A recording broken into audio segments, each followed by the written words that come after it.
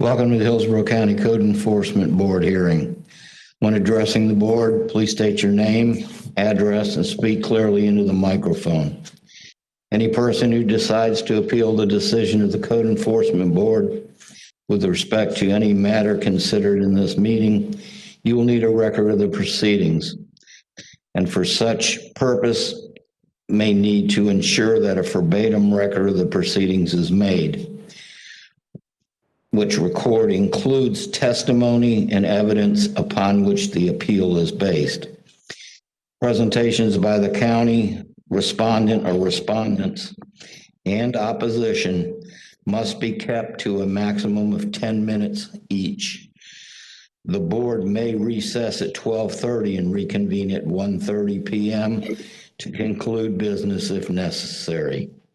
You would please stand for the Pledge of Allegiance. Pledge allegiance to the flag of the United States of America and to the republic for which it stands, one nation, under God, indivisible, with liberty and justice for all. You may be seated. Roll call, please. Bordenaro. Bordenaro. Chairman. Here. Clayton. Here. Clayton. Here. Lorenzen. Present. Wright. Here. Mr. Bordenaro. Here. Bolin. Mr. Bolin. Mr. Bowen will not be here today. Thank you, sir. Mr. Fitzpatrick.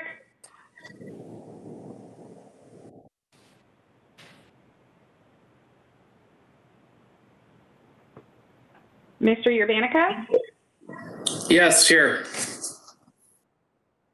You have a quorum, sir.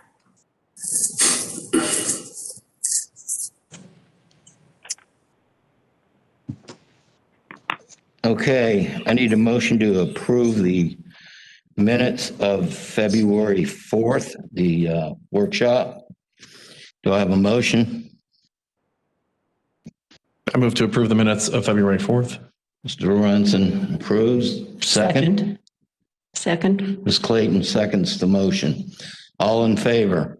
Aye. Aye. Do we have any opposed? Motion carries. I have read the February 18th and September 30th Code Enforcement Special Magistrate minutes, and I approve them.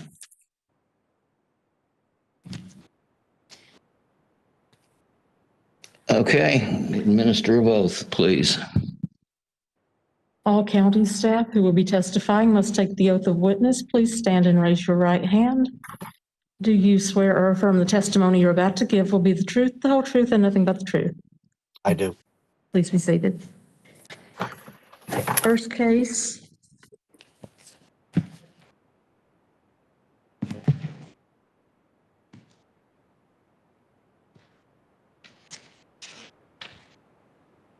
think I found it. Here we go. Okay, first case is on page 4, number 7, case number CE 1901-9823. The owner is Pine Key Tampa Bay LLC. Location is 1 Beer Can Island Way. We have service. And some parties are here. State your name for the record, please.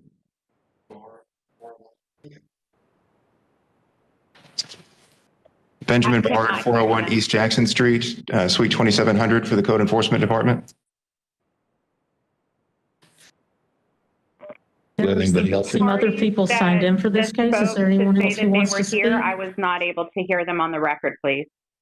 I'm sorry, repeat that, Allison?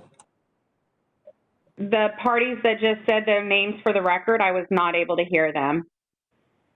Sorry, my name is Benjamin Bard. I represent the Code Enforcement Department. My address is 401 East Jackson Street, Suite 2700, Tampa, Florida. The other parties go to the other podium, please, and I will give you all the oath of witness. If you're going to, only if you're going to speak. Okay, both of you. Our raise your right attorney, hand, please. Do you swear or affirm the testimony you're about to give will be the truth, the whole truth, and nothing but the truth? yes, ma'am. And, Our attorney is a couple of minutes out here. He's got caught in traffic or something, so we okay. would prefer to wait for him Can to you keep please one state ahead your of name us. for the record? Jonathan McHenry? You can pass it on if you want. Till their attorney gets here? Do you want to wait till their attorney gets here? Okay, we're going to hold this case until their attorney arrives. Hopefully that will be soon. Thank you. Turn back to page 1, number 1, case number CE 2000-2596. The owner is Terrace 56 LLC, 7601 North 56th Street. We have service, and I understand someone is virtual for this. Mr. Sampson? Yes, that is correct. My name is James Sampson, and I'm representing Terrace 56 LLC. I also sent over an authorized Can agent you get them up affidavit. on the screen where I can see? Stand by, Ms. Duncan. Sir, I can barely hear you. If you can restate your name louder, and please speak very loud into the microphone on the device you're speaking on. My name is James Sampson. Please raise your right hand. Raise your right hand, please. Do you swear or affirm the testimony you're about to give will be the truth, the whole truth, and nothing but the truth? I do. And now state your name and address. My name is James Sampson. My address is 1745 Northwest 111th Street, Miami, Florida, 33167. What is your relationship to this case? Are you the owner?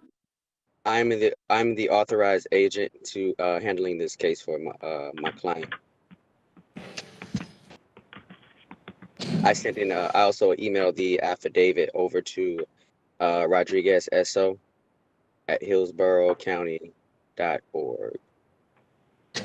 We do have it. Thank you, sir.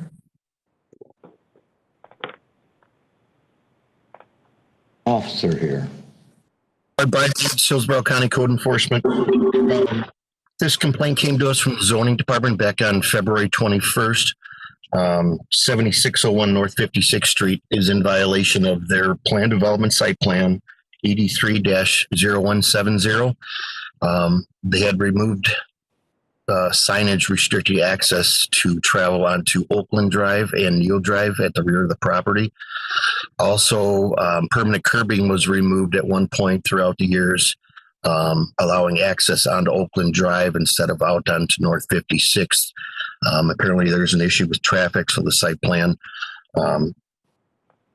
was approved, but not allowing the access points that are currently installed. So what they need to do, they do have currently signage back up, but what they need to do is install permanent curbing and green space on the south side of the parking lot off Oakland Drive. I've been in contact with Mr. Sampson. I believe they're waiting for like a county water main to be put in before they dig up the asphalt to put in more curbing. You know when the water main's going to be put in? May I speak? The water main, the tie-in has been completed. Asphalt has been replaced. My client will.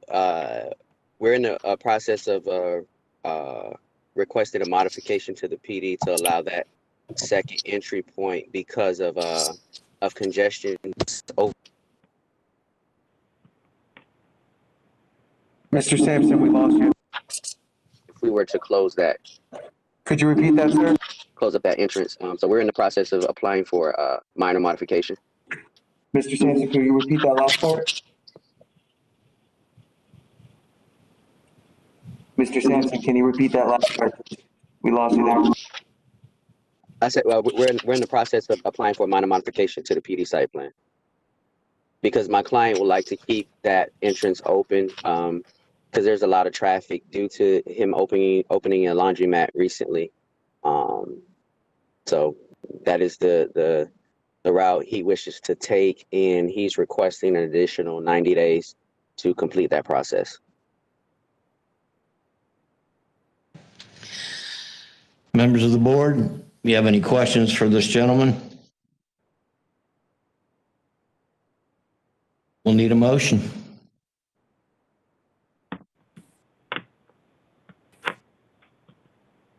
Somebody like to make a motion? Ms. Clayton, go ahead. I move in case CE 20002596 that based on the evidence presented, I find the property is in violation of Hillsborough County codes or ordinances as listed in staff's presentation. Further, based on the gravity of the violation, the actions taken by the violator and the violator's history, I grant 90 days to come into compliance. If compliance is not achieved by that date, a fine of $300 a day be assessed. Second that. We have a motion by Ms. Clayton, a second by Ms. Wright. All in favor? Aye. Any opposed? Motion carries. Sir, you have your 90 days. Thank you. Is he still with us, sir? Okay, let's move on. Next Okay, case. before we move to the next case, I just want to make an announcement. Please, everyone, including the officers who speak, identify yourself before you start speaking. The recording secretary is not able to know who's speaking if you don't say your name. Also, everyone, please remember to keep your mask on properly, including over your nose. Thank you. Next case is on page.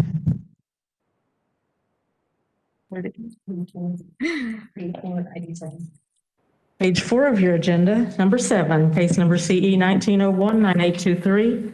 The owner is Pine Key Tampa Bay LLC. Location 1 Beer Can Island Way. We have service, and I believe all the parties are here now.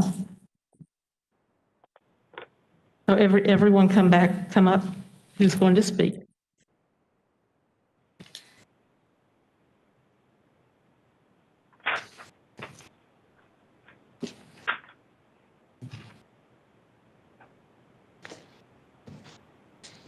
Okay, just for the record, would you state your name again, sir? Benjamin Bard, 401 East Jackson Street, Suite 2700, Fair Robinson, PA, on behalf of the Code Enforcement Department. Thank you. And my name is Mark Bentley, 401 East Jackson Street, Tampa, 33602. we need you to keep your mask on. I'm sorry, I know it's difficult while you're testifying, but that's the rule. I got you. Thank you. I represent the respondent, Pine Key. Okay. Go ahead, sir. I provided a binder that's been distributed to the code board members. I'd like to ask that it be entered into the record.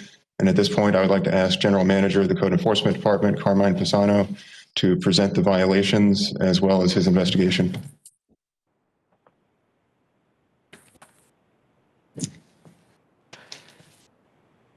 I am Officer Carmine Pisano with Hillsborough County Code Enforcement. The property in question is identified with a folio number 051-459.0000. It is designated with a location as 1 Beer Can Island. As I speak, I'll refer to this as either the island or Beer Can Island in reference to the identification. The property is owned by Pine Key Tampa Bay LLC. This complaint was initiated on January 27, 2020. The violations identified were site development review plan required, accumulations which have collected on the island to include but not limited to old barrels for barbecue, scrap wood, empty blue and white plastic drums, remnants of tents, wood frames, mattresses, sleeping bags, and trash.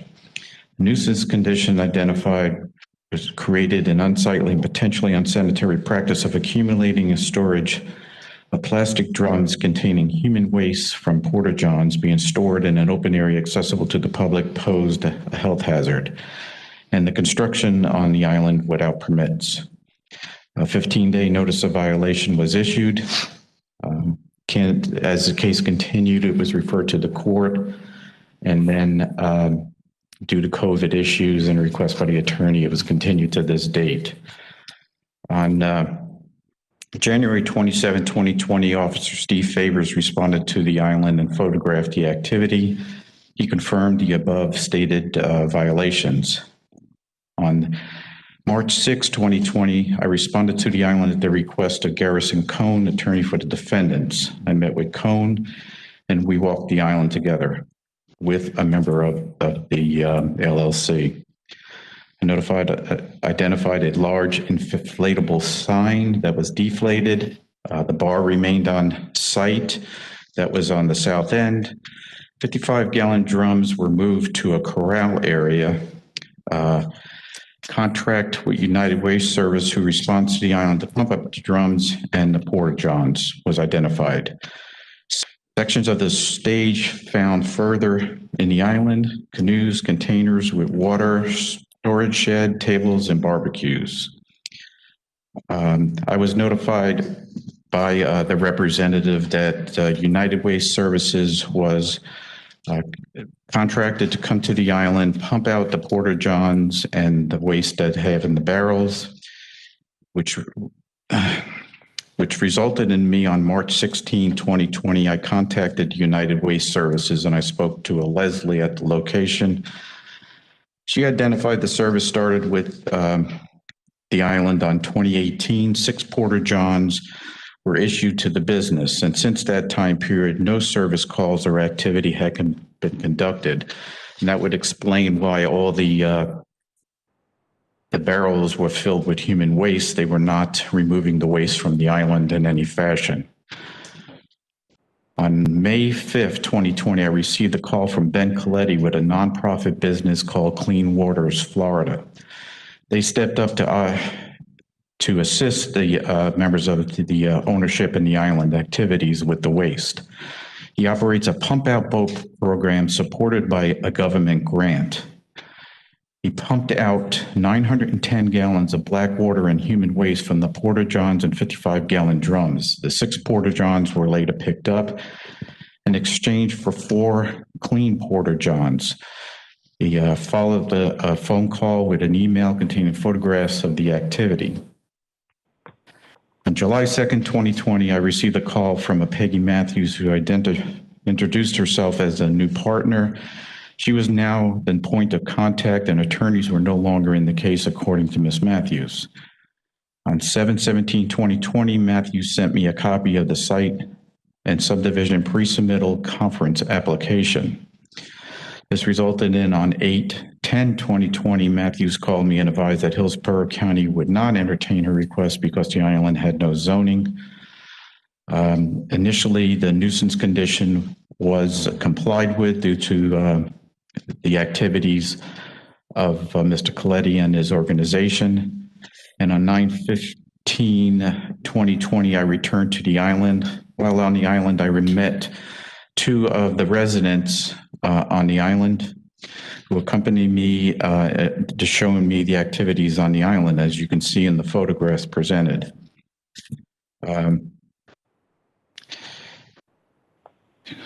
I initially entered the island on the south side, the area that once contained the bar and all their activities, and the seating area and the 2-story hut. All of this had been removed.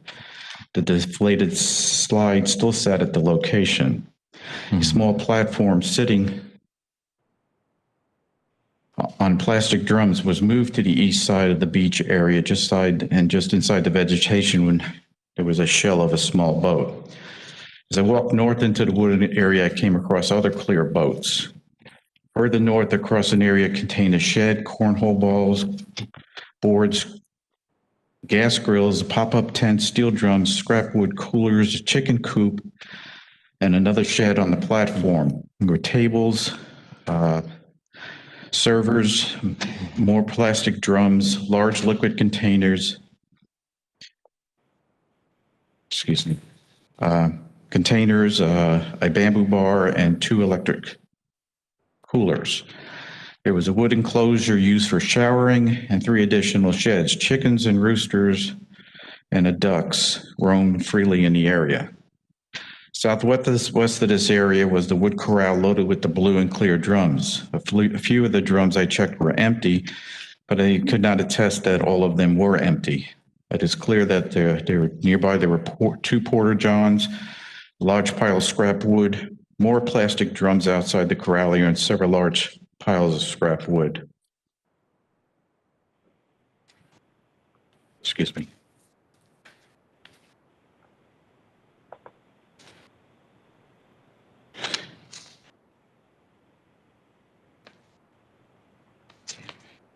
Papers stuck together. Moving back towards the north, I came across a tent where the 2 male individuals were sleeping and residing. I spoke with one of the subjects who advised that they were employees on the island and they supplied security to make sure that no one steals any of the company's property. They advised they are paid by the owners, and on weekends when people come to the island, they make sure only members move into the island from the beach area. And even though the code issue disease has shut down many businesses, the island still had visitors on the weekend. As I moved further north, I came across an area with more pile of wood, cabinet sections and old bar sections to the top bar were located. In the same area, a large platform was being built. This area was close to the north side beach area. The photographs were taken and then presented today. The conditions of site development review plan required a construction without a permit remain. The conditions of accumulations which once had been complied are an issue once again and in violation. And I'm requesting that the nuisance conditions issued due to the activities on the island that have started up again, and the 2 porta johns appear to be in use. They still have plastic drums stored on the island, which leads us to believe that they still will carry on activities with the waste as previously stated. And we're looking for remaining compliance on that order.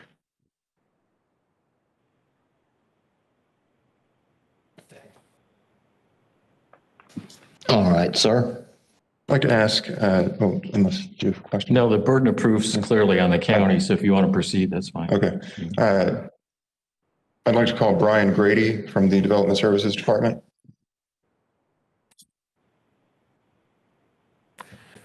Brian Grady, Hillsborough County Development Services Department, 601 East Kennedy Boulevard. Did you take the oath of witness? Yes, I am. Thank you.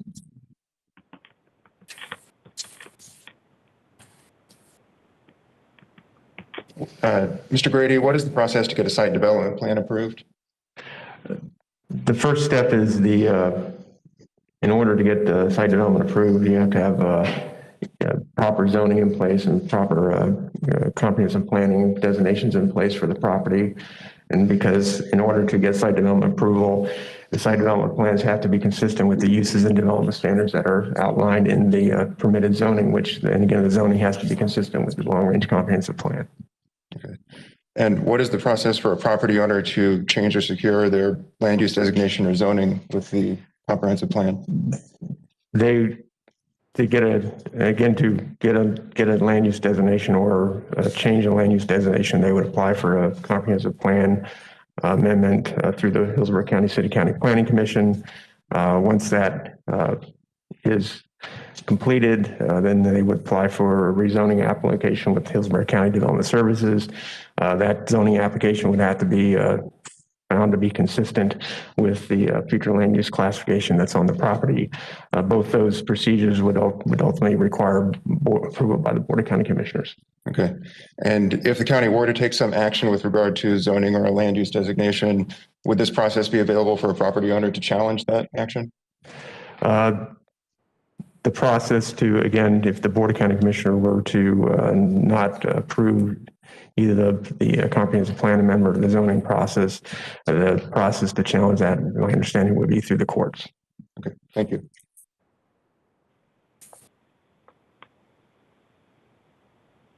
Any question, Mr. Grady? Yes, you may.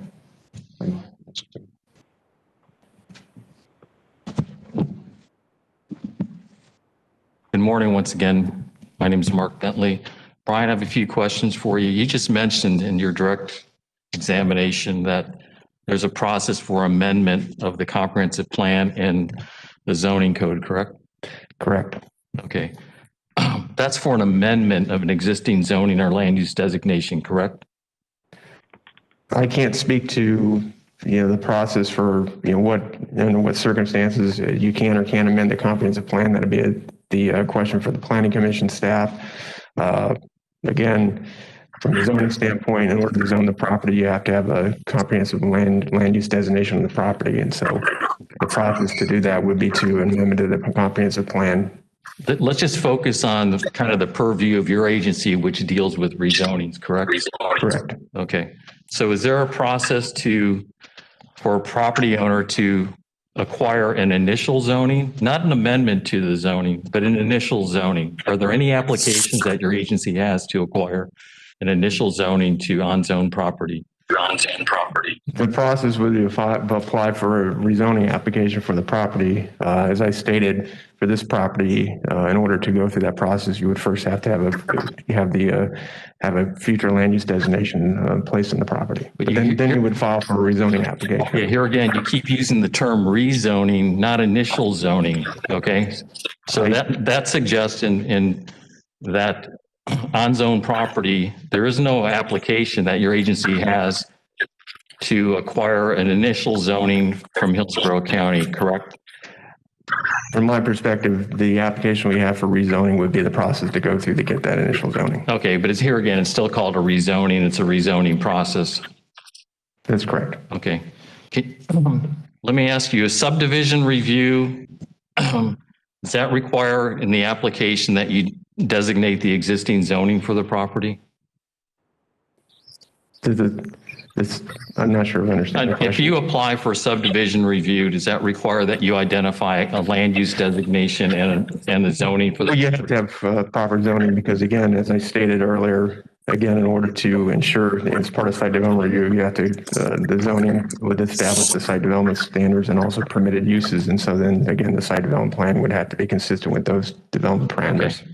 In order to qualify for a site development plan, to have a complete application, a property owner has to identify the existing zoning classification for the property, correct? It has to have existing zoning, correct? Okay.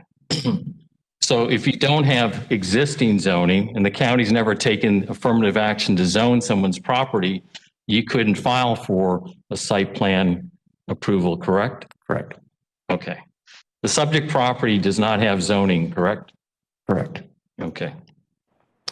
Are you familiar with the ordinance in 1997 where the county repealed its jurisdiction over on-zone properties? No. Okay. In August of this year, are you familiar with Colleen Marshall? Yeah, she's a staff person on our staff. Does she work under you?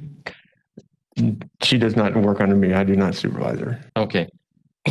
Are you aware that our client sought site development plan approval in August of this year, but the staff said it could not be processed, the site plan could not be processed because the property did not have zoning?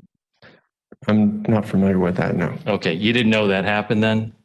No. Okay. You never talked to Colleen about that? No. Okay.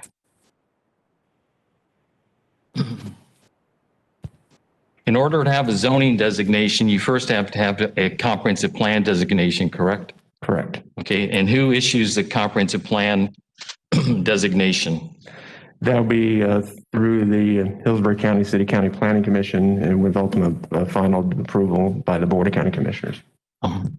Are you aware of any process where a property owner can seek an initial land use plan amendment or designation? That'll have to be a question answered by the planning commission. Okay. Are you aware of any process where a property owner can seek an amendment to an existing land use designation? Again, that's a question for the planning commission. Okay, so that's kind of out of your purview or jurisdiction? Correct. Okay, no further questions. Thank you, Brian. Thank you.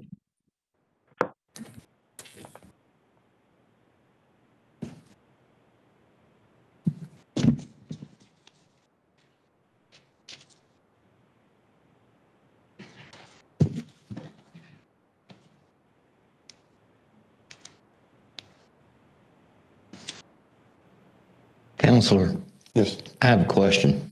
Yes, Your Honor. This gentleman pointed out there is no zoning. Is there a process to get unzoned property zoned? Yes, it is the process that Mr. Grady described. It's the same process. They could request zoning through that process.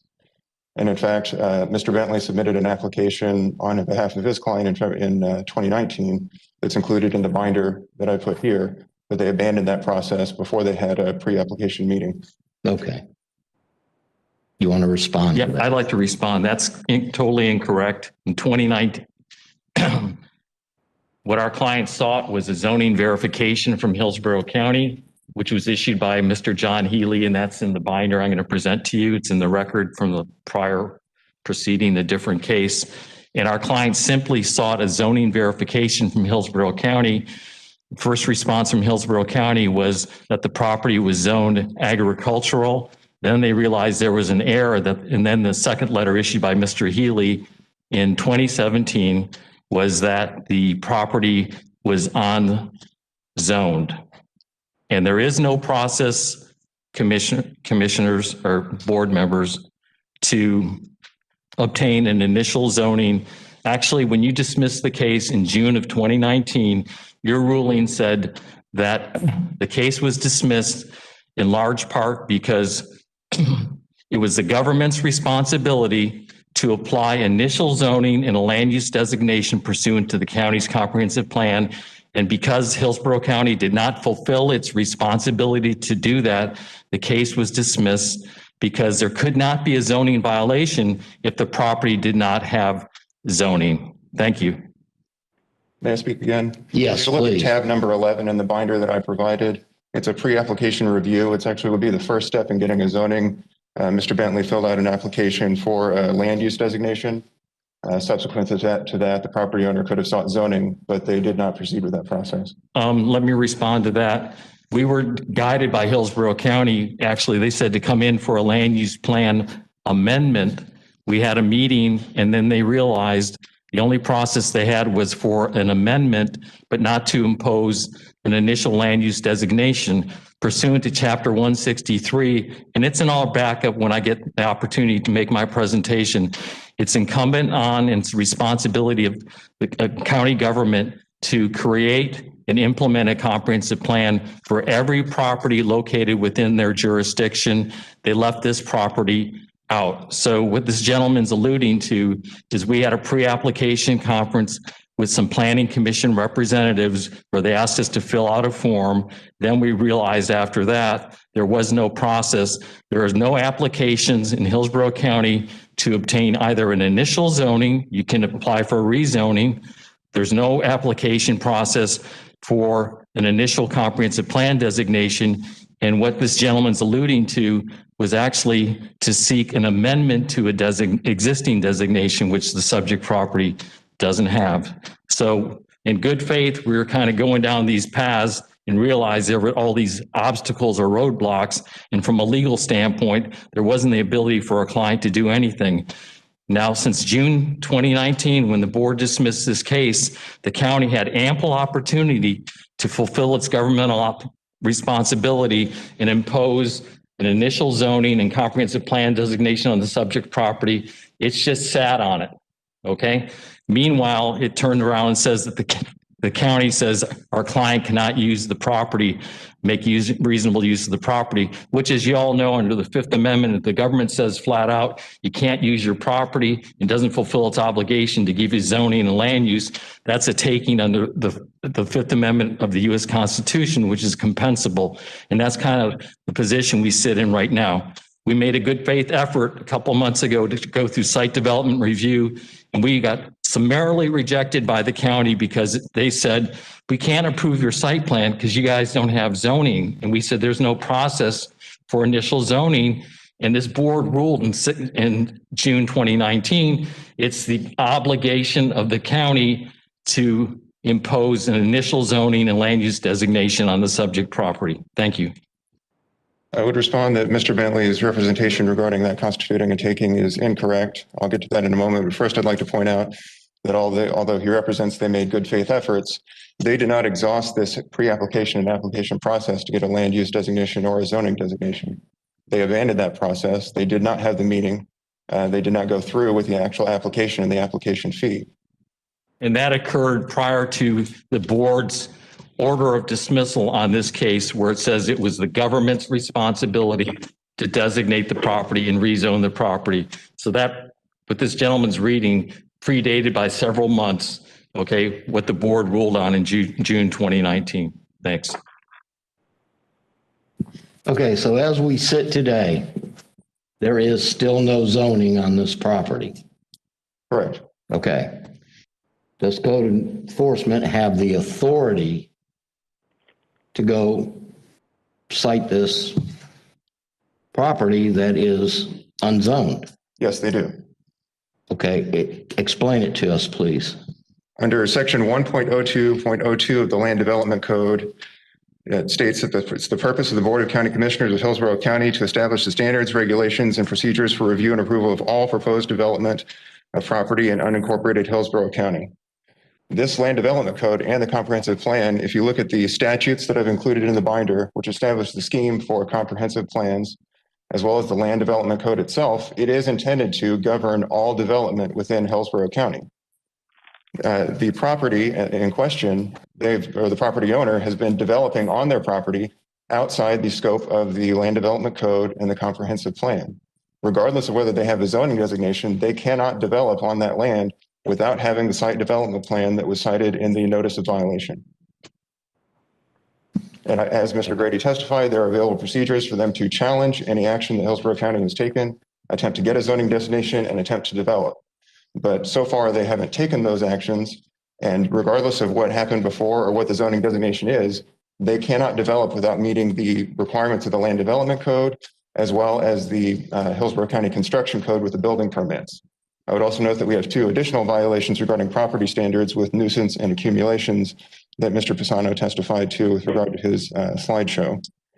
To the extent that Mr. Bentley is arguing that there is a taking, I've provided a case in the binder, Buyer versus City of Marathon, 197 Southern 3rd, 563 out of the 3rd DCA, or the Florida 3rd DCA. What that case stands for is the proposition that a property owner cannot claim a taking if they have no reasonable investment-backed expectation to be able to develop the property. In this case, if you look at the binder, you look at the letter that they got from Mr. Healy on November 28th, 2017, they were clearly informed at the time that they were purchasing the property that there was no zoning classification and they could not develop the property without fixing that problem. They had no reasonable expectation they could develop on the property. Furthermore, that same case that I cited in the binder stands for the proposition that they have to take advantage, and this is distinct from the argument that was made at the last hearing regarding the Hillsborough County's obligation to zone the property. In order to have a taking, they have to exhaust all of their available administrative remedies with the county, including the process that we discussed, the pre-application process and application process for a land use designation that they abandoned, and attempting to address that issue with Hillsborough County before they can even assert a taking. Okay. Go ahead, sir, then. All right. So as I discussed with regard to the Land Development Code, they're clearly in violation. They are developing on the property, as you saw in the pictures. They're developing without a site development plan, as is required by the Land Development Code. Regardless of whether they have zoning, they can't develop without it. They're developing without the proper permits in violation of the Hillsborough County Construction Code. And if you saw during the pictures, all of the accumulations and the nuisance conditions that existed on the island, and as far as we know, still exist on the island, they pose a danger to the citizens of Hillsborough County. And we would ask that the property owners be cited for the violation. Okay. Do we have anybody else that needs to speak? I do not. Sir? Yep, thank you. I didn't mean to, you don't want to hear two lawyers haggling about the law. I mean, this is about compliance and not penalization here. And our clients made good faith efforts to come into compliance, notwithstanding the legality of some of these land use controls. What I'd like to do, and just to preserve our right to appeal, we have a binder, we have a planning report. I have 7 letters in support from concerned citizens who frequent the island and families. And I have 3 letters. I have 3 people who'd like to speak at the opportune time. Mr. Bordner, are you the chairman, sir? Yes, I am. Okay. If there is an opportunity for public comment, okay. Certainly, but they're going to have to keep them brief. I got you. So if we could hand these out, because I'm going to kind of walk you through these exhibits here. But what I'd like to say, while these are being handed out, is what you've seen presented by the county. Every photograph was dated September 15th, 2020, and we're 3 months past that. So what we're going to show you today in terms of photographs and testimony is that this property has been brought totally in compliance. The county hasn't made an effort to go out there again. And our photos are all going to be dated within the last couple days to demonstrate to the board that these nuisance accumulation issues have been resolved.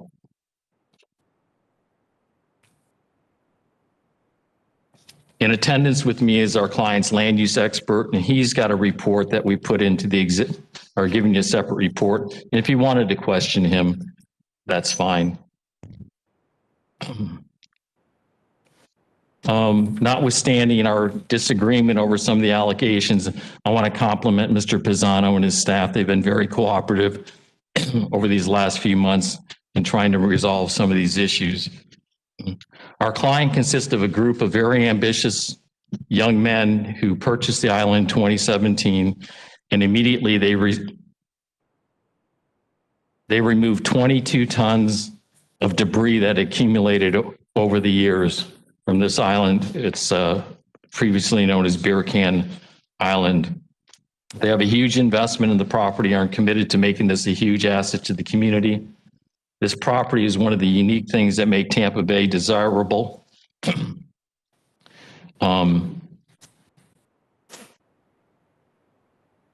As I mentioned, we have some of the stakeholders in the community, some of the businesses who have sent letters in support. And when you get your binder, there's 7 letters in support on the left side of your binder in the pocket. Based on the information and testimony you'll be presented with today, you'll see that our client has made significant efforts to address the county's concerns and hopefully dismiss the case with the finding of compliance, including based on this lack of zoning issue. The most logical way to address the county's allegations is respond in the order that the county presented them. We can then address the zoning issue once again, which is a more legal and factual argument.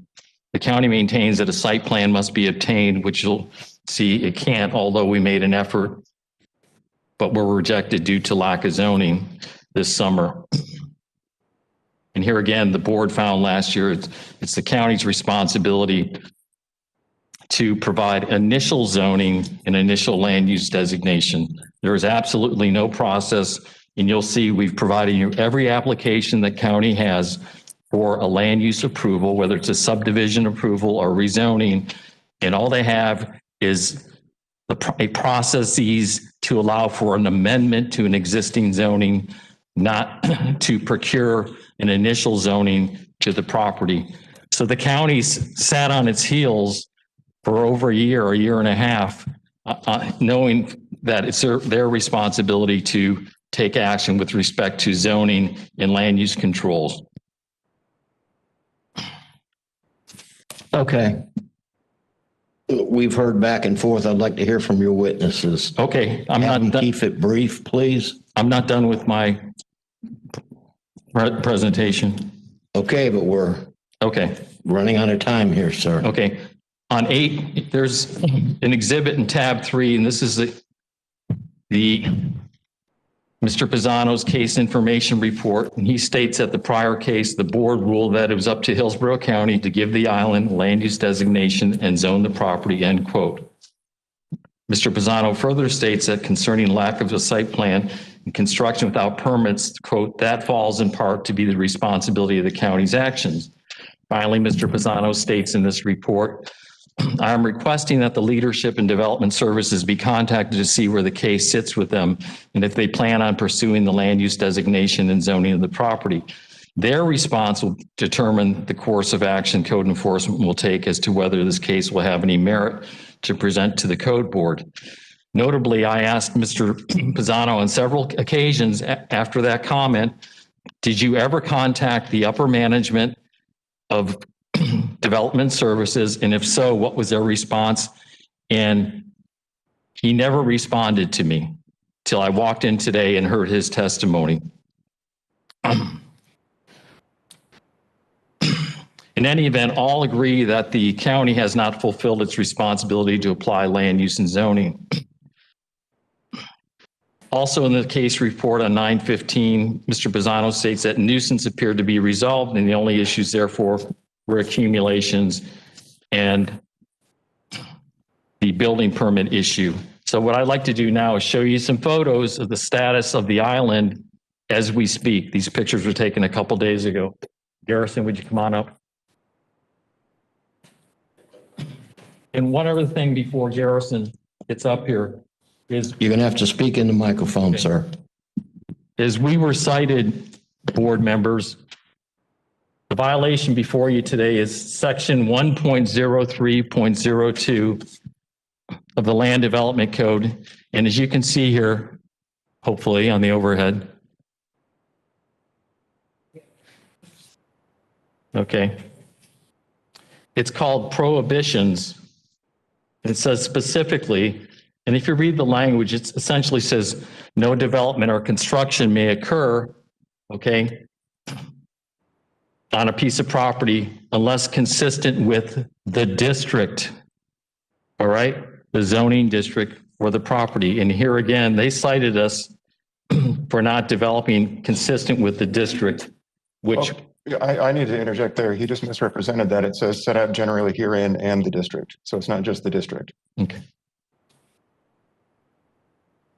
Generally herein, meaning the code, and for the district. Anyhow, the importance of that section, which they cited us for, is that you have to develop consistent with the zoning district, and we obviously don't have one. So let's go through these photos. We're running out of time, Garrison. What we've done is cleaned everything up. We've secured everything, or anything we stockpiled is for future development of the property.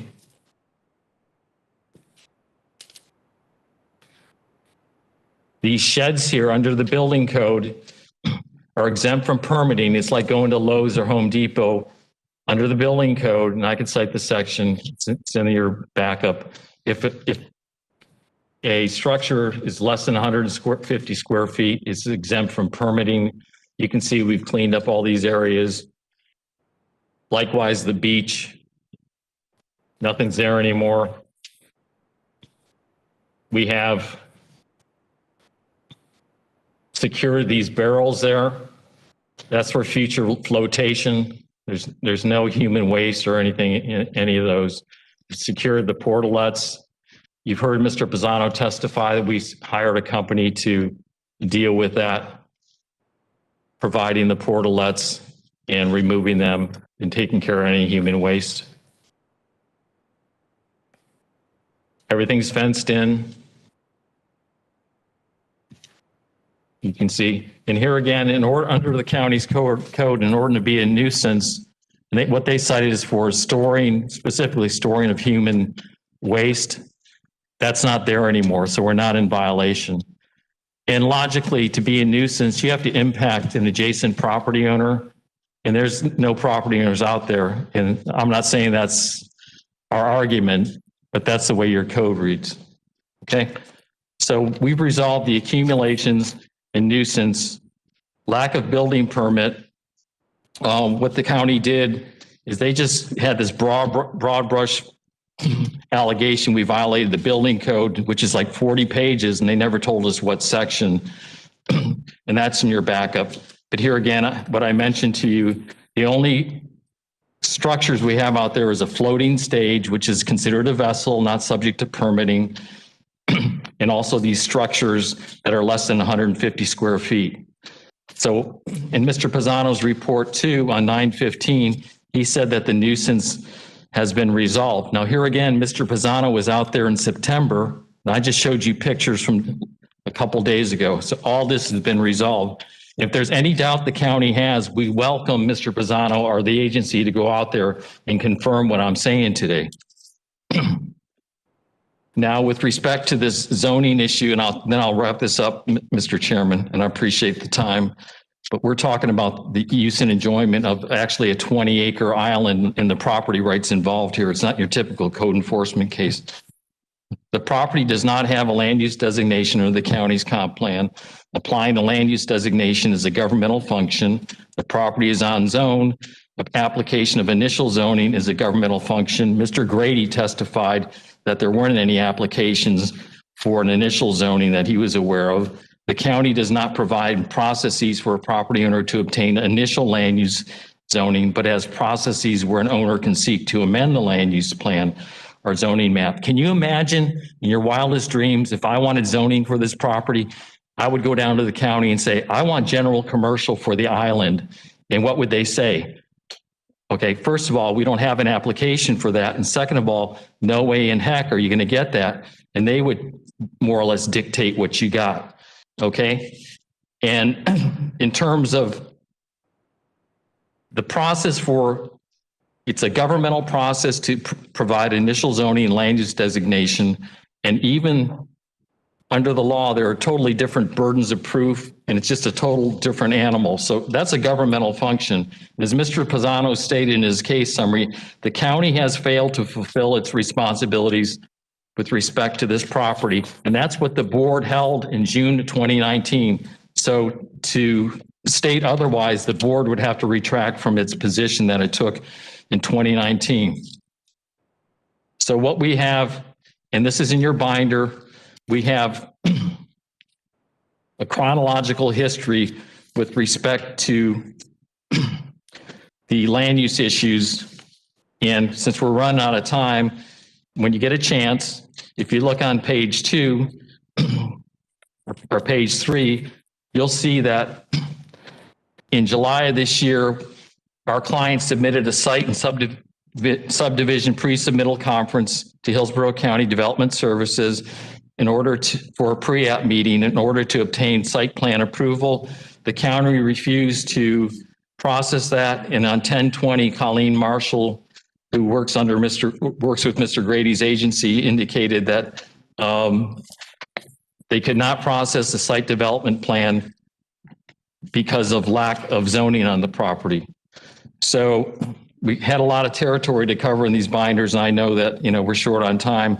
In any event, based on the evidence provided in the binders and testimony presented, our client is in full compliance and the case should be dismissed. And obviously, if it is the county's position that our client cannot continue to make reasonable use of the property, that would constitute an unlawful taking, subjecting the county to exposure and payment of just compensation for the value of the island under the law.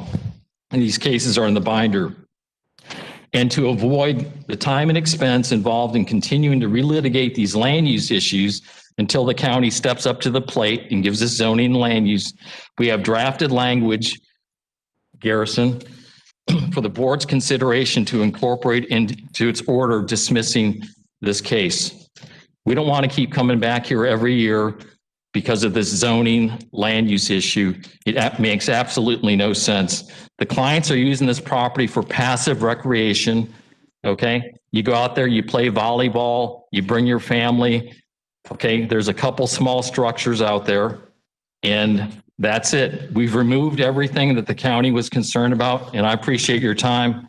And if you want to hear from the planning expert on the zoning issue, that's fine. He's got a lengthy report we've provided you. We got into the record. And here again, there are a couple of people that like to speak. Thanks. Okay, before we get into that, what you're telling this board is right now, other than the site development, you are in compliance. Yes, sir. And you all could go out and check if we gave a short date on that, correct? As in many cases, the board code enforcement is requesting that you find them in non-compliance and give them a date for me to go out and do the inspection. That's what I'm saying. Yes. Yes. Okay. I would recommend the board withhold adjudication and give the county an opportunity to go out there. Okay. Mr. Chairman, may I very briefly respond? Briefly. Okay, very briefly. One, he said that imagine if you can go down to the county and they told you they didn't have any applications. That's not what the county did. The county told them to go to the planning services department and they abandoned that process. Regardless of that, nothing that opposing counsel has talked about, nothing that he suggested, and no argument that he's made suggests that a failure to have a zoning designation allows a property owner to develop outside of the comprehensive development plan and the comprehensive land development code. They have to comply with that if they're developing, and we've seen from the pictures that they have structures out there and they're developing on the property. Thank you. Okay. Board members, do you have any questions? Mr. Lorenzen. Several. The testimony was that you've cleaned up the property and that there are no accumulations, but you've shown pictures of 55-gallon drums, which I believe at one time held human waste. The drums, most of them are removed, and these are reserved for flotation devices for the stage that they have, which is a vessel, according to the client. Okay, so all of the waste drums have been removed in the... Yeah, you heard Mr. Pisano testify, this Clean Waters came out, we signed a contract with them. They deal with the portalets, cleaning out, all of that. So there's no human waste at all on the island. And here again, we encourage the county to come out and confirm that. And for both counselors, I guess this one, so the section that you cited, 1.03.02 for prohibitions, the last sentence of that statement says that you shall meet all requirements of this code and other codes and regulations of Hillsborough County. My understanding is from the testimony from the counselor for the county that includes general for the land development code, even if the property is unzoned. Is that correct? That is our position. Here again, this is kind of if you look at logically, it says when they apply the land development code, they look at your zoning to determine what the requirements are, whether it's setbacks, performance standards, square footage, and things like that. So if you do not have zoning, okay, you can be subject to the land development code, certain aspects of it, but what they're looking for, they won't even let you apply for any kind of permit, whether it's subdivision, building permit, and I've got all the applications in that binder. You cannot apply unless you identify that your property has a certain zoning classification, land use designation, okay? So, it's just a chicken and the egg. Exactly. And we're waiting anxiously for the county to initiate the processes to provide some land use regulations for the client. We proactively went to the county in August of this year for site development pre-application. We showed them our site plan, that's in your backup, okay? And we said, this is what we want to do, totally passive recreation, place maybe to eat, some portalets, volleyball areas, a slide, things like that, okay? Not much activity. And they said, we cannot deal with you because you do not have zoning. Go to the Land Planning Commission, which doesn't have a process for initial land use designation. There's a process for amendment. They said, go to them. Then if you get that, then come back to us, okay? And they don't have a process for initial zoning classification. That's up to the government too. So, we've done, in good faith, we've done everything we can. We've cleaned up the property. We initiated a process to get site plan approval, which we've been cited for, and here we are. If I might add, they were well aware of the prerequisites to getting a site development plan, which includes getting a future land use designation. They were informed of that when they purchased the property. They tried to do it with a pre-application meeting. They never followed through on the application. But even if that were true, even if they had an argument there, or despite opposing counsel's argument, pursuant to section 1.02.02 of the Land Development Code, all development, and I don't have a copy in the binder, but all development within Hillsborough County is governed by that code. They cannot govern without it, and they can't govern, they cannot develop without it, and they cannot develop a site, or they can't develop without a site development plan. For the record, we're not cited under that section. I want to make that clear. Well, that's an introductory section regarding the scope of the Land Development Code. But the section that was cited in the notice of violation would still apply to the actual violation. All of those items fall under that umbrella. Yes. Okay, and then I guess the other question is, we haven't talked about the intent of the property itself. So even though you can't get what you want as far as land designation to be able to go through the process and get the permits and the things you want to do the construction, you in good faith have cleaned up the property, and the public, which is what we're concerned about, obviously, and life safety and those type of things, still have access to the island, still come as part of the general public.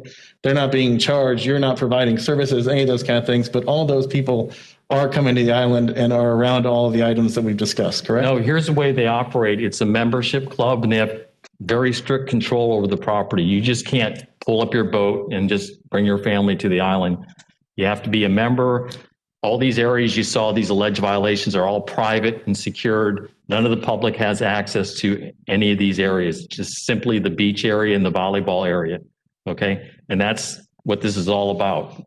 This is not a commercial operation. It's a private membership club, and they have very strict controls. They even have a couple people living out there, because you can imagine how difficult it is to control all the activity for all these boaters just coming willy-nilly, and all the things that they're doing that could be adverse to the environment and use of the island. So we have complete control. They have no intention of building any structures on the property. All they have right now is kind of a floating stage. They have all permits from the state of Florida. They do not sell liquor. To the extent any beverages are sold, it's in compliance with State Division of Alcohol. They have a caterer who comes out, who sells food, also sells alcohol under their state license.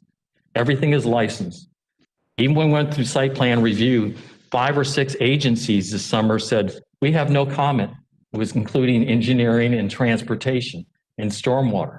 Okay. The hiccup was, you're done here. You don't have zoning. We can't process you. And so we said, there's nothing we can do till Hillsborough County acts on this.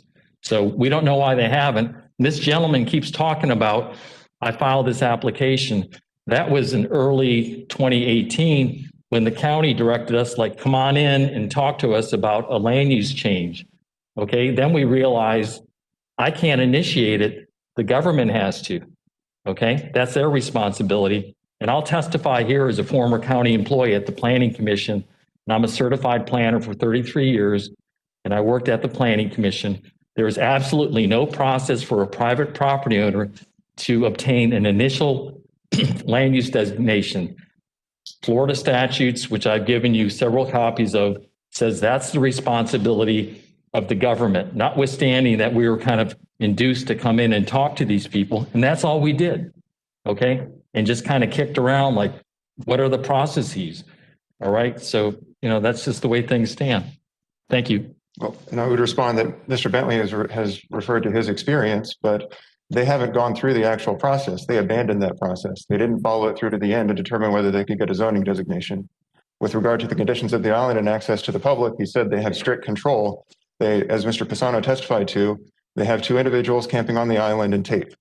That's not enough to protect the public or anyone who's boating or anyone who's going out on the island, to keep them away from the dangerous conditions that existed, at least at the time of Mr. Pisano's investigation. Yeah, this is really sad. This is a real asset to the community. And this little nitpicking about some of these things that we've cleaned up is really just a tremendous waste of time. There's no adverse effect on the public. These guys have their heart and soul and financially are just wedded to this thing, and they've removed 22 tons of garbage. in 2 months out there when they bought the property. So thanks again. Thank you. Thank you. Do we have any other questions from any of the board members? Okay, just for discussion. They say that they are in compliance with the construction permits, accumulation, nuisance conditions.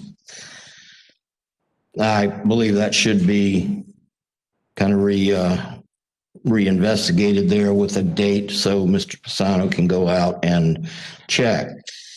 As far as the site development, again, this is my feelings only, that I believe the attorney should get together and come up with either yes, they can get it or no, they can't get it. And just continue that part of the case. But I'll leave it up to the board. Mr. Lorenzen, I will let you make the motion. I know time outstanding. I think I'd like to hear from, I think there's some folks here that have taken the time to come down and have some public comment. I think it's unfair to ignore that completely, but we can shorten the response time. Obviously, we don't need, if somebody's covering something that one person already says, I don't need to hear it again, but taking the time to come, I think it's our obligation to at least listen to them. That's fine. Raise your right hand, sir. Do you swear or affirm the testimony you're about to give will be the truth, the whole truth, and nothing but the truth? I do. And state your name and address. Daryl Wheatley, 247 92nd Avenue North, St. Petersburg, Florida, 33702. I operate the Tampa Fun Boat, which is a tourist-driven boat. And from time to time, probably twice a month on average, we take patrons out to the island. They get off the boat, they swim in the water. I've been going there for years and years.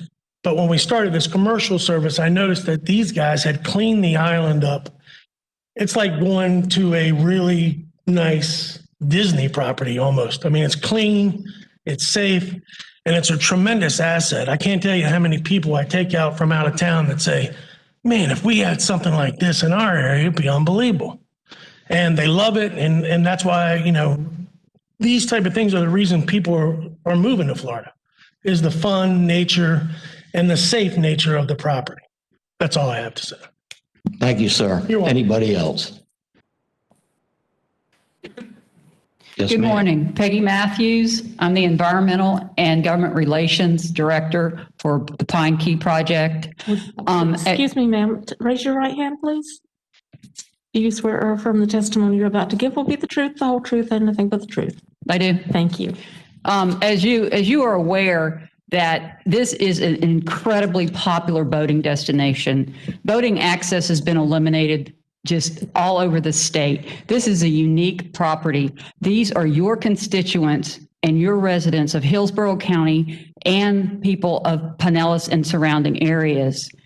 And the current owners bought the island. It was totally unsafe, littered, and was not a safe place to visit. In the 2 years of ownership, they had cleared, as you have heard, tons of debris. They have staff on the island 24/7 to provide safe access and enjoyment to the island. This is passive recreation. As you saw on there, there's volleyball and stuff, and that there was a slide, an air slide. And I'm not aware that county permit bouncy houses. And this was basically like a bouncy house. And that's the kind of stuff that the owners have been facing with this code enforcement over and over again. We get violations. I think this is the fourth one on the same stuff. Okay. They have went out there. They have cleaned up all the violations. We have tried to comply with everything. We are in a catch-22. We cannot do what they're asking us to do. It's been legally identified. The island is unzoned, and that's legally been established. Vision of this island is to keep the island as an undeveloped boating destination to be enjoyed by residents with family and even dogs. Dogs are allowed. Boating with families is very important in this time of lockdowns and what we're facing for months to come. Access to the island is incredibly important, and these owners are providing a safe, clean environment. Thank you. Thank you. Is there anybody else who wishes to speak that has something different to say?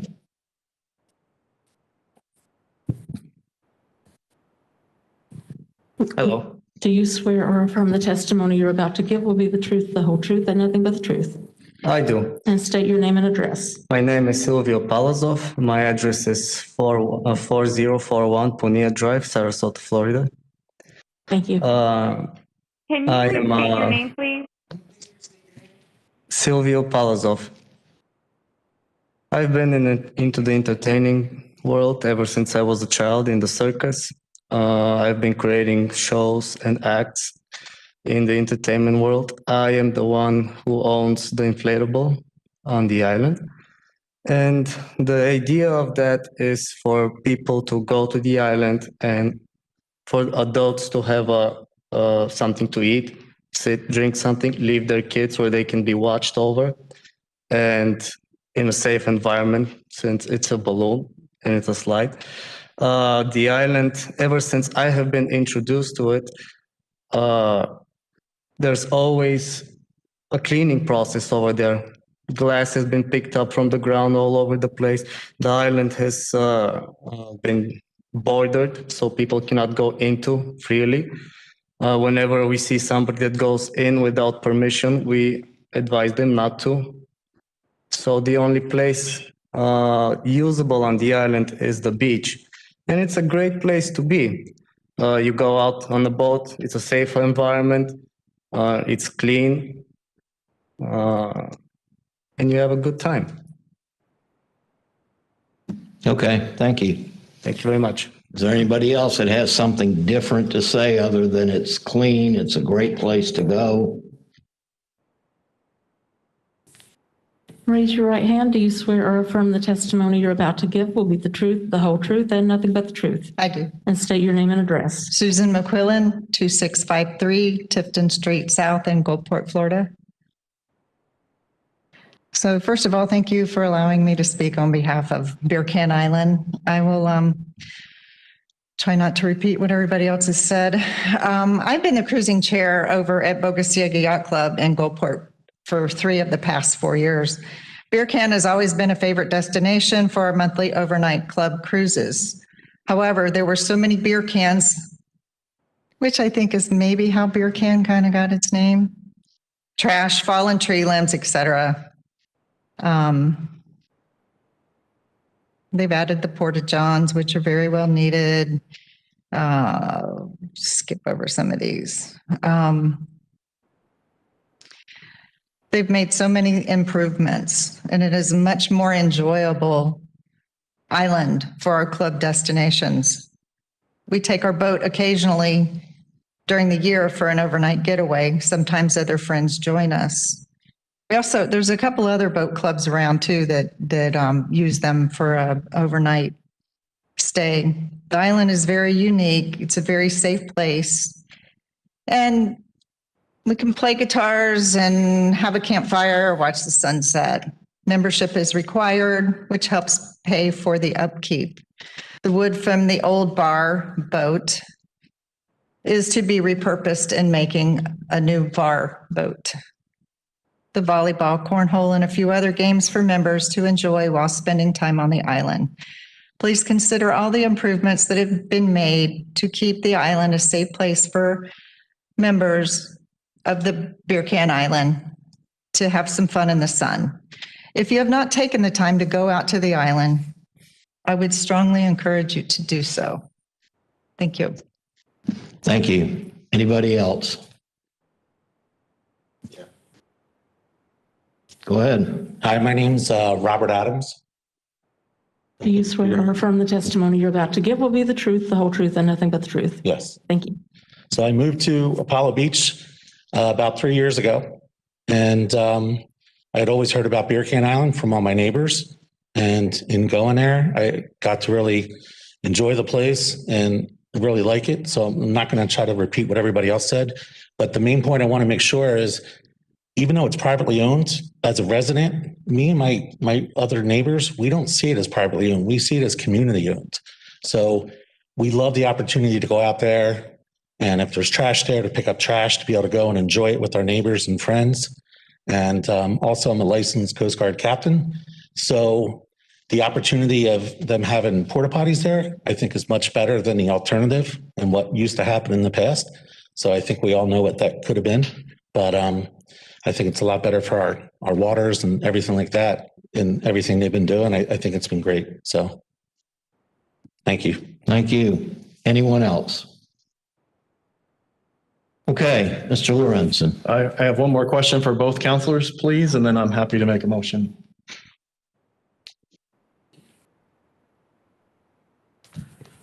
Counselor for the defense, is it your intent? I understand the public comment and what's been done to the property and the intent of the owners.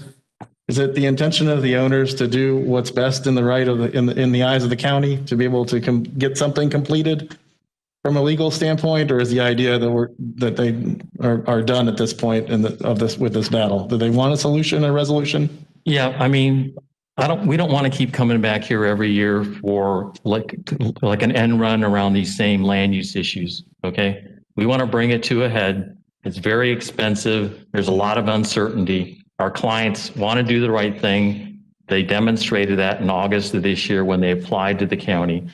No one put a gun to the client's head. They proactively approached the county and then got rejected. We want to find a long-term solution to this. Okay, and not put a Band-Aid and walk out of this hearing, hey, we won this one today.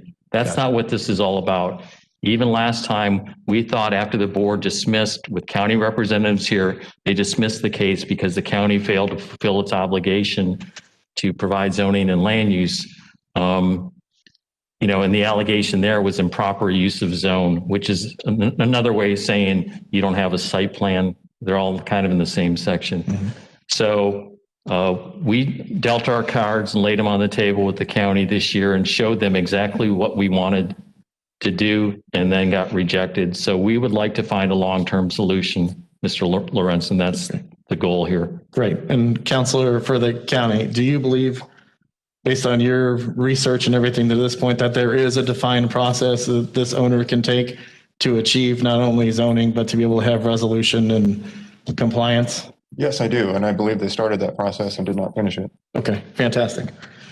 I'm prepared to make a motion. Mr. Lorenzen? Yeah. I have a draft order on the land use issue that we provided you for your consideration. I did see it. Okay, thank you. Yes, thank you. Yeah, I know you're a lawyer and I thought maybe you'd appreciate it. I am not, but I appreciate Really? It's just the look. Okay. It must be the tie. You just got demoted. Yes, I did. It happens to me at home too, so I understand.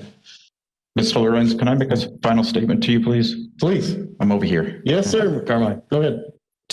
To clear some of the clouded issues that have been presented. On 6/27/19, I contacted the Hillsborough County Comprehensive Planning Board and spoke to a Krista Kelly. Kelly is assigned to the Comprehensive Plan Policy Review. She advised me that on 2/28/19, representatives for the owners of the location known as Beer Can Island got together to conduct as part of a pre-application process. They were to establish the future land use for the property, although they were not clear on which category they wished to pursue. They left it to make that decision, and then we're supposed to get back, and she did not hear from them. Regardless of what is stated that they can't do, they can do that. And they went and initiated that process with the pre-application as stated. And this is from my conversation with her. It was not the county that needed to be there. It can be the citizen who owns the property that can apply for a land designated use and get the zoning. I need to clear the record with all due respect, okay? First of all, that's hearsay. Second of all, the only process they told us they have is for an amendment to the comprehensive plan, not to seek an initial comprehensive plan designation, okay? And that's why we walked out of there. And that's why this board ruled like it did. It was the government's responsibility to do that. Now the board would have to reverse itself today if it finds otherwise, okay? Thanks. The board would not have to reverse itself with regard to that decision. with regard to the process itself, we believe that the rezoning or getting another future land use designation is the same process they would use. The point is that we don't know whether they would have succeeded in that because they abandoned that process. And to the extent opposing counsel objects to hearsay, a large amount of the materials they submitted with their binder are also hearsay. Understand. Mr. Robinson, before you make a motion, Ms. Wright would like to Please be heard. This is just for board discussion purposes. I haven't made a motion yet. Do you want me to make the motion and have discussion, or do you want to have discussion outside of it? Sure, that's fine. Go ahead, Ms. Wright.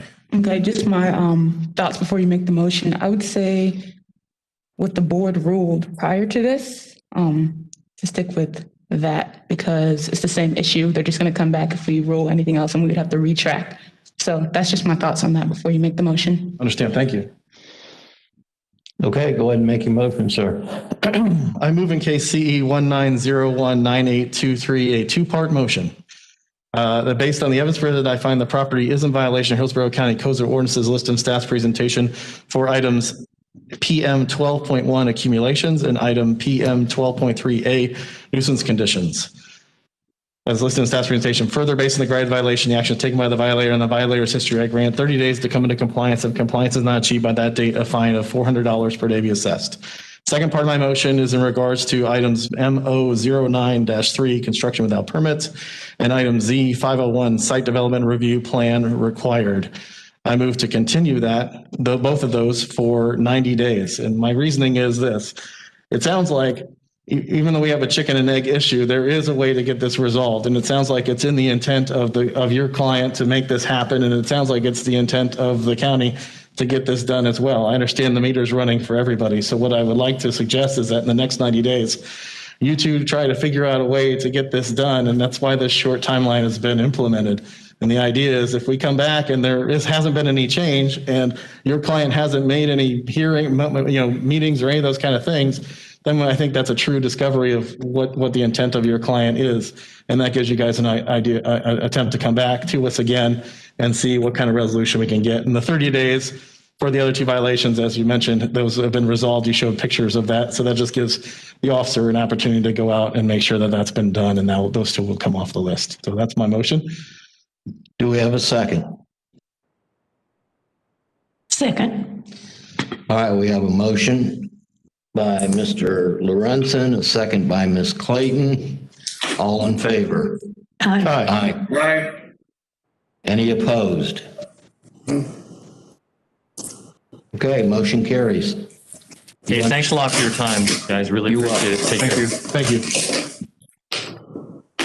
Before we go on to the next case, I believe during roll call, Mr. Fitzpatrick is not available. Is that true? He did not respond in the roll call. I didn't receive any information from him in advance. Okay. Apparently, he's not with us. Okay, Mr. Fitzpatrick is vice chair. So I'm going to appoint Mr. Lorenzen as vice chair for today in case I need to pass the gavel. Thank you. Thank you. Next case. Turn to page 1, number 2, case number CE 200-12611. The violator is TBW Mortgage Backed Trust Series 2006-5, location 9704 Luann Avenue. We have service. And I believe we have some virtual participants for this. If we could get them on screen so I can give them both. We have Miguel Gonzalez on. Yes. Good morning. My name is Miguel Gonzalez. I'm an attorney on behalf of the violator. Stand by, please. Raise your right hand. Mr. Gonzalez, do you swear or affirm the testimony you're about to give will be the truth, the whole truth, and nothing but the truth? I do. And state your name and address. Sure. Miguel Gonzalez, 2016 Bay Drive, Miami Beach, Florida, 33141. I'm the attorney on behalf of the violator to which the citation was issued. Thank you. Is there another party online? I believe we have signed up Manuel. I took over his appearance, so he won't be on the, he will not be appearing. He's another attorney at our firm. I apologize.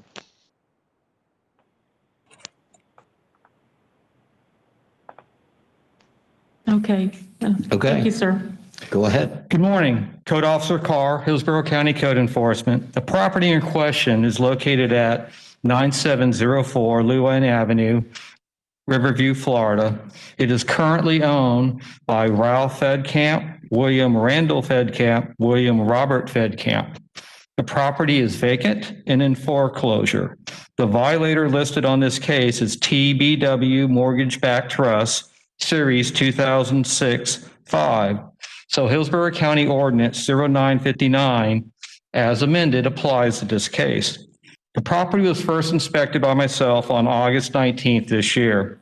The violation that is remaining is the failure to maintain a foreclosure property by allowing the following extreme hazardous public nuisances to remain on this property.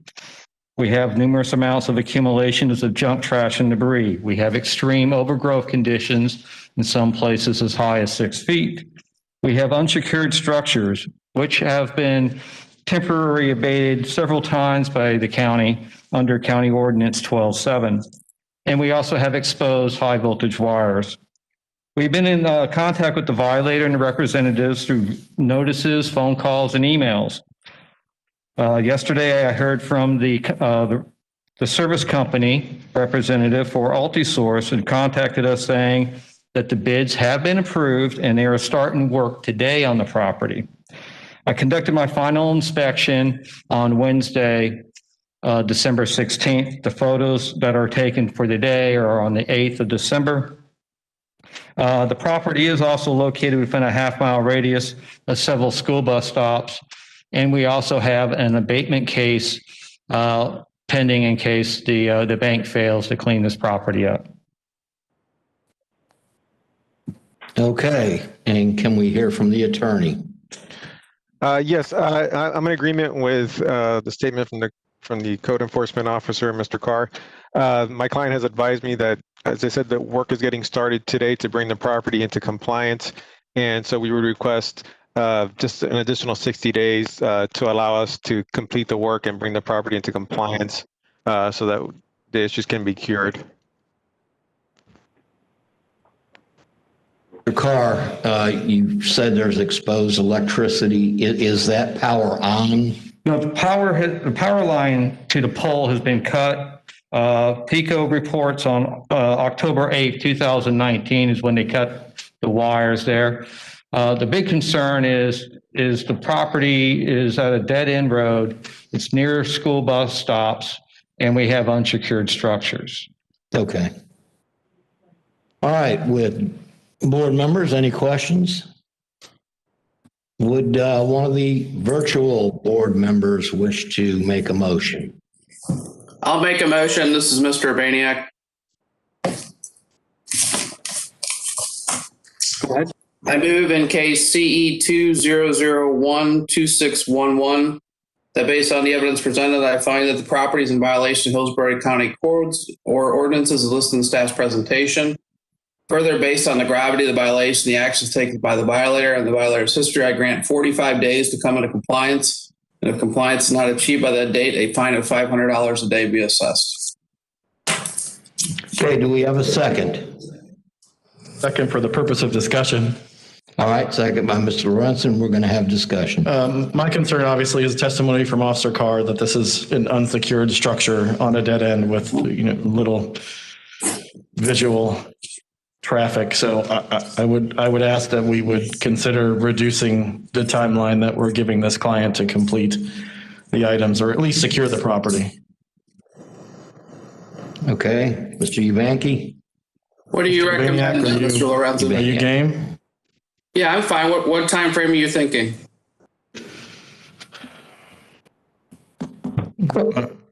Question for the board, code enforcement. Do you guys have a recommendation as to how long you would give? Well, I know for pools, the board historically gives three calendar days. I know it is the holidays. I was told that they had started today. I'm hoping that they started boarding up, but there is a lot of accumulations and overgrowth they have to deal with too. I would like to see the property secured, but we need to have a one order. We can't have a two-part order because the violation is only one is violation to maintain a property. And we have, 4 conditions of that. So we need to have just one order.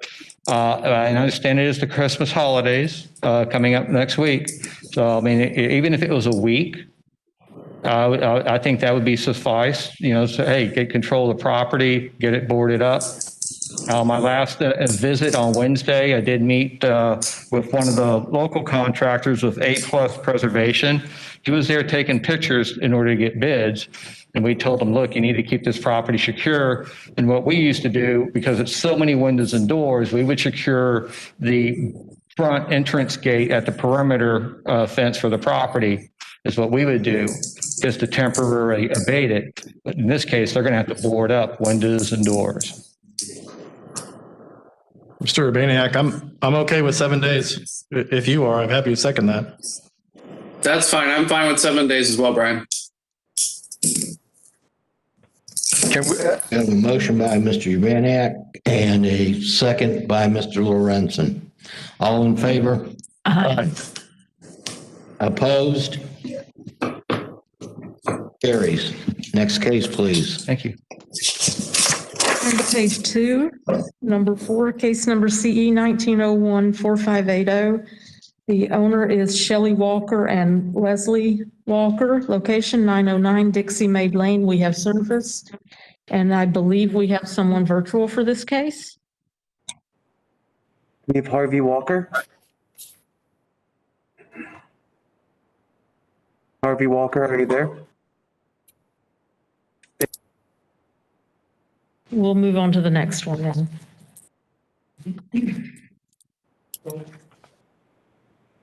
We have Harvey Walker. I see a Leslie Walker on the line. You're muted.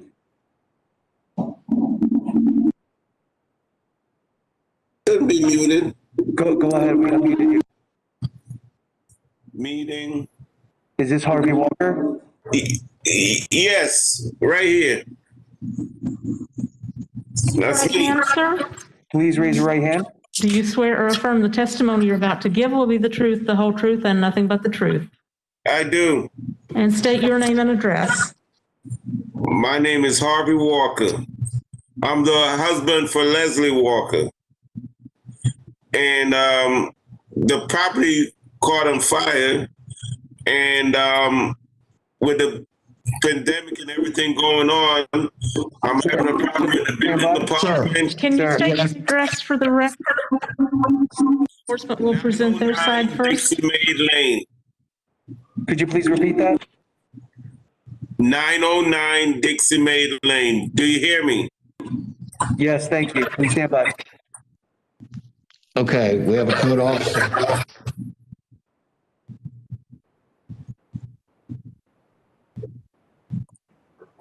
Mr. Walker, can you hear us? I could hear you. Mr. Bowling, can you hear us? Yes. Okay. Sir. Go ahead, Mr. Bowling. Yes, sir. This case was initiated on 9/12/2019. It was a referral from Hillsborough County Fire for a fire.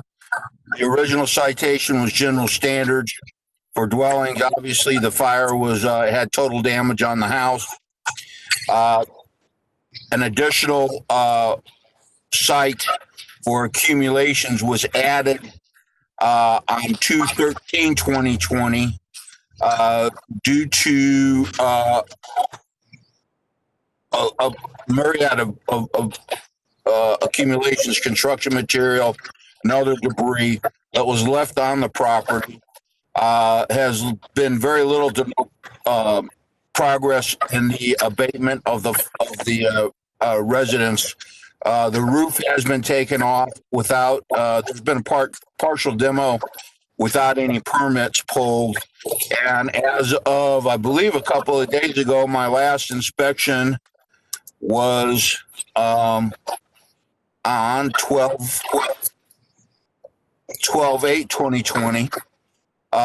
You can see that the general standards still apply and the accumulations still apply. There's been very little to no progress in this case. Also, it is a pretty, there's quite a few residents that wanted to testify in this hearing. I don't know if they're here or not virtually, but they're quite upset about the developments.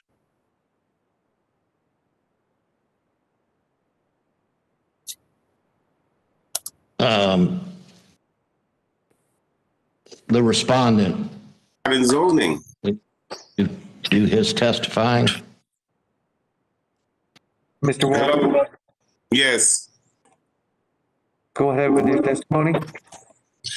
Yes, there's quite a few people. I'm also upset because I'm having problem with zoning, and I'm having problem with building department going forward.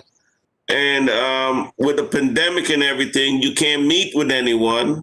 We could have hearing, but we can't meet it with, I mean, bars are open. Everything else is open, but the city office is not open.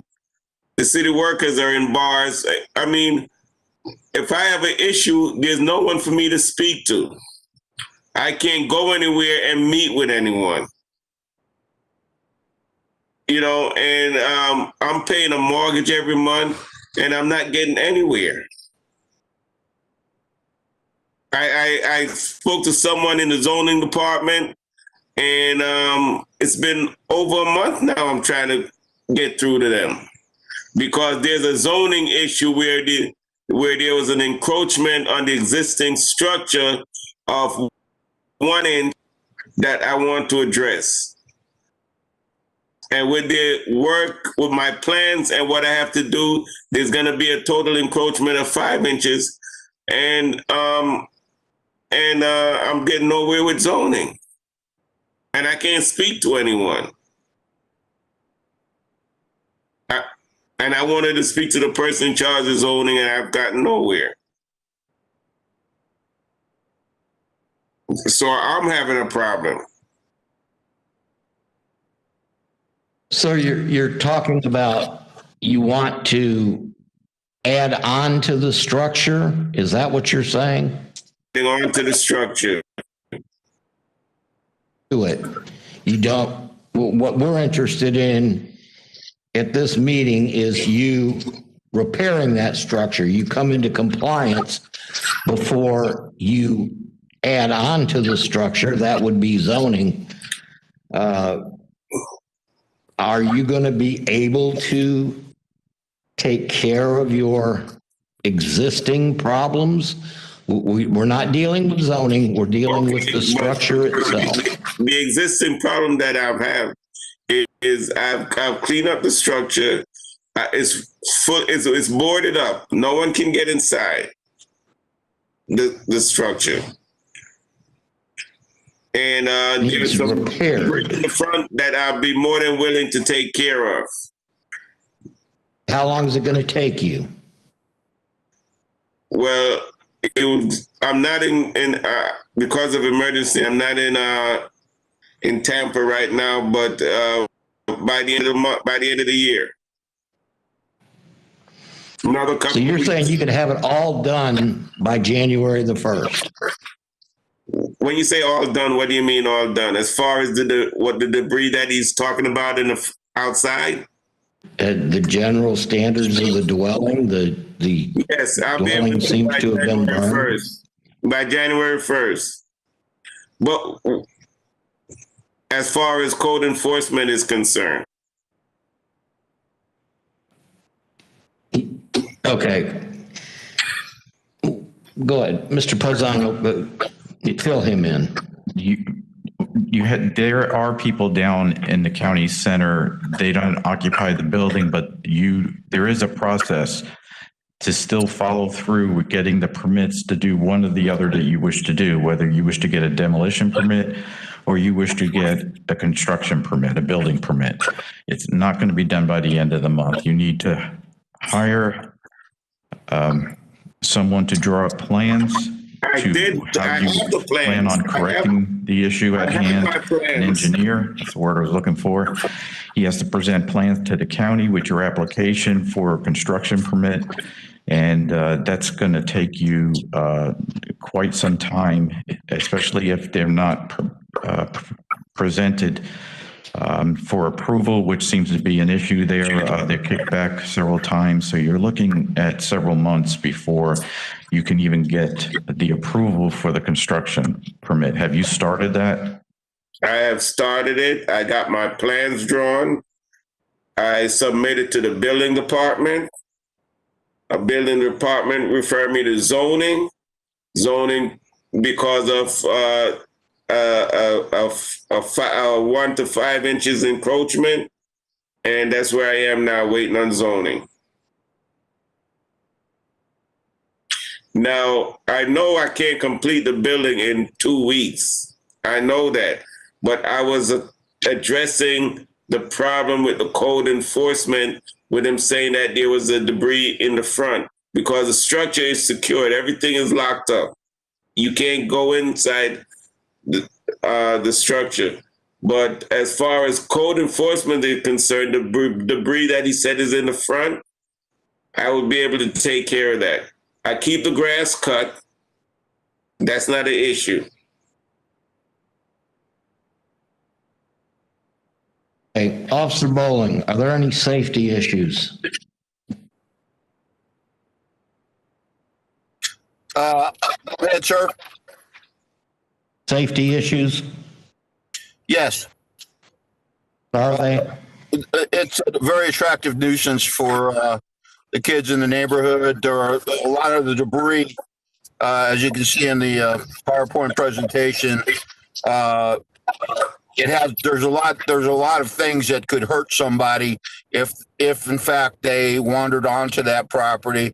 I don't agree that the property is secured properly. There are parts of it that are accessible.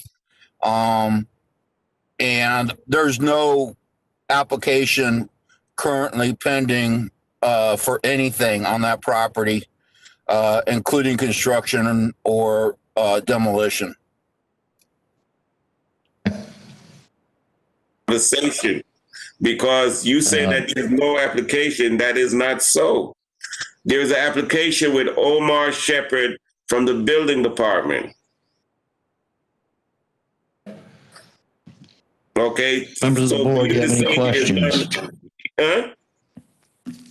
For you to say, Sir, for the accumulations, you're saying that you can get that done by the end of the year? Yes, the few little accumulate. I don't know if he has a picture of what he's talking about, but I can take care of that. I can't build a structure in 2 weeks, but I could take care of what he's addressing. Okay, so how much time do you think you would need to get the general standards for dwellings under control? With this pandemic, I'm getting nowhere with no one. Everything that would take 2 days is taking 2 months. Back and forth email, this and that. You can't do this. They call you when they want to. They call you if they don't feel like it. If they don't like what you ask them, they never call you back. Come on. Questions? Ms. Wright, would you like to make a motion? Normally, I would have been downtown months ago. I would have been in the office long ago to show them my situation and explain the problem and have it rectified. But I'm getting nowhere. And I don't know why we can't meet with the building department because, I mean, everybody else is meeting everywhere else. They're meeting in the bars, they're meeting all over the place. But this is an essential thing. The building department and zoning is essential. Okay, thank you, sir. We're good with that. Okay, I need a motion.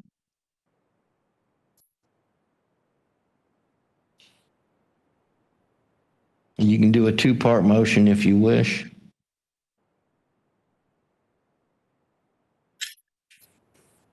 So I think there's some people here that want to testify, could be wrong, is Patrick McCartney is here. Could you repeat that, Mr. Boland? Could you repeat that, sir?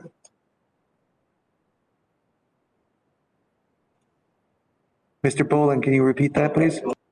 Yes, I think there's a Mr. Patrick McCartney that wants to testify. I could be wrong, but I believe he's one of the people that from the neighborhood.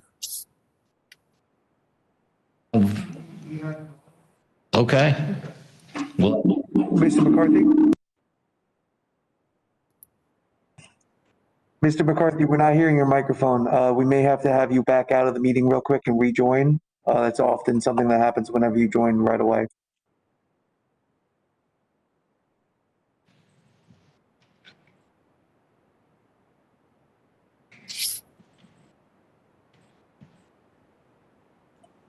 Mr. McCarthy, you have to back out of the meeting and rejoin. There's a glitch in, you should be able to rejoin in the same email.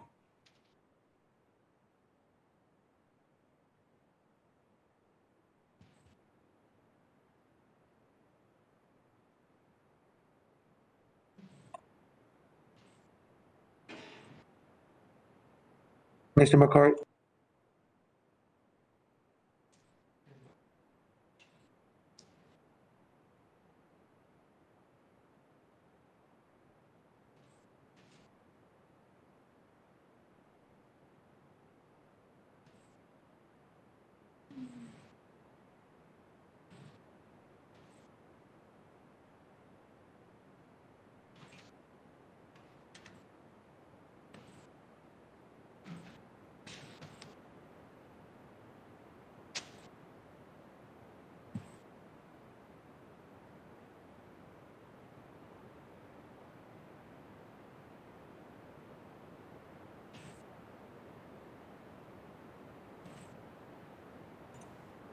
Mr. McCarthy, are you with us?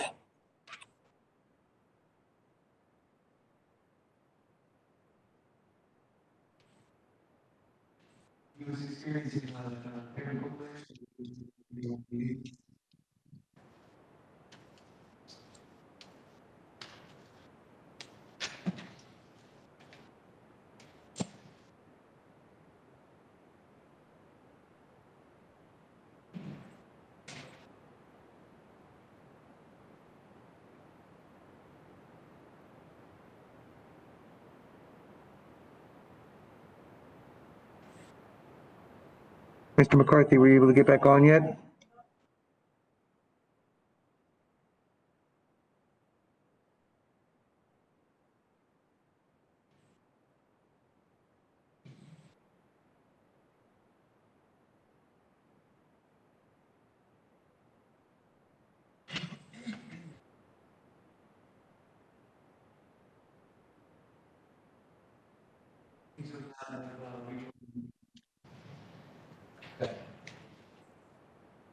And continue. Go ahead and make your motion. I move in case number CE 19014580 that based on the evidence presented, I find that the property is in violation of Hillsborough County codes or ordinance as listed in the staff's presentation. Further, based on the gravity of the violation, the actions taken by the violator and the violator's history, that I grant 15 days to come into compliance with item PM 12.1 accumulations and 90 days to come into compliance with item R 11.1 general standards for dwellings. And if compliance is not achieved by that date, a fine of $200 be assessed. Okay, we have a motion. Do we have a second? Second. Second, Mr. Lorenzen. All in favor? Aye. Aye. Do we have any opposed? No. Okay, motion carries. We're going to take a 10-minute recess. So.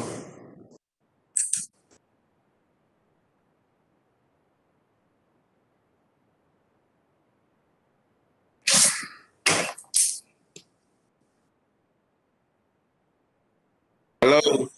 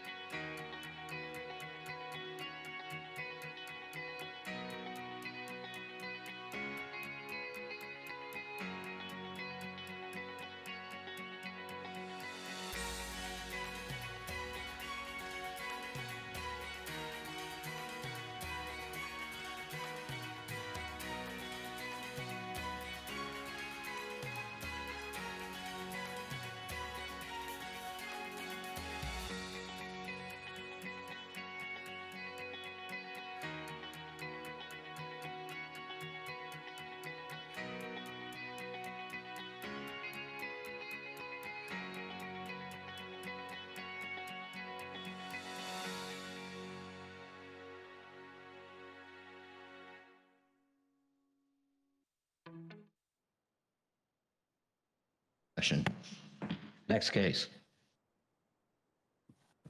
I believe we've got some virtual for this next case, case number CE 2000-1096. The owner is the Gallery at Bayport Condo, HOA. The location is east of 10517 Waterview Court. We have service, and I've got,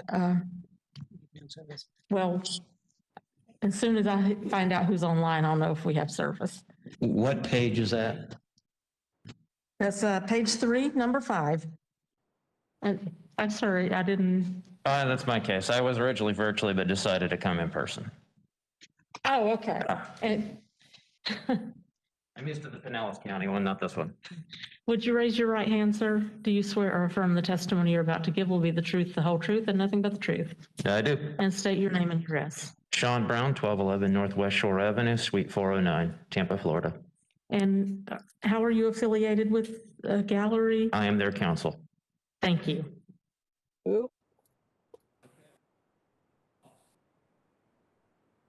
Officer? Right over here. Christopher Bishop, Hillsborough County Code Enforcement. Yes. I'm the 179105 quadruple ones.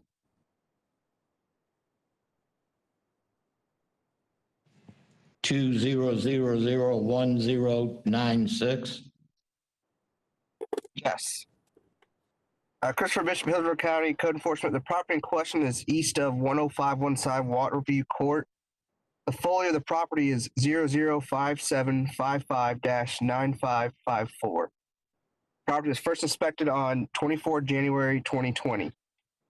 I got a complaint about a vehicle striking the fire hydrant, broke various plumbing in the area, which caused the erosion and the tree there to die and be cut, which caused more damage to the wall.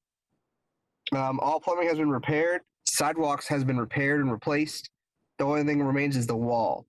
There's been a dispute between who owns the wall, between the main HOA and the Gallery of Bayport. After a survey from the county property appraiser, we found that they are in the townhome, or not the town, the townhome community is in charge of the wall.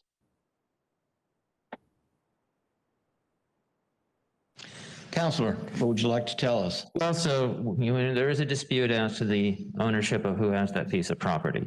We are finalizing getting our own independent boundary survey and asked time to do that. I have the documents here if you would like that deal with, this was a condo conversion. It was an apartment complex converted. And at the time of conversion, neither the turnover inspection report nor the conversion budget or anything allocated the retaining wall to the association. So for almost 20 years, there's been no reserves for it, no money is set aside for it. So in the event that this is actually truly on my client's property and they have to maintain it, then one, we want a boundary survey to confirm that independently. And then if needed, we are going to have to special assess and need the time to raise the funds to do this because there's a statutory requirement of a 14-day notice to raise money. So we're looking first for time to finish the boundary survey. I've got George Young lined up to go out and do the survey. We expect that done by the end of January. And then come back at that time, at which point, if it's our property, we'll be moving forward with putting a special assessment package together to assess the owners for the necessary, not just repairs, but obviously deferred maintenance of this wall. And if it's not, then we'll be embarking on a different legal battle. Okay, so the county has surveyed it, but you want an independent survey? We want to just verify. Okay. How much time do you need? We're expecting to have a survey by the end of January completed. Excuse me. Go ahead. There is evidence that was submitted that you should have in front of you. It's an email regarding this case, and I think there are some photos, and it's initially from Kathy Miller. I can share one of the Kathy documents if Miller needed. is virtual for this case. We have a couple of virtual people signed in.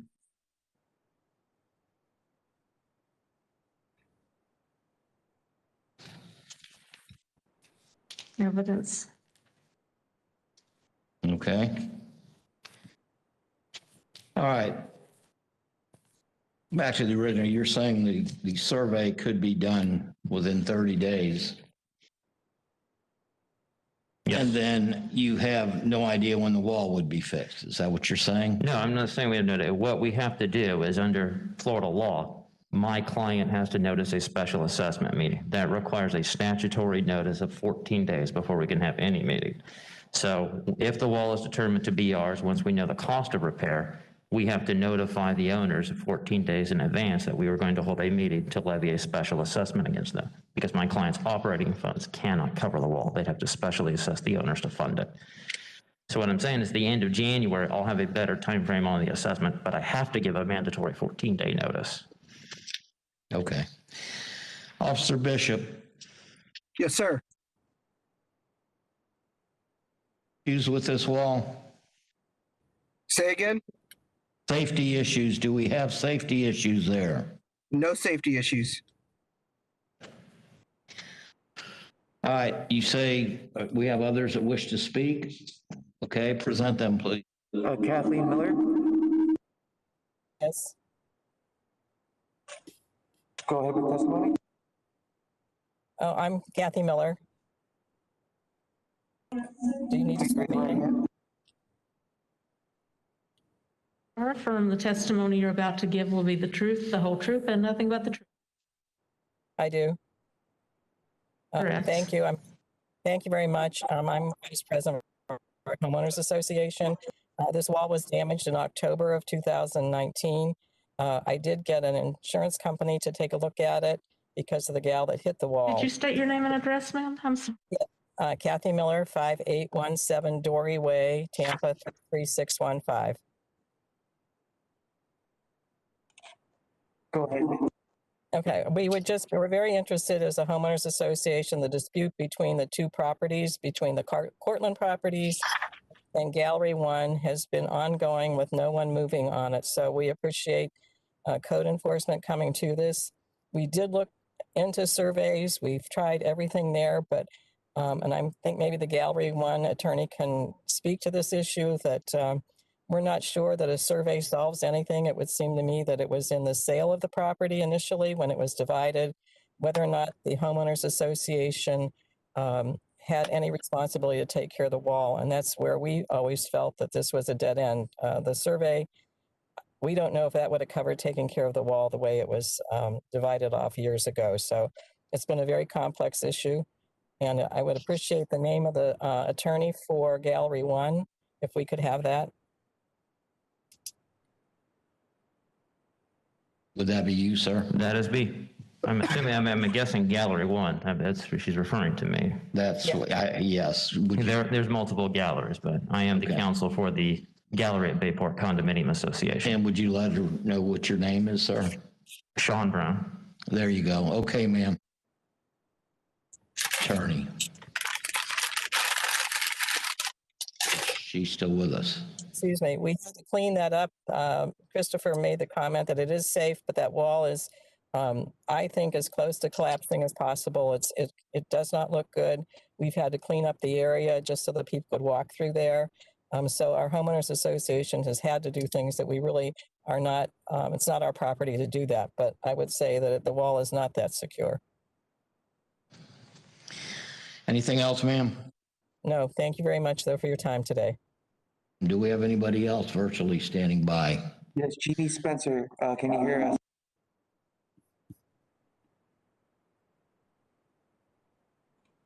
Jeannie, you're muted.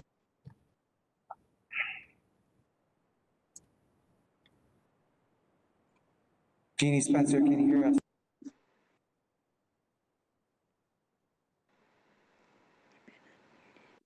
Good morning. Jeannie, we have your audio, we don't have video. I'm sorry.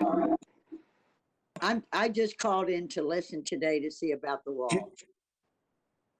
You have no testimony to add? No, sir, it is bad and it's been like this a long time, and that's why I was wondering how this is going to get fixed and why it's taking so long. Ma'am, we can't see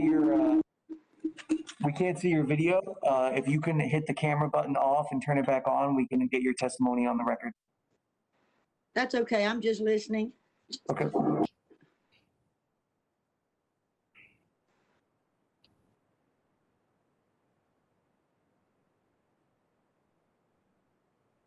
Okay, thank you. Then that is all the. That is all the witnesses. Okay. Board members, do you have any questions for the attorney? Would someone like to make a motion? Go ahead, Mr. Lorenzen. I move in case CE 200001096 that based on the evidence presented, I find the property is in violation of Hillsborough County codes or ordinances listed in staff's presentation. Further, based on the gravity of the violation, the actions taken by the violator and the violator's history, I grant 90 days to come into compliance. If compliance is not achieved by that date, a fine of $250 per day be assessed. Right, seconds that. Okay, we have a motion. We have a second. All in favor? Aye. Any opposed? Yep. Okay, motion carries. You have 90 days to do something with it, sir. Thank you. You're welcome. Next case. Next case is number 6, case number CE 1901-6557. The owners, Fernando Saavedra and Casey Wynn. Location 11107 Old Hillsborough Avenue. We have service. I believe Mr. Wynn is here and there's another party signed in as well.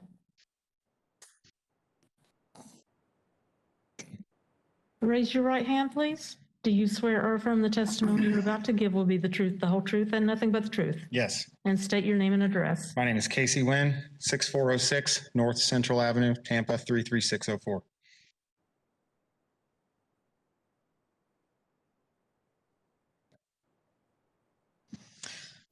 Officer? Good morning. Terry Converse, Hillsborough County Code Enforcement.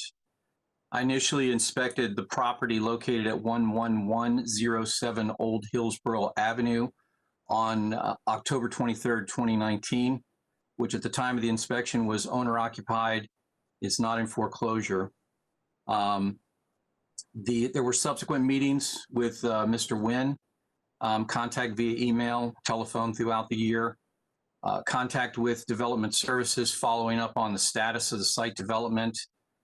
Took place throughout 2019 and 2020 with nothing submitted. The violations were violating the conditions of approval plan development and the site development review plan as a result of the zoning change that took place in August of 2018. On July 29th, 2020, Supervisor Leslie Wayman received a call from Mr. Nguyen stating that engineers were in the process of completing the necessary work to complete the site plan. And as of my last inspection on December the 16th, 2020, nothing has been submitted regarding that site plan. This has been ongoing for over a year. The rezoning of the property took place in August of 2018 through the zoning board. There was a previous case that's been adjudicated for improper use of zone that was related to that case.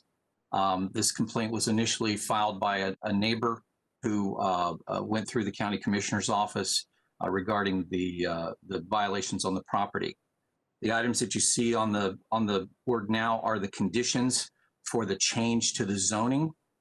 Some of those things were in the process on the last time I was on the property, which was in June of 2019, but not everything had been completed, and I haven't had contact with Mr. Nguyen since that time. Sir, it's your turn. Okay, so all we're waiting for is the engineer. His name is David Bell from Landmark Engineering to submit the site plan so that we can take care of what we need to take care of. Where we are in the process is dealing with the right-of-way. There's a giant oak tree in the way, and there's a sidewalk that's supposed to be in the site plan for the right-of-way. And I refuse to let them cut the tree. I don't even know if they'll let us cut the tree. It's a giant live oak. And I think that we've come up with a solution, an elevated walk over the ditch, which is considered wetlands, rather than fill in the wetlands and put a culvert. And again, I just received the email from David Bell, and he's been talking to Mike William, Ben Kinsley, Rick Cabrera. He said the main holdup is regarding access to the site. We are in the middle of an additional field survey to work out the possible access for the site from the north side of the creek. And there's nothing that I can do until he submits this, and I've been on him, and I believe we just need a little more time. How much time? I mean, it's been a long time. Yeah. I have, they just came out and finished, I don't know if they finished, but they did the markings and the measurement for the survey outside the property for that access point. I want to say if 30 days, I'm just taking a guess. Okay. Ma'am, you'll be called in a moment. Okay, is there somebody else to speak? Okay. Ms. Frazier, you can come up now to this. My name is Sherry Frazier. Raise your right hand, please. Do you swear or affirm the testimony you're about to give will be the truth, the whole truth, and nothing but the truth? Yes, ma'am. And now state your name and address. Sherry Frazier, 5323 Royal Oak Drive, Tampa, Florida, 33610. Thank you. Go ahead, ma'am. Okay, this has been an ongoing case since the beginning of 2018. They've been running this illegal business. They have been talking about this engineer since the beginning. The right-of-way that they're working on belongs to Hillsborough County. That was just recently found out. And they are also blocking access to another property that's not included in this plan. Ma'am, let me stop you a minute. What we're here for is the violation of the planning development and the site development review. Okay. We're not here further blocking this, we're blocking that. Right, okay. Okay, we're just sticking to those subjects. Okay, and I spoke to the Commissioner Hagan's office, and they said that since that it's been going on for so long, that the violations, I should ask to have it cease and desist until that it is done by the magistrate to see if I can get them to cease and desist since they have everything that they think that they're going to do, or the max amount of fines, because I've been having to tolerate this for 4 years. Okay, ma'am, again, they're not cited for running a business without a permit. Okay, we can't tell them to cease and desist on something that's not before this board. Okay, so I would just like to have the maximum fines that they can have on a daily basis, because Krista Hall has daily fines that have been running for 2 years that they haven't, and she said she plans to continue to have it until that they get everything in compliance, and that she will not take her violation in her liens. And the code enforcement board also has a lien on their property that they haven't resolved with them. And then in this case, so I think they should get the maximum amount of what you can give them, because that, I think that's just for everything that's involved. Okay, thank you. Board members, do you have any questions for either party? Can I reply to one thing? One second. Board members, any questions? Mr. Lorenzen. I'd just like a definition from Mr. Nguyen about what he anticipates his timeline to be. I know you're in the process, but you give this board an idea of what you think the timeline will be. The instant that we get the site plan, okay, so let's say 30 days. And if you give me 30 days and he doesn't have it by 30 days, then we have an issue. I have an issue with him. He's had it on his plate since, I mean, it seems like a year now. Everything's kind of been delayed. I know everybody's busy and things have been messed up from COVID, but there's nothing I can do without that site plan. As soon as the site plan gets in, everything is finished. Now, then we have to go ahead and comply with the site plan, upgrading the road, paving the road. We have access, people can come in and out, but doesn't meet the specifications as far as it needs to be a little wider and there needs to be a sidewalk. And the issue is the right of way. Understand. Thank you. Board, there is Terry no Converse again, issue with if I may. natural resources. We had a permit and the permit got finalized 2 weeks ago. There is no floodplain issues. There's no wetland issues. The zone, we're allowed to do what we're doing. All we need to do is work on the right of way. And David Bell has had this for a while. So you should be on it. If you give me 30 days, I'll call him every single day. Thank you. Okay. You have Terry a question or Converse do you again, want to make a if the motion? board. Go ahead, Ms. Wright.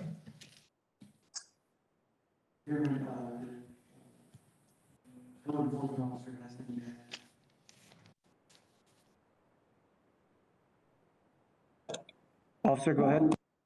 Thank you. So it's not a matter of just starting the site plan.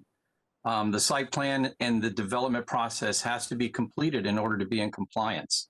So it's not a matter of just citing it. It's going to have to be completed. And granted, 30 days is a pretty big goal, but it's something that has to go through fruition. It's not something that just has to be initiated. That's all. And there's zero chance that we can get all of the paved roads and do all of the stuff for the right of way in 30 days. However, if he gets me the site plan and I submit the site plan within 30 days, then now we have something to work with. We can bring it to development services and start working. Okay, go ahead. The code enforcement officer, do you have a recommendation for how many days? I do not.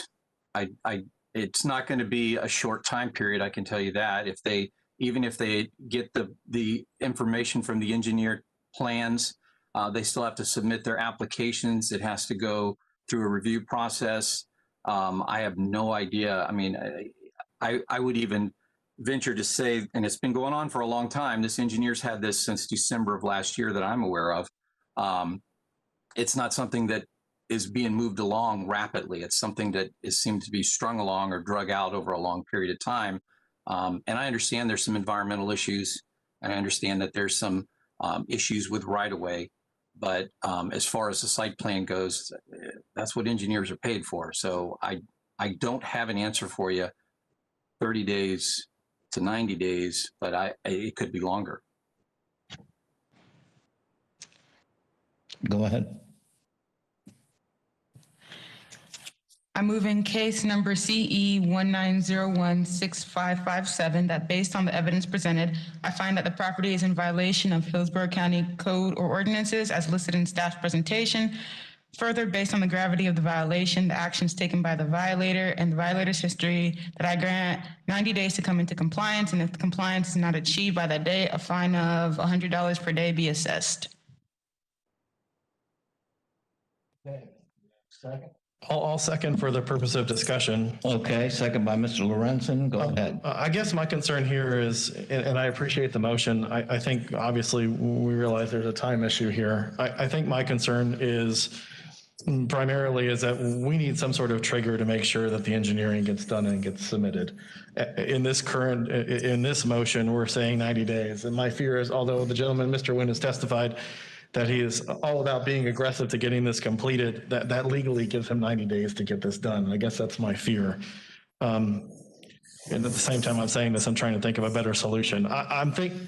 Would you entertain possibly continuing this case for 30 days and having him come back at next month's meeting?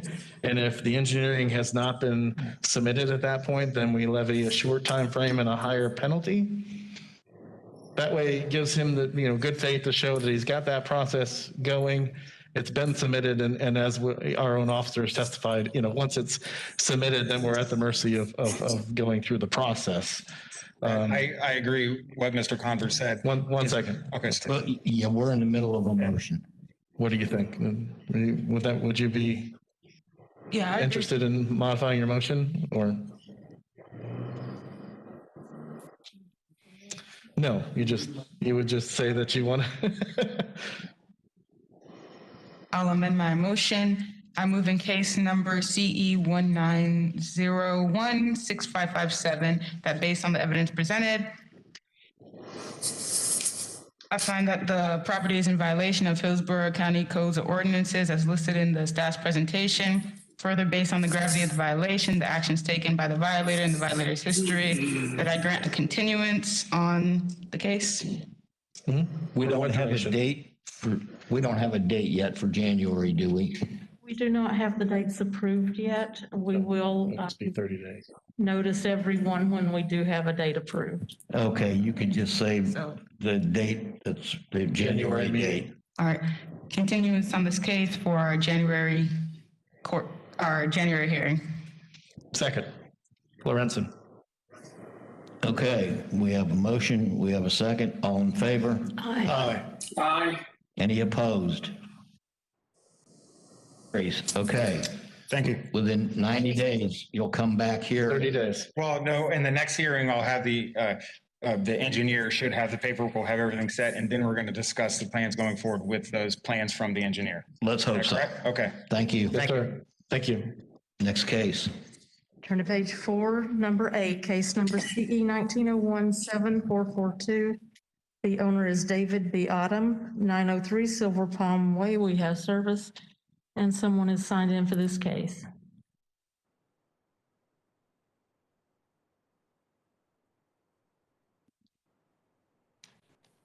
Do you swear or affirm the testimony you're about to give will be the truth, the whole truth, and nothing but the truth? I do. And state your name and address?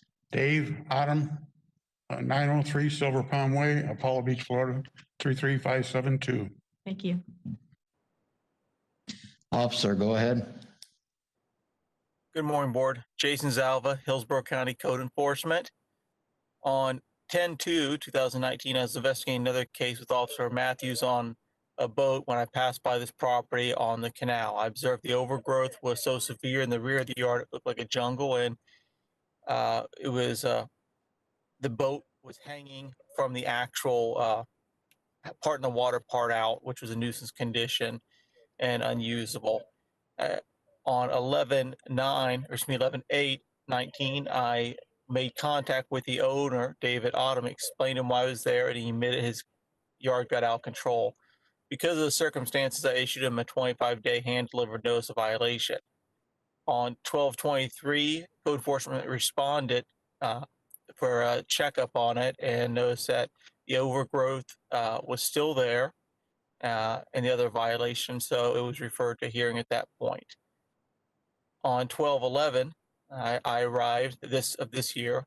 I met with Mr. Autumn again, walked the rear of the property with him, and observed about 50% of the overgrowth that had been cut down. The boat had been removed from the water, and there were still some accumulations of tree debris and overgrowth, and he had still been chipping away at it and just said he needed a little bit more time and thought he might be able to get done before the hearing.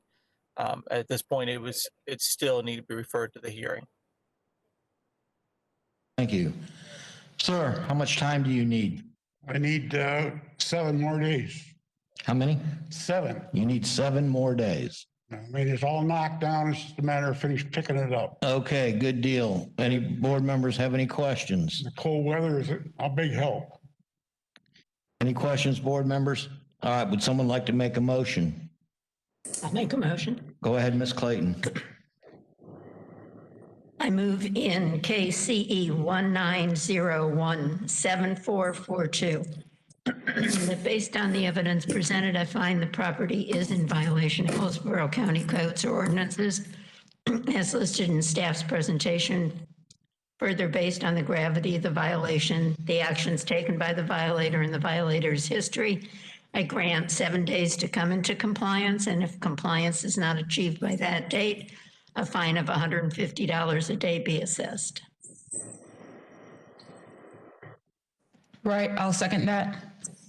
Okay, we have a motion by Ms. Clayton, a second by Ms. Wright. All in favor? Aye. Aye. Any opposed? Okay, motion carries. You have 7 days, sir. Thank you. You're welcome. Next case, please.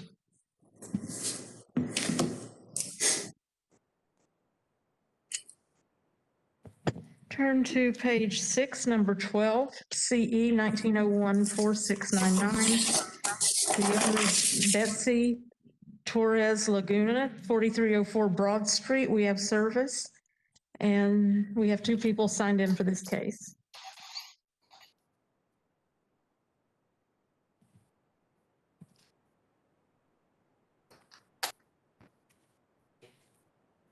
Raise your right hand if you will you be testifying to? Do you swear or affirm the testimony you're about to give will be the truth, the whole truth, and nothing but the truth? And I need both of you to state your name and address. Betsy Torres, 4304 West Broad Street, Tampa, Florida. Luis Fernandez, 4304 West Broad Street, Tampa, Florida, 33614.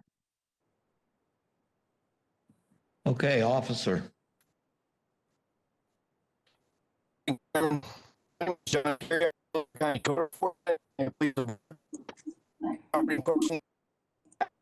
Officer, we're getting some. I'm not able to hear the officer. He keeps breaking up really bad. Could you turn off your video for now?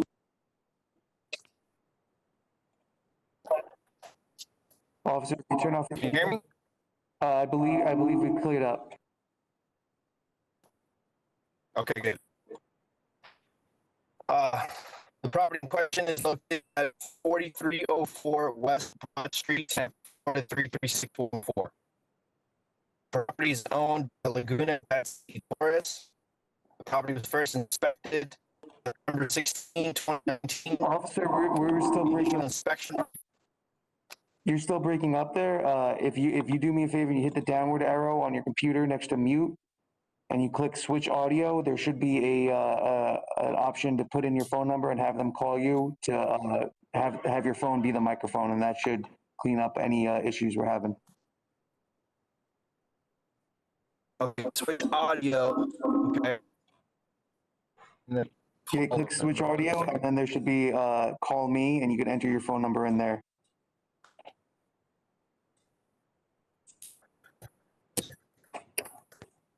Okay.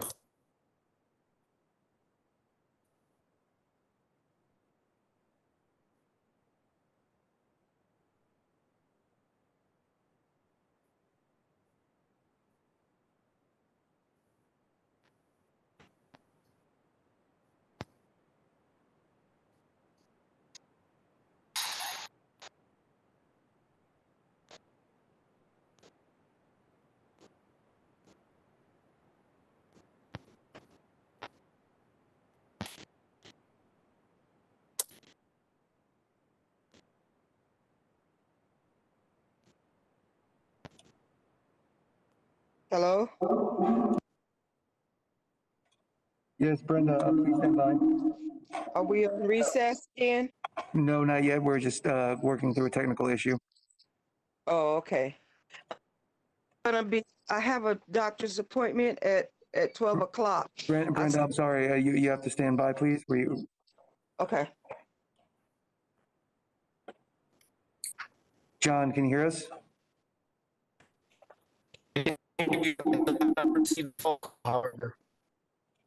We're still having audio connection issues with you. Through, it seems like internet connection issues.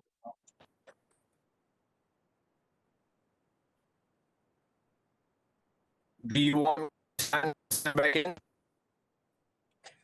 You can try that. We're having audio issues. What we're going to try and do here is have Mr. Pisano testify on his behalf since we have technical issues. Go ahead, Mr. Pisano.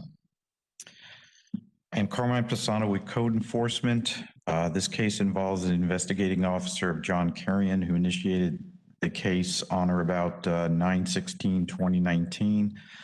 The nature of the complaint was a commercial vehicle in a residential area. You can see from the photograph, a semi-truck was being parked on the property of the location. The violation has thus been complied with, but what we're requesting is a remain in compliance order for the commercial vehicle so that the issue does not come up again. Okay, thank you.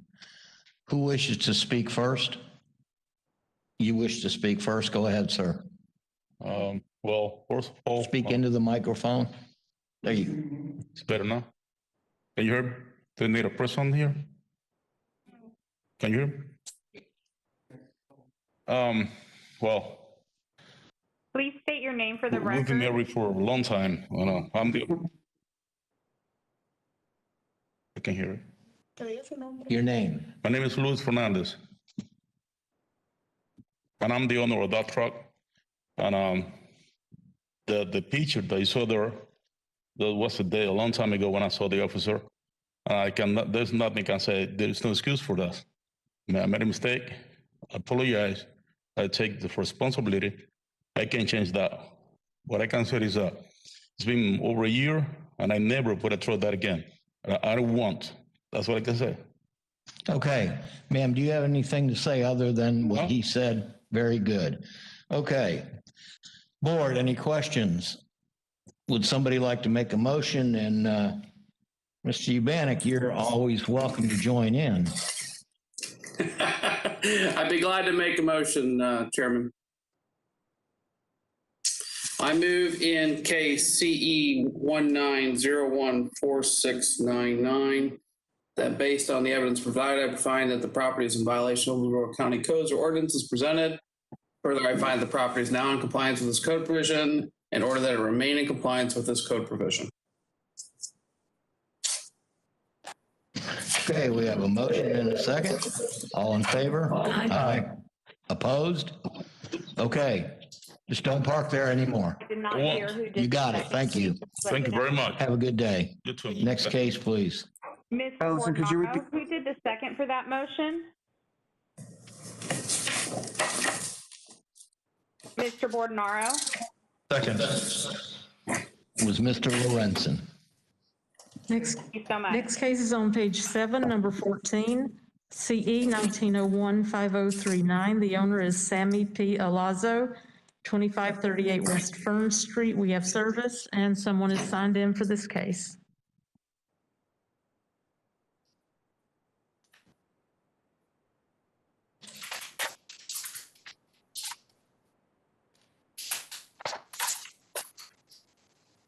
You guys hear me? Good day. Raise your right hand, please. Do you swear or affirm the testimony you're about to give will be the truth, the whole truth, and nothing but the truth? I don't. And state your name and address. Sammy Alonso, 2538 West Fern Street, Tampa, Florida, 33614. Thank you. Okay, officer, go ahead.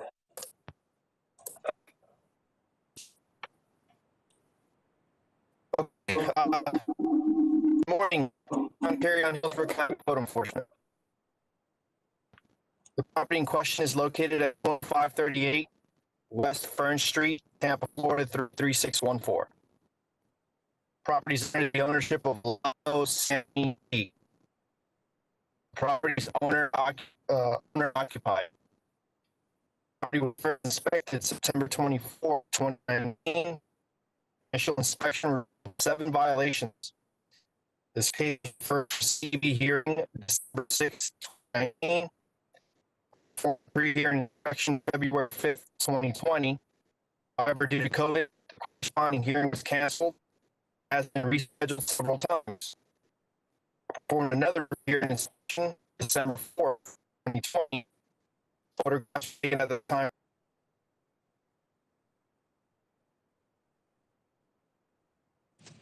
It seems like you're still having some internet connection issues, sir. If you want to try calling in that number, that would be probably the best course of action. But right now, I don't think you're coming through on WebEx.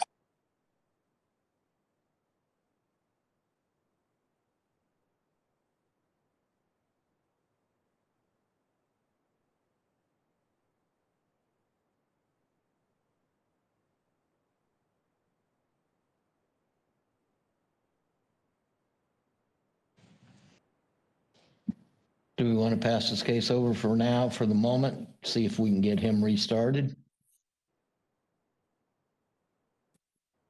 Okay, sir. They're having problems getting the code enforcement officer with a connection. So if you would have a seat, we'll call your case back up. Okay. Thank you. No problem. Next case, please. Turn to page 11, number 22, CE 1901-9581. The owner is Ruth Ann Stevens, 10505 Bay Hill Circle. We have service, and we have two people signed in. And I believe they're both virtual. Oh, no, they're in person, I'm sorry. Good morning. Raise your right hand, please. Do you swear or affirm the testimony you're about to give will be the truth, the whole truth, and nothing but the truth? I do. And state your name and address and make sure to speak into the microphone. Billy Stevens, 10505 Bay Hill Circle, Glenora, Shasta, Florida.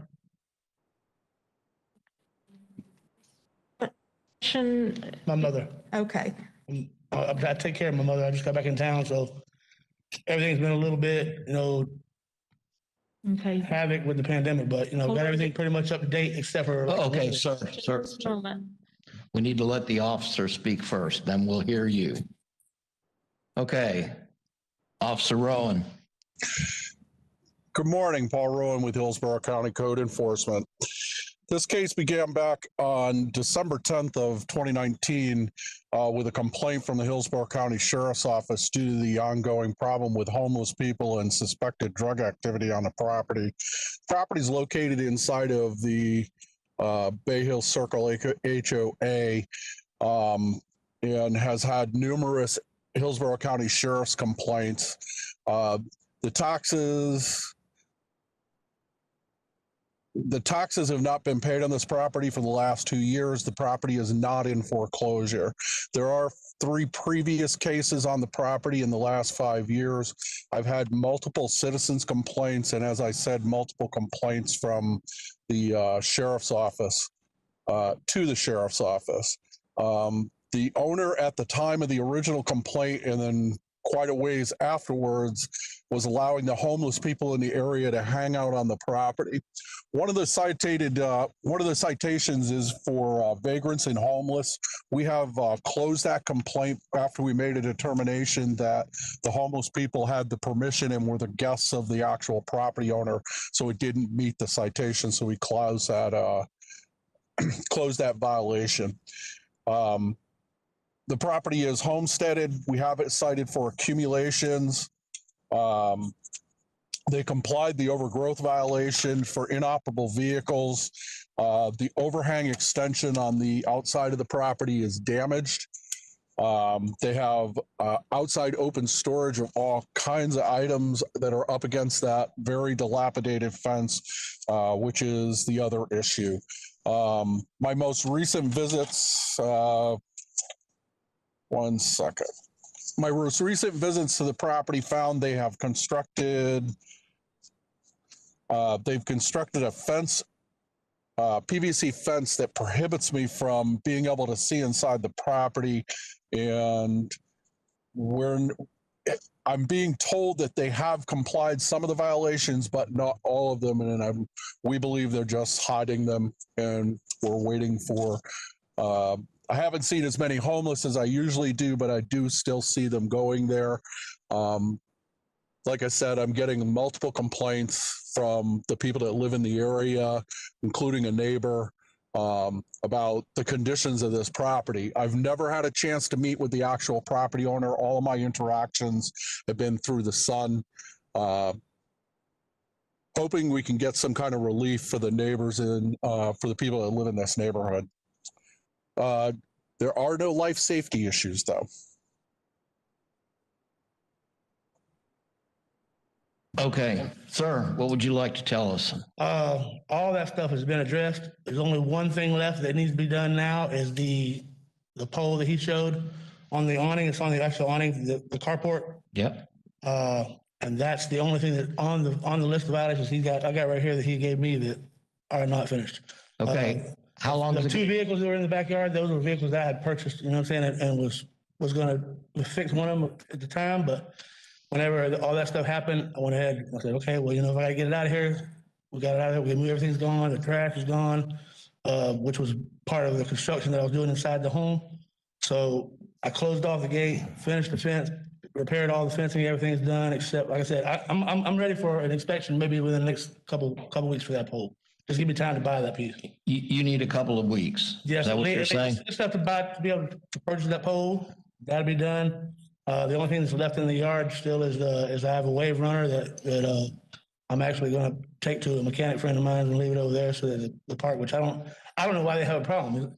My fence was a little bad at first, but then the neighbors somebody bought the neighbor's place out, and he tore a bunch of stuff down, kind of threw me into the violations, or my mother's property in the violation. Okay, but you're saying all those violations. So yes, sir, I taken did care it one of, more time. I'm good. and you need 14 days to fix what's remaining. Yes. Okay, board members, any questions? Mr. Lorenzen. Officer Rowan.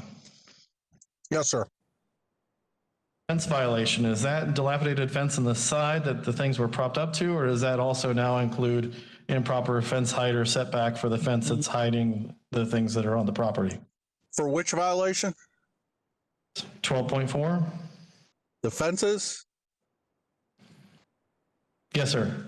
The fence is the condition of the fence. There's a wooden fence that the property owner admitted was theirs. Back on a couple of times I've gotten to talk to them, and I explained to them that they either have to remove it. It's not a required item on the property. They either have to remove it, replace it, or fix it. But the fence was in such dilapidated condition, I doubt they'd be able to repair it. It would probably need to be replaced if they want to keep it. My question was the new fences, the fences that have been put in, or the fence that you took pictures through, is that compliant?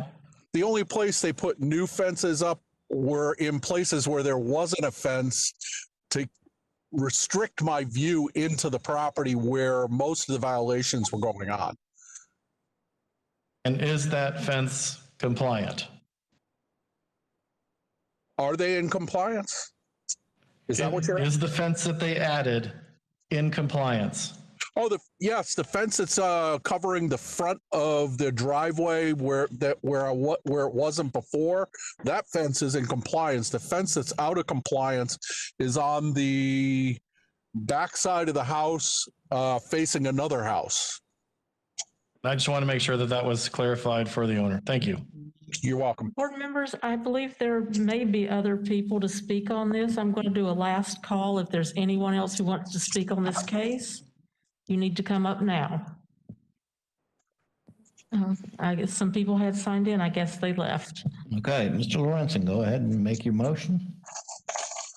I move in case CE 19019581 that based on the evidence presented, I find the property is in violation of Hillsborough County codes or ordinances listed in staff's presentation. Further, based on the gravity of the violation, the actions taken by the violator and the violation history, I grant 30 days to come into compliance. If compliance is not achieved by that date, a fine of $200 per day be assessed. Second. Clayton. Okay, we have a motion by Mr. Lorenzen, a second by Ms. Clayton. All in favor? Aye. Aye. Opposed? Okay, motion carries. Sir, you have 30 days to come into compliance.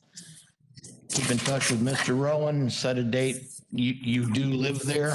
Yes, sir. Okay. I just moved in there completely. I was moving my stuff when all the stuff, I met him the first time. I explained to him a little bit, like the outside, I was we were trying to screen the porch in, so it was in the middle of construction. I said, you guys excuse the mess, but All right, no problem. Just let him know and he'll be able to come by and check your property. yes, sir, no problem. Thank you. 30 days. Yes, sir. Have a Thanks. good. You too. Next case, please. Okay, we're going to go back to page 7, number 14, CE 1901-5039, Sammy Alazzo, 2538 Fern Street. And we have the officer. Do we have you on the line now? Yes, I am here. Can you hear me? Yes, we can. Awesome. Okay.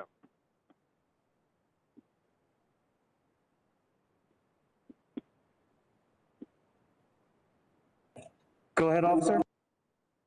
Okay. Good morning. John Carey on Hillsborough County Code Enforcement.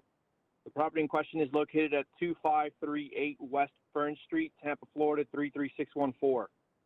The property is under the ownership of Alazzo Sammy P. The property's owner occupied. Property was first inspected September 24th, 2019. Initial inspection revealed 7 violations. This case was referred for CB hearing December 6th, 2019. I performed a pre-hearing inspection February 5th, 2020. However, due to COVID, the corresponding hearing was canceled and has been rescheduled several times. I performed another pre-hearing inspection on December 4th, 2020. Photographs were taken at that time for this hearing. The following violations remain non-compliant: electrical wiring, exterior walls, windows and exterior doors, ceilings, outside open storage. Thank you. Sir, Yes, sir. go ahead. Okay, the property, I pulled the permit 4 years ago. And after I received the water damage and the whole structure was damaged from the interior. So it took 6 years litigating with the insurance company. Finally, I settled for pennies on the dollar. 4 years ago, I complied with the code enforcement. Whatever they asked me to do, I did. They said you cannot have any materials outside that are not enclosed. They told me how to enclose them. I did it according to the picture that you just saw. In the beginning of the year, I had some arrangement with some people to install those tiles for me. And they told me they were gonna come and install them. I removed the top of it and they did not show up. So I had to put it back up. It started with somebody throwing a fish on the side of the road on the county's land. And for 10 days, I was smelling something around the house. I didn't know what it was. Somebody that walked their dogs next to the house, instead of picking up the fish and throw it in the garbage, they call the code enforcement on me and they show up complaining about the smell. I had no idea about the fish thrown there. Okay, the smell and all that's not on here. But that's how it started. Okay, but what we're dealing with now is the electrical wiring, exterior walls, windows and doors, ceilings, and outside open storage. 80% of those were taken care of. Okay. I called John Carrion's supervisor. He came over for most of the violations that he cited me for were removed, were taken care of. The only one that is still pending is the wires behind the house. Okay, how long is that going to take you to get those wires? It's going to cost me $2,085. Okay, my question was, how long is it going to take you? For the wires, at least I need some 60 days because I have to put them in like they asking me to do. I have to have a professional electrician to do it for me. I cannot do it myself. For the other stuff, I need 90 days to take care of everything. Okay. Officer, are there safety issues here? Thank you, Chairman, for the question. I would answer that question by saying that the electrical wiring may be the only life safety violation here. May I respond to that, please? You can. Okay, he came to my house some 2 weeks ago and he told me, how high is it? Are they elevated from the floor? It is 7. Sorry? No, he didn't restate it when he came back up, and that's my fault. If you could just say your name again for the record. Sami Alonso. Thank you. Okay, finish. Mr. Carrion came to the house 2 weeks ago and he asked me, how high are they elevated from the floor? I said 7 feet. He said the code requires that they would be elevated 9 feet. The electrician is a professional. He tucked it under the soffit. It is safe. There's no danger for anybody, not even for us. The main thing that they're asking me to do is put them in electrical tubes. And that's going to cost me $2,085. I'm out of business since March the 6th, when the government ordered me to stay at home. My customers are international. I'm not making any money right now. I'm collecting unemployment. They're giving me half of what I'm supposed to do because I'm halfway disabled. So I'm asking for more time so I'll be able to collect the money and save the money, actually, to be able to get it done. Here's an estimate from a professional electrician if you want to see it. Okay.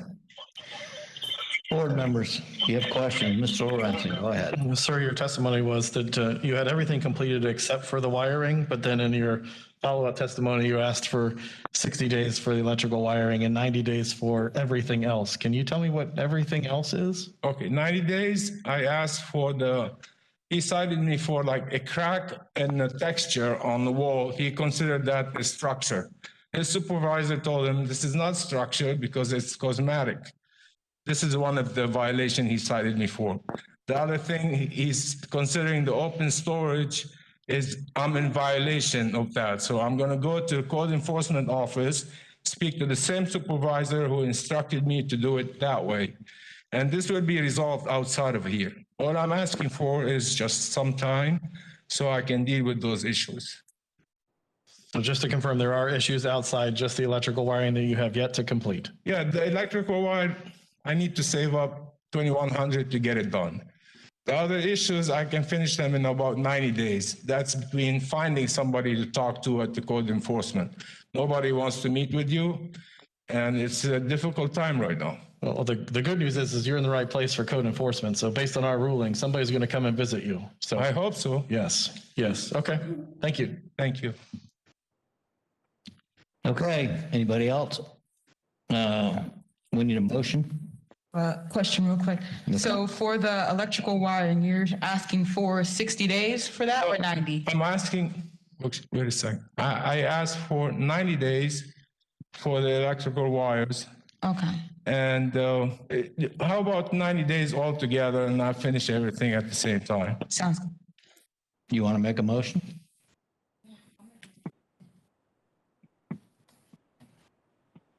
I'm moving case number CE 19015039 that based on the evidence presented, I find that the property is in violation of Hillsborough County codes or ordinances as listed in the staff's presentation. Further, based on the gravity of the violation, the actions taken by the violator and the violator's history, that I grant 90 days to come into compliance, and if compliance is not achieved by that date, a fine of $200 per day be assessed. Second, Thank you.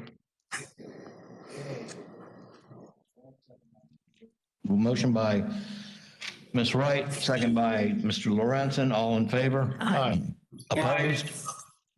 Okay, you have your 90 days, sir. Thank you. Have a good day. Next case, please.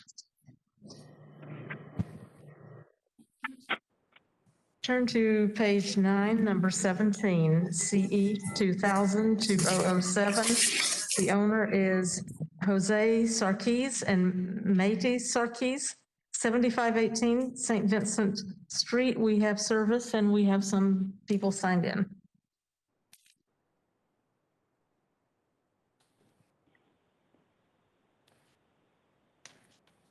Raise your right hand, please.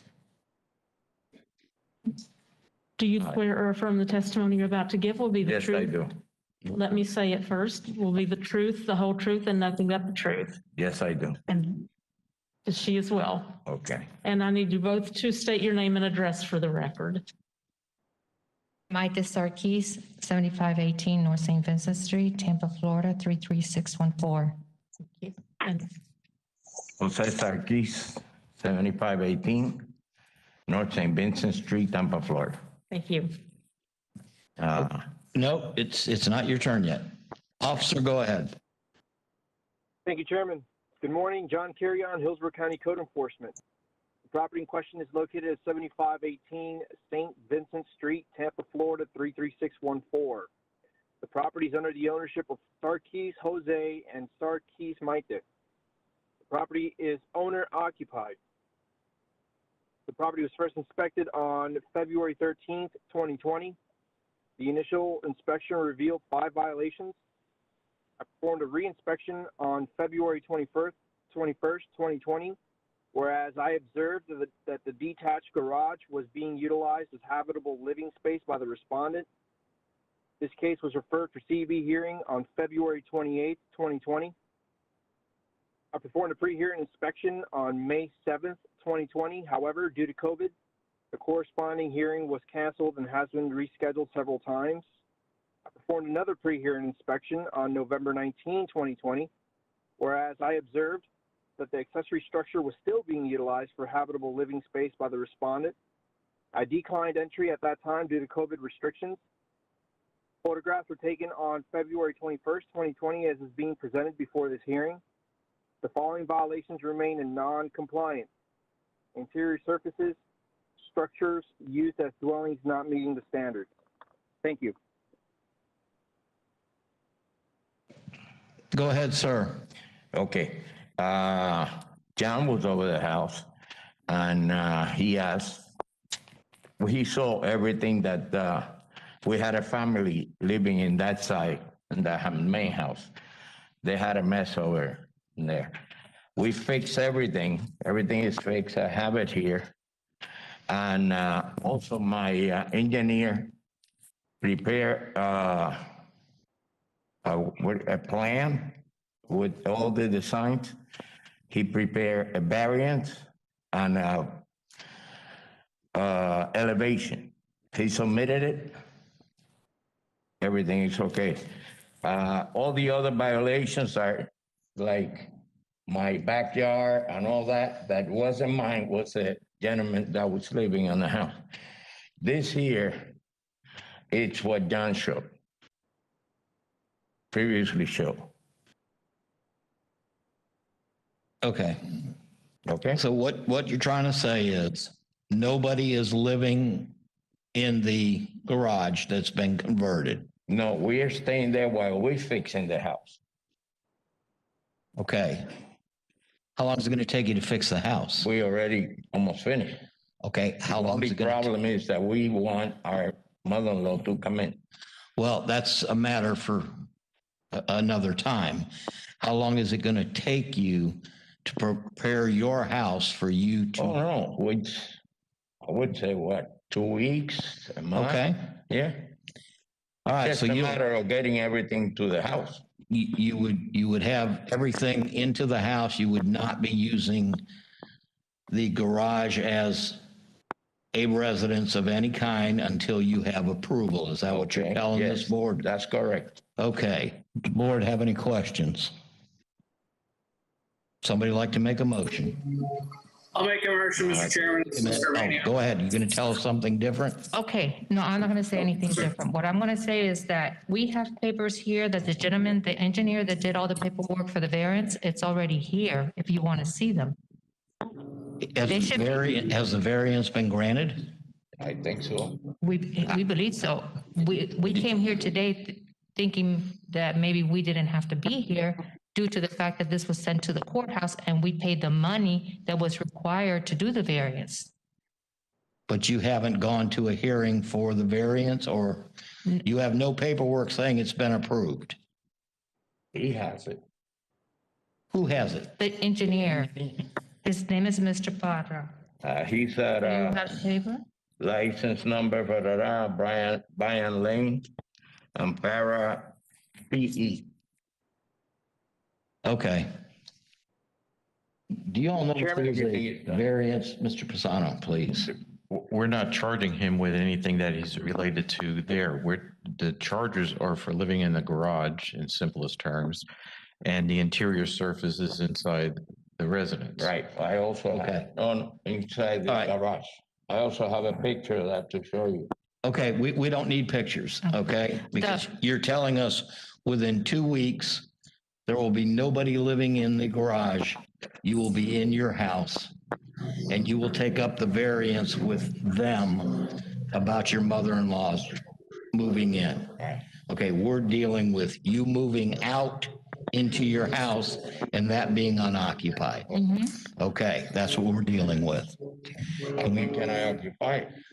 Do what? Sir, Can we have? please speak. They can't hear you. I'm sorry. That's Sorry.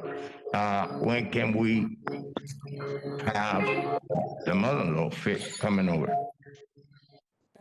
That's not before this board, okay? That would be for the variance. Should I call John when he's ready? Call whoever. I mean, that'll be fine. John will take care of it. Okay. There you go. Great. Okay. Thank you. All right. Somebody make a motion, please. Go ahead, Ms. This is Clayton. Mark Urbaniak. 20002007, that based on the evidence presented, I find that the property is in violation of Hillsborough County codes or ordinances as listed in staff's presentation. Further, based on the gravity of the violation and the actions taken by the violator and the violator's history, I grant 30 days to come into compliance. If compliance is not achieved by that date, a fine of $250 a day be assessed. Second, Lorenzen. Okay. We have a first motion by Ms. Clayton, a second by Ms. Lorenzen. All in favor? Aye. Opposed? Okay, you have 30 days to be out of the garage that you converted and into your house. And what we've seen on there, the mold and all should all be cleaned up. Everything's cleaned up. Okay.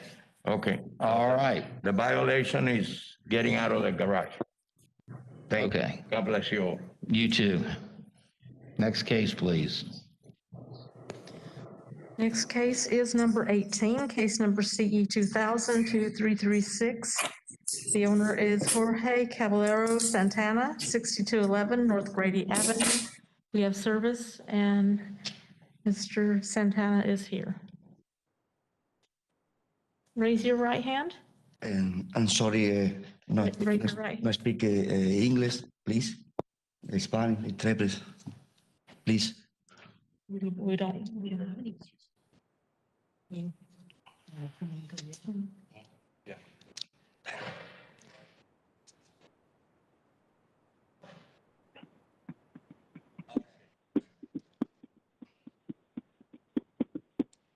Sorry. Somebody's going to come to interpret. Okay. Just wait a minute.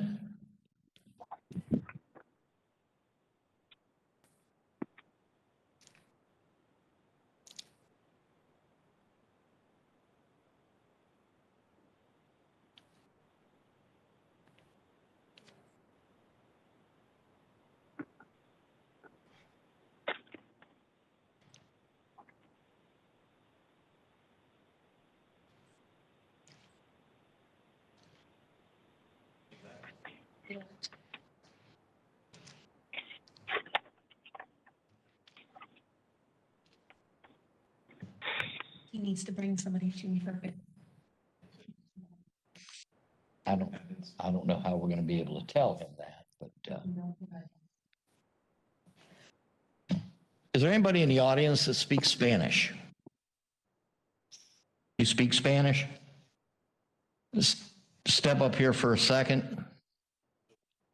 We're going to continue, but I want him to understand. Bring somebody.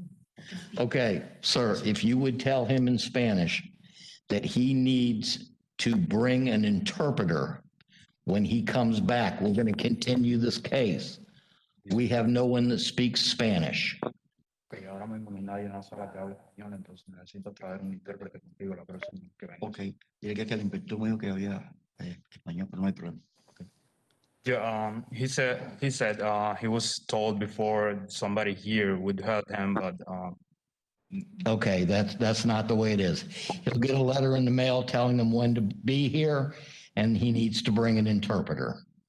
Okay? I need the gentleman who just interpreted to please state Okay. his name for he's the gonna get record. noticed by mail, right? Yes, he will. Thank you. Okay, thank you for your help.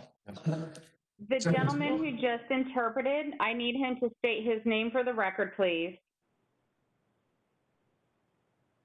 My name is Abdiel Gutierrez. Okay. Okay, thank you. All right, somebody want to make a quick motion on a continuance? Go ahead, Mr. Lawrence. I move in case CE 200023336 to continue until the January hearing date to be determined. Do we have a second? Right, seconds. Okay, we have a motion and a second. This case will be continued to the January hearing. Aye. Aye. Next case, please. Turn to page 10, number 20, case number CE 2000-6279. The owner is Oscar Garcia, 3915 Del Val Avenue. We have service. We have some people. Raise your hand. Do you swear or affirm the testimony you're about to My give? name is Oscar Garcia. My address, Hold on. Do you swear or affirm the testimony you're about to give will be the truth, the whole truth, and nothing but the truth? yes, I do. Yes, I do. And name and address. My name is Oscar Garcia. My address 3915 Deal Valley Avenue, Tampa, Florida 33614. And if you would give your name and address as well. My name is Abdiel Gutierrez, and my address is on 1734 West Perdiz Street, 33612. 12, sorry. Thank you. Are you going to be interpreting for him, or are you, that's all you're here for? Yes. Okay.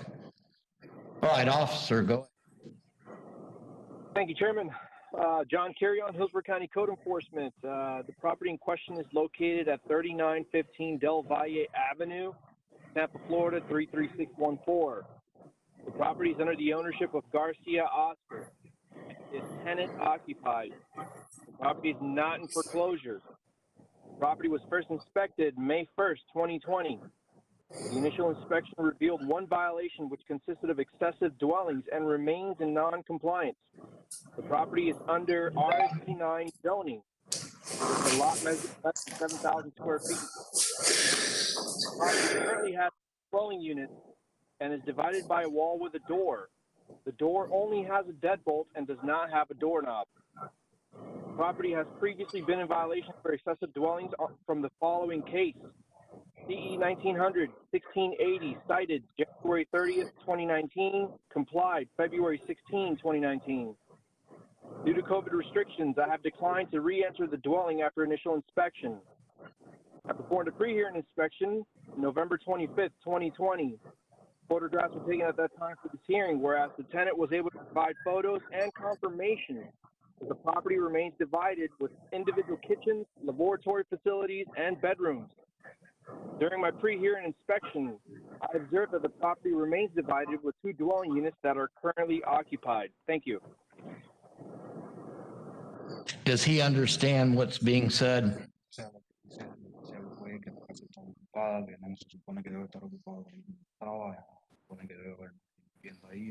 The interpreter needs to speak into the microphone, please. Dile que esa, Sorry. dile que esa persona estaba en eviction desde abril, pero el gobernador lo tenía el caso en hold. So, Okay, he says, those people, he tried to get them out of the house by eviction, and the governor was having those eviction cases by hold because of the COVID-19 pandemic, and he tried to get them out of the house. By the time he received that notice, he wrote a letter Okay, that's the letter.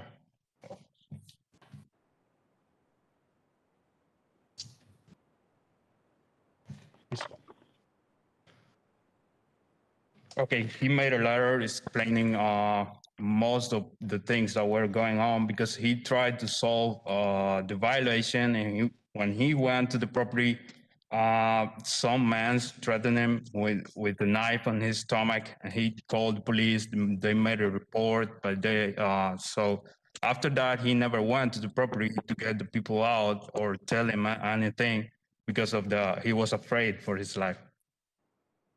So here's the letter he sent to the city. Okay.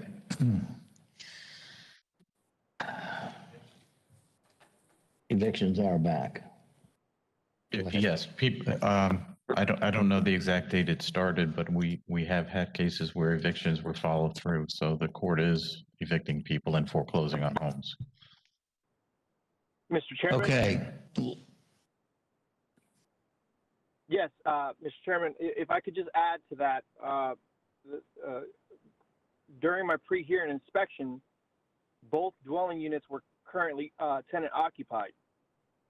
So the eviction did occur. New tenants are in on that second dwelling unit. Ask him, does he have new tenants in after he complied the first time? Que si tú todavía tienes inquilinos ahí después que te llegó la nota de la queja. La nota de la queja me la dio la muchacha del frente, es decir, me dio el papel que él dejó. So, que lo puso en el frente de la puerta.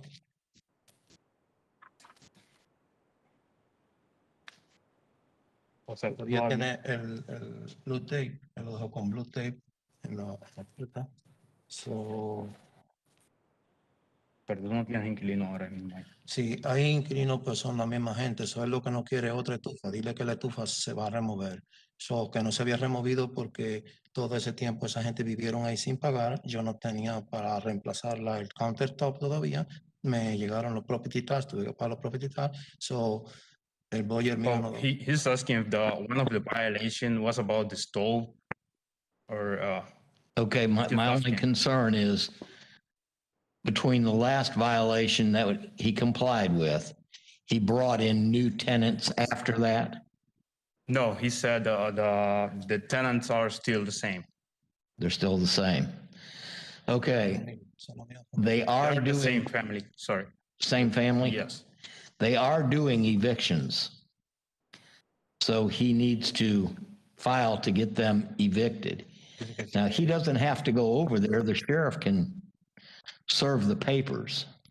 Que ya ellos están haciendo eviction, o sea, te debe llenar para hacer el No, eviction. dile que ya eso que yo le estoy diciendo del tiempo que el inspector fue, que él mandó el papel, en ese tiempo no se pudo hacer, pero que ya la eviction se efectuó. La gente que hay viviendo ahí son la misma familia ahora.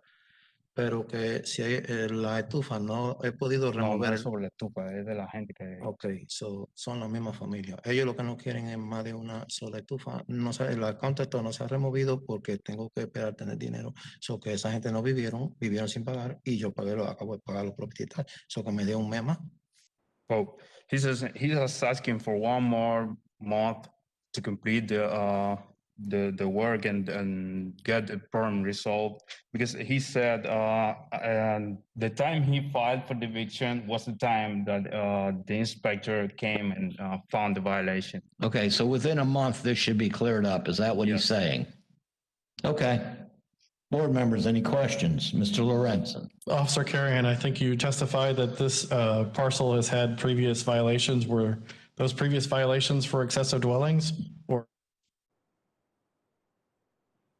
Thank you, board member. Yes, so this property has previously been in violations for excessive dwellings, cited on January 30th, 2019, and it was complied February 16, 2019. Also, if I just could clarify, what the respondent is referring to as far as the tenants that were previously there, They've since been evicted. They no longer live in the dwelling unit that's in question. The problem with this property is that it's RC9 zoning and it's been divided into half, essentially having two dwelling units. Both dwelling units have tenants. The dwelling unit in question has new tenants. And that I confirmed on my pre-hearing inspection when I made contact with those tenants, whom, by the way, provided the photographs that are being presented before this board.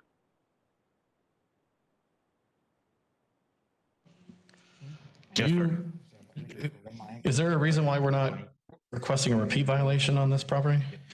I think because it never came before the board, it was cited and resolved before it was referred.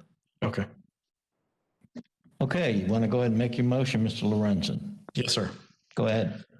I move in case CE 200006279, the based on the evidence presented, I find the property is in violation of Hillsborough County Codes or ordinances listed in staff's presentation. Further, based on the gravity of the violation, the actions taken by the violator and the violator's history, I grant 30 days to come into compliance. If compliance is not achieved by that date, a fine of $150 per day be assessed. I'm going to second that for the purpose of discussion. Sure. I have a question for him. Does he understand that he can't have two different tenants living in this one dwelling? Lo que él dice es que tú no puedes tener como dos familias o dos inquilinos diferentes viviendo en esa misma propiedad. Dile que todo lo que hay ahora son familias. Es hermana de la del frente, la que está viviendo, que todos son familias. Lo que es una propiedad grande, están viviendo varias gente, pero es una misma familia. Okay, he says those people, they're family between each other, I mean, and they live together. So the thing is, the property is kind of big, and they make some space for each other, but they're like roommates, I mean.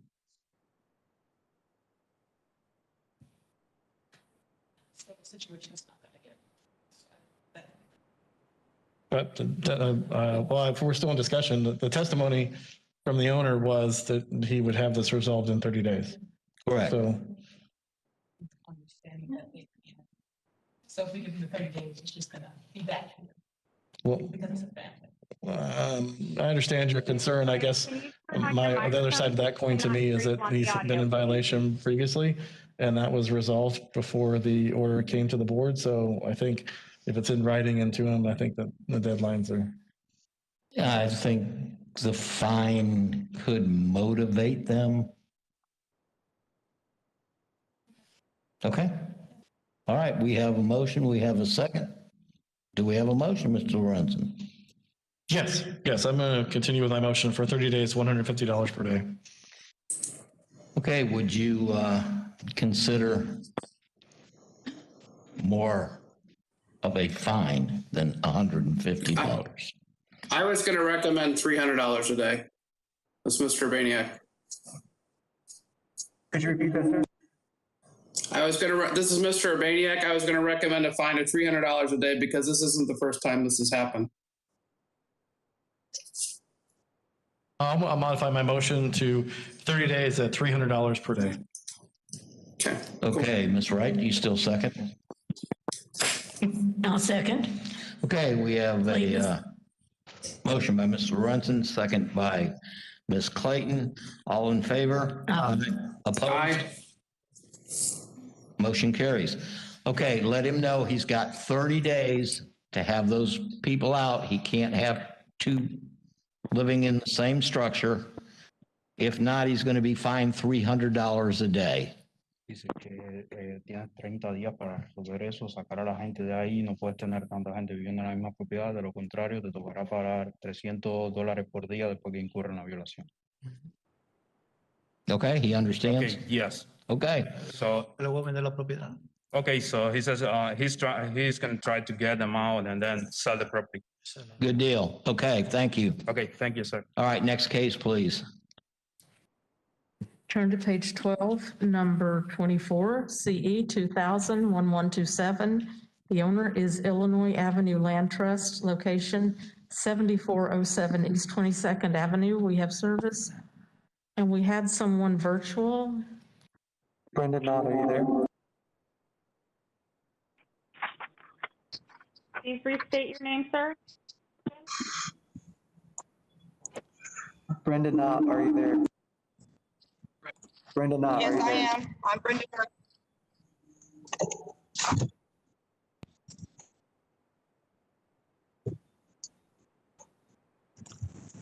Hello. Brenda, we hear your voice. Can you hit the camera off and turn it back on again? We're trying to get your video. Okay.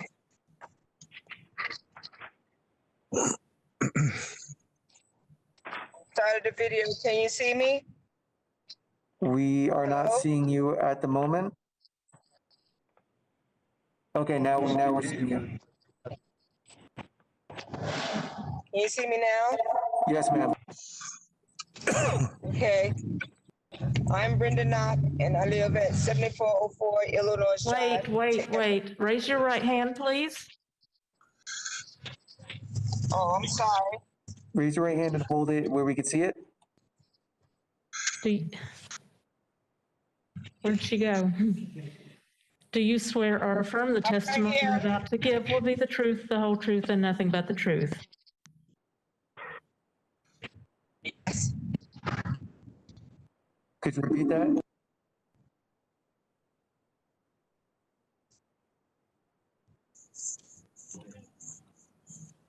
Brenda, could you repeat your answer?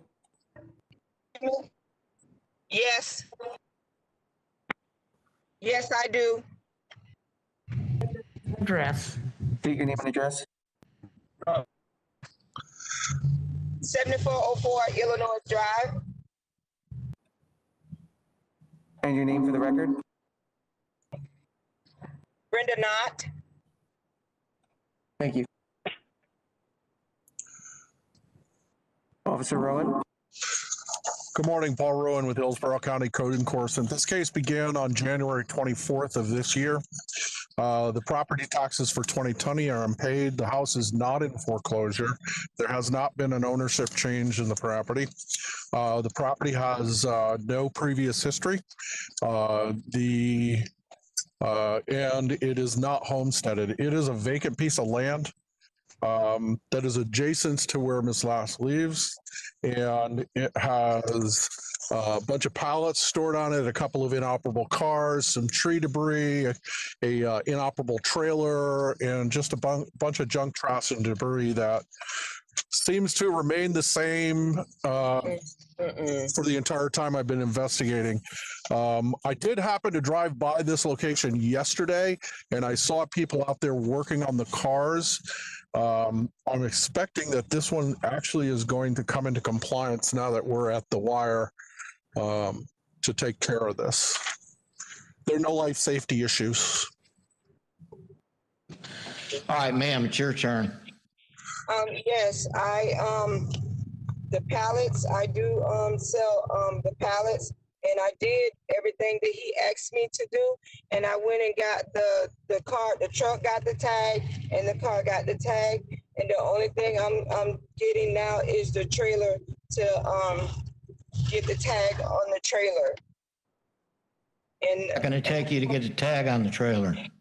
well, I gotta go and get it weighed, and I have the paperwork right here showing where I went down to find out about the trailer. What threw me behind is because I had emergency surgery in August. And also, I had surgery before that when he asked me Ma'am, to all do I need to things. know is how long is it going to take you to get the other vehicle tagged? Well, I have the truck in the car. Only thing I gotta get is the trailer, and I'll work on that tomorrow. I had surgery on the 16th, on the 15th, on my neck, so I will be working on that tomorrow. Thank you. Members of the board, do you have any questions? Do we have anybody else that needs to speak? Okay. Board members, I need a motion, please. I'll make a motion, Mr. Dan. I move in case CE 200011127, the based on the evidence presented, I find the property is in violation of Hillsborough County codes or ordinances listed in staff's presentation. Further, based on the gravity of the violation, the actions taken by the violator and the violator's history, I grant 30 days to come into compliance. If compliance is not achieved by that date, a fine of $100 per day be assessed. Second. Second by Ms. Clayton. All in favor? Aye. Opposed? Okay, ma'am, you have 30 days to come into compliance. Okay, Judge, may I say something else? That's right. Go ahead, ma'am. Oh, yes, the debris that he saw in the yard is the trees that I cut the limbs down. No problem with that. Came. So I spoke to him yesterday and he told me that was the only thing that I had a problem with was the trailer, and I removed everything that he asked me to. No problem. You have 30 days to finish up, get the tag on the trailer.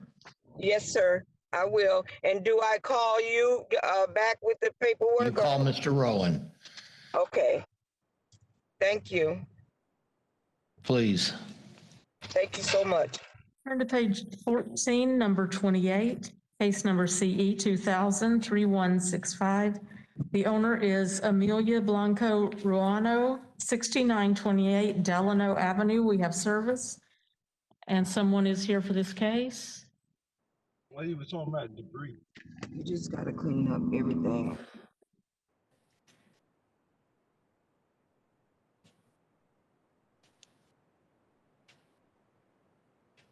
You probably need to pull the microphone down. I'm not speaking English.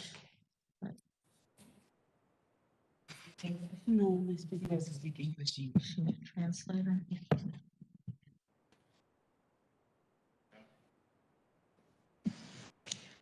We don't have anybody that speaks Spanish. Let's say come back. You will have to come back at another time. You'll be notified by mail. Bring an interpreter. Okay. Okay, they'll send you a letter. Bring somebody with you. Letter coming my house. Letter will come to your house. Do we just want to pull this one and then resubmit it? Okay. We don't need to motion now. We're just going to pull it. Thank you. Next case, please. Turn to page 15, number 30, case number CE 2000-6850. The owner is Jane E. Halil. Location 2517 Pemberton Creek Drive. We have service. And we have someone here for this case.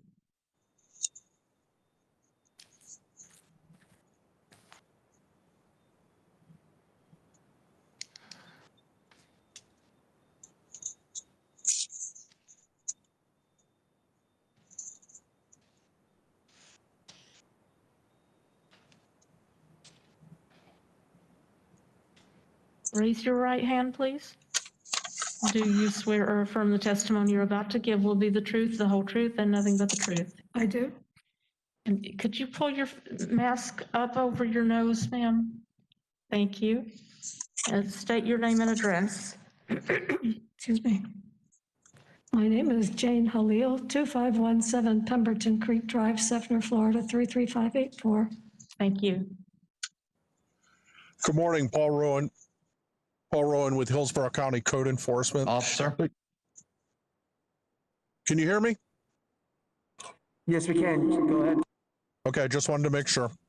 Paul Rowan with Hillsborough County Code Enforcement. This case began on May 11th of 2020 at 2517 Pemberton Creek. It was part of a sweep through the neighborhood. We were looking for something we started citing for watering violations, and I came across several code violations that I was doing. Miss Halil's property was pretty overgrown originally. You can see the visit photo from the original visit back on May 11th, and now you can see what it's like just 2 weeks ago. I've had several conversations with her. My director got involved in this case, and we also got her involved with another department, the Florida Friendly Landscaping Department extension agent was trying to give her options. So because her constant argument with me was that she was, it wasn't overgrowth, that it was natural Florida fauna. She has a previous case from, I believe it's 2018, where she tried to explain that same thing, and right before we sent her to the board, she decided to cut the grass instead. I do have complaints from the neighbors because when I was in the neighborhood, I had people approach me. Her taxes are paid. The home is not in foreclosure. She's homesteaded. She's never been to the board before, but she's had 3 previous cases over the years for overgrowth, with one in the last 5 years. I have not been able to get complete cooperation from Ms. Khalil.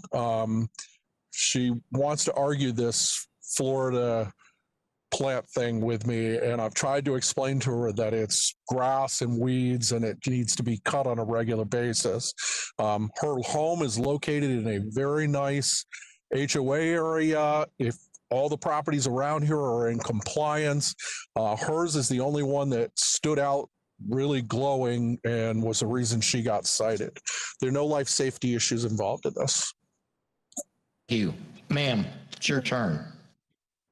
Put your mask up over your nose, please. Excuse me.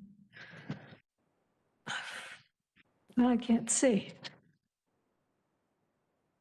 My property is located north of Interstate 4 in the McIntosh area. It's an acre. I've lived there for 35 years, and I know every inch of that property. Over the years, it has morphed into growing some native grasses and plants and flowers because it has challenges which prevent growing and maintaining a standard manicured lawn. Those challenges are no sprinkler system. It endures intense heat, gets frosts and freezes, drought, and several years ago was an extended drought which lasted for months. And in the rainy season, once the ground is saturated on both sides of the front yard and part of the back, there are several inches to a foot of water can sit for months. Let's see. Let's see. What I don't understand, I mean, this is native plants, grasses, and wildflowers, and there's no trash, no junk. Okay, ma'am, the officer testified. Yet the officer says it affects my neighbors. Okay. I don't see how it affects my neighbors because when he said it. Ma'am. What? Listen, please. The officer testified that they put you in touch with Extension Services. I have that in an email, but I never heard from the Extension Service. I didn't understand the email when he said that because he says, we have also contacted you about the Florida Friendly Landscaping Program. Nobody has contacted me at all. In fact, he doesn't even talk to me at all either. He's declined to talk to me. Okay, sir, who are you? I'm the one. And wait, ma'am, I asked a question of him. Let me take over. This is upset. Troy Springer, and he's going to talk about it. Okay. Okay. You need to be sworn in, sir. Susan. Do you swear or affirm the testimony you're about to give will be the truth, the whole truth, and nothing but the truth? I do. And state your name and address. Troy Springer, 13841 Highway 92, Dover, Florida, 33527. Thank you. Okay, first of all, I'm a former member, actually a president of the Suncoast Native Plant Society. I have devoted my entire career to native plants and to environmental restoration and protection. Was a conference chair when the conference was in Plant City. This is my life. Jane Halil has been a member and served with me when I was president. She knows a thing or two about native plants. We've even had a complete catalog of all the native plants that she has put in her yard. That little area there in the last picture, that's probably 1,200 square feet between that area and the back area. It doesn't matter if it's tall because people use native plants all the time that are tall, like muley grass, cordgrass. Those are tall grasses. Enderpogan is a plant that you can buy through the FAN, Florida Association of Native Nurseries. And all these plants here you can buy. We planted all those plants. And there is a process to managing that. And that's what I do for a living. There is an entire industry devoted to creating meadows. And what's very disturbing about this case is I was there the day that he inspected the property. The thing is, my crew went out there and we did all the mowing. We managed the wildflowers, and I've got pictures. Hold on, see if I can. Unfortunately, can't really see, but we spent a lot of time. After talking to the microphone. We spent a lot of time cleaning everything up, edging everything. All those plants that you see there, we put those plants there. We've been managing those plants for years. And it doesn't really matter if these people don't understand what native plants are, that's not our problem. We have a right to garden with native plants. And there's an entire industry devoted towards that. And he says that all the plants were like the grass and weeds were over 10 inches tall. And that is not true. In May, when he cited us in the first place, and you can probably, if you want to look at this. If you give us a laptop, we have to keep it. Well, I can give you the stick. Do you want to see them or not? If you want to show them to us.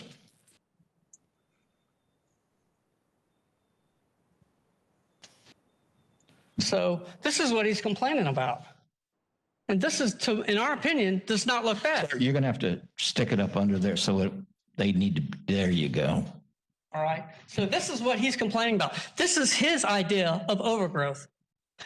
Native plant enthusiasts find this beautiful. This is important for us. This is our life. And we spent a lot of money to manage this yard. I've got records here of the money that she has spent in 12 months. She has spent over $5,398. That's an average of $450 a month that she's put into this yard to create these meadows. Okay. That's 117 man hours. Now, there was also a period when he first came out back in May. Well, her husband had just passed away, and she was unable to see him because he was in a nursing home and she died, or he died, I'm sorry. So in May, he cited her. In my opinion, that grass, the weeds themselves, were not 10 inches tall. And the only areas that the grass was high that we normally maintain is because it was wet. It was unmowable. So in our opinion, this is a frivolous case. We have worked very, very hard to make this look like a natural yard. And she spent a lot of money. And this year, this is the best this yard has ever looked. And that picture, the last picture that you show, he didn't get a picture in October when everything was in full bloom. You can't mow that until all those seeds are ripe. And in just a few weeks, all that stuff gets mowed down. That's how it works. And anyone who is familiar with native plants, they know that's how you do it. You just can't mow it until those plants do their thing. Mr. Bordonaro, Officer Rowan. That picture that I showed you recently. So the day, and again, that area that we're talking is just no more than 1,200 square feet. And this is an acre lot. Excuse me. Okay. Sir, can I interject in your Yeah. presentation? I'm sorry. Did you bring copies of the invoices and the Yep, I do, native sir. plants? Yep. You're able to submit that to the board? Is Yes, that yes. Can you do that to the young lady over on the left for me so she can pass those along? Thank you.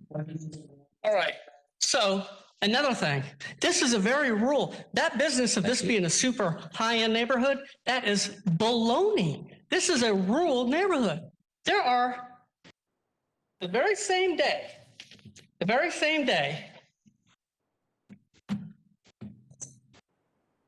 these weeds here, what you call weeds, was the same day that he came in and give her a problem on June 2nd. There are yards all over the place that look like this.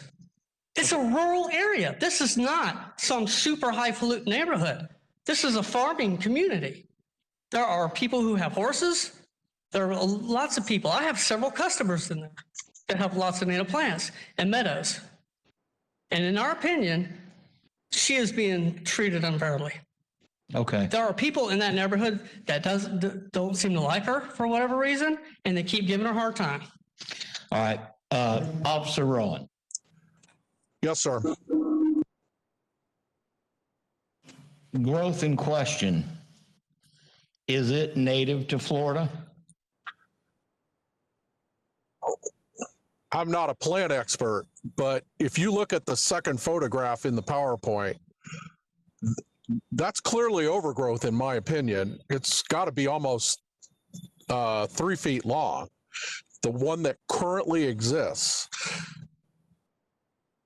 that's more than 3 feet long. That's probably more like 4 feet long. I mean, that's overgrowth. That's not these little flowers that he's talking about. And when I was talking about overgrowth, I wasn't talking about flowers. I'm talking about the grass. We don't regulate flowers. We don't regulate trees or anything like that. And as far as impact on the community, the appearance of the house affects the property values in the neighborhood. On top of that, overgrowth attracts rats, snakes, mice, and other pests that also affect her neighbors.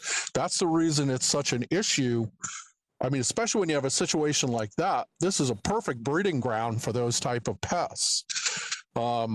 The area that's out by the mailbox is the county right-of-way, and honestly, she has no authority to develop it. It's county property. Mowing it, and we're not actually modifying it. All we're doing is managing the wildflowers in that area. And there's several properties that do the exact same thing. They do the exact same thing. In their right-of-way, they let all that Chrysopsis, which isn't endemic, by the way. But we're only dealing with her property. Okay, I know, I understand that. Okay. But he is claiming that it's the scope of the neighborhood. There's rural properties all over the place. Sir, Okay. it's a rural So property. we're not dealing with that either. Okay, so one last thing about, he is not an environmental scientist. He is not a native plant expert. Okay. Are you? I do for a living. You're a certified expert at native plants? Am I a certified? Correct. I'm an expert because I've devoted my entire career. Okay. And all the school that I went to. Okay. One last thing. Okay. That grass that you see is no different than cordgrass or muley grass, which is used all over the state of Florida. It's a grass. Muley grass gets that high. Cordgrass gets that high. Okay. It's the same thing. The only difference is he doesn't know what it is. Okay. We put those plants there. You can call it whatever kind of grass you want. Grass is grass. And the ordinance says the grass must be how tall? No higher than 10 inches. inches. And you cannot mix, and I've seen this before and I've had it, and I've had cases, and I am not saying I'm an expert, but I would allow the people to explain to me, as in this situation, what their growth is if they try to do Florida natural landscape environments in their communities. People do complain about that, and yes, but you can't mix what he's claiming is the flowers with the grass and then claim that it's you're growing flowers. Either you're growing flowers or you're growing weeds. It's not. Wait a minute. Hold on now. Well, Given testing. He didn't interrupt you. I'm not there. I'm looking at the photos. We have to go by the testimony of the officer. I see flowers here. I also see grass. You can't not mix the two unless you pull the weeds from the grass. Otherwise, you have to cut it. Okay. And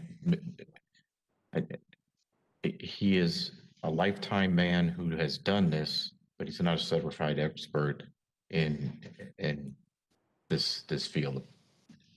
Okay. Okay, so the thing is about that area, it is taken after all the wildflowers have gone. Okay, Mr. Rowan never got a picture. Unfortunately, I didn't either of all the wildflowers, but I can show you an example. That right there is what he claims is a grass. That's a wildflower. There's thousands of them in there. In October, That's what it looks like. That's my meadow. And that's what her yard looked like in October. But the thing is, you can't mow that until that seed is ripe. Sir, Okay? excuse me. It's a bed. It's not in the turf. It's a landscape bed. It's 1,000 square foot of bed. Okay. I think you've made your point, Mr. Lorenzen. Sir, the picture that you're showing in your computer, did you just testify that that's your yard and not hers? No, that is my yard. What I'm saying Okay, is that's what I'm it sorry. looked like in October. Sir, it doesn't apply to this case. It does, because that's what it looked like in October. Sir, do you have pictures of how it looked in October? I wasn't there in October. Then it doesn't apply to this case. I know, I have. Sir, No, wait a okay, minute. I let showed me- you all right, let me- pictures when they were let me- young. I Sir. showed you pictures when they were young in the previous Sir. picture.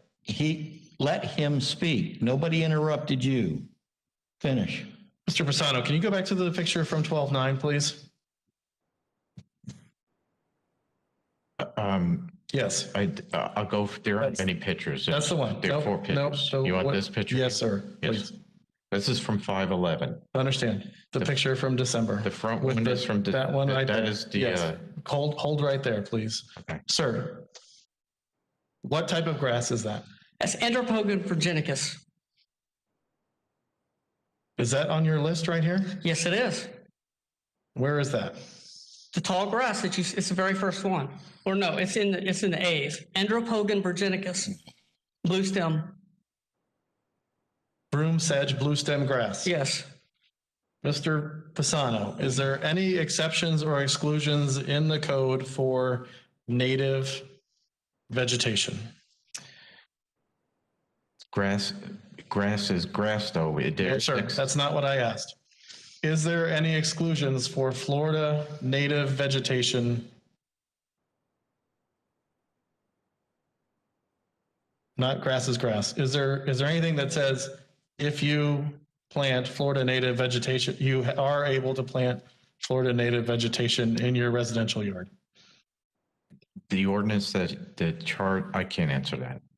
You cannot answer that. I have to be honest, I can't Okay. answer that. There is, as I testified a little earlier, that you can have Florida native plants. It refers to Florida native plants. This is a grass that grows in fields that is cultivated as hay. This is grass. He's identifying it as grass. It is grass. It is grass on a lawn. Grass is grass. You can have multiple different types of grass. But this is in a residential neighborhood, and the ordinance reads within 200 feet of the roadway or adjacent properties needs to be mowed. I guarantee if that was muley grass, which is a native grass, which grows in fields, it wouldn't be a problem. But that is a different type of landscape grass. We've heard your testimony. Ms. Wright. Sir, my question to you is that right there, you say that it grows and then you cut it and then it turns into, the seeds go into that pretty grass that you showed? There are very desirable wildflowers in there. So that turns into wildflowers when you That's mow. how you have to mow it or burn it. In this case, we mow it once a year. And it is about to be done. It's almost ripe. So typically we get that done by the end of the year. It gets mowed and the entire process starts over. So that's how it, that's how it works. How you maintain it. You can't mow it. If you mow it, you stop it. It's Dover. All the wildflowers die. How long does it look like that for? It looks like that for about 2 months. Okay. From November or the end of October till the end of December. Thank you. And that's when we go in and we mow it, and then it starts over. And our intention is to thin out the andropogons and put more liatris in there. If we mow it too soon, none of that seed will be viable. So there is a process, and that's what we're doing. And that process is very important. And Mr. Rowan is not an environmental scientist. Okay, sir, you're just repeating what you were saying. He is not an environmental scientist, neither are you. What's before this board is, it's grass. grass must be maintained. That's where we're at. I don't care what you call the grass. You said in your own testimony it was grass. It's, So, sir. it's an ornamental grass, sir. Okay, It's an ornamental grass. okay, your time's up. Mr. Bornero, I'm prepared to make a motion. Go ahead, Mr. Lorenzen. To be honest with you, I think that the county has failed to show the burden here. I move to dismiss case CE 2006850. I second that. Okay, we have a motion by Mr. Lorenzen, second by Ms. Wright. All in favor? Aye. Aye. Opposed? I oppose. Okay, roll call, please. Bordenaro, Opposed? Bolin, Clayton, Could you repeat that? Clayton, Opposed. sorry, Clayton. Ms. Clayton, She's still opposed. I'm sorry, I didn't hear her opposed on my end. Mr. Fitzpatrick? Mr. Lorenzen? 4. Mr. Ubanica? 4. Ms. Wright?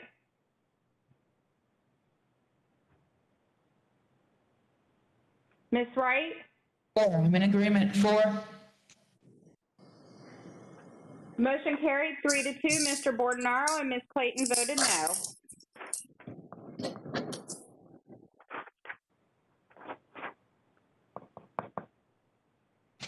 Thank you very much.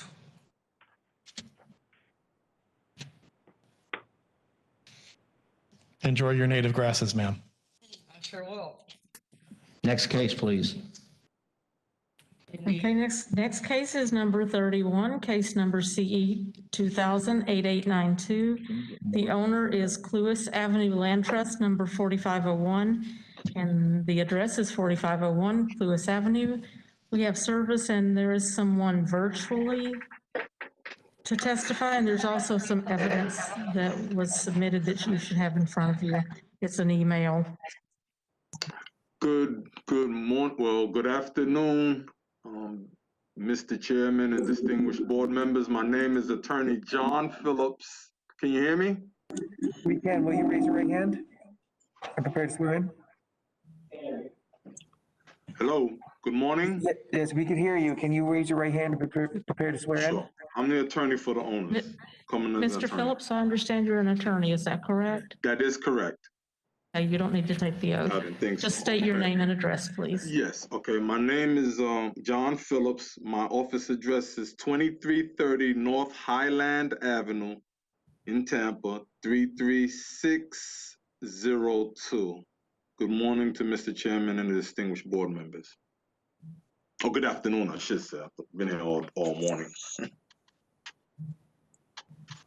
Representing the property owner in this case are the Warren Transport, the violator. Correction, we have, this is case 2000-8892.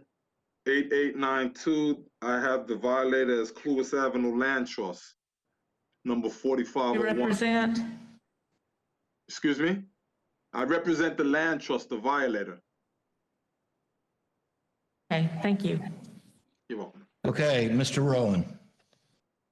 Paul Rowan with Hillsborough County Code Enforcement. The initial case was a routine citation that was followed up by citizens' complaints to the BOCC, and also through my director.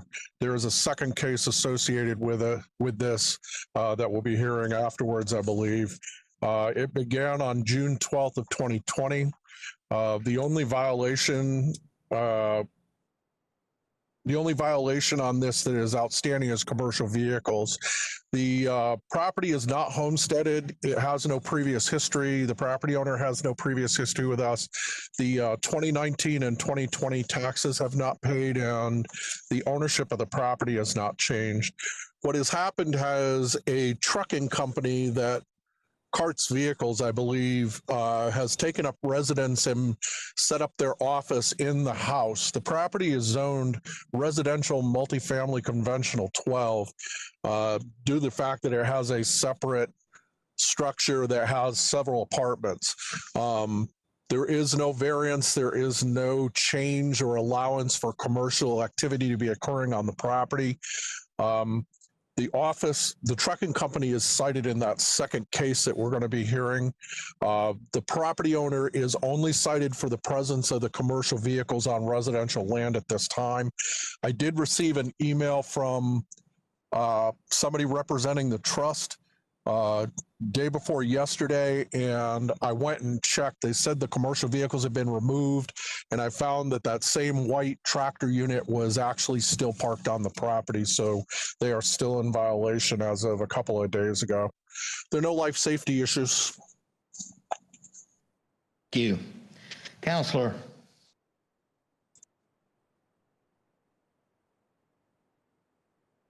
Mr. Phillips, you're muted. Go ahead, sir. Got to unmute.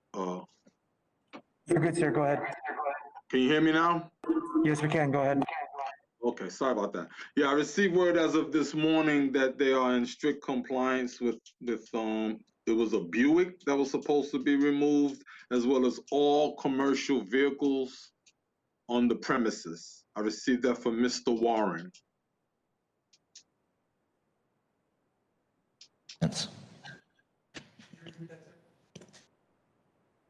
You're saying they're in compliance? That's as of the word I received this morning via text messages while I was waiting and hearing all of the other cases. He said they were in compliance.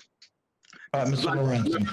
I'm moving case CE 2000889. The based on the evidence presented, I find the property is in violation of Hillsborough County codes or ordinances listed in staff's presentation.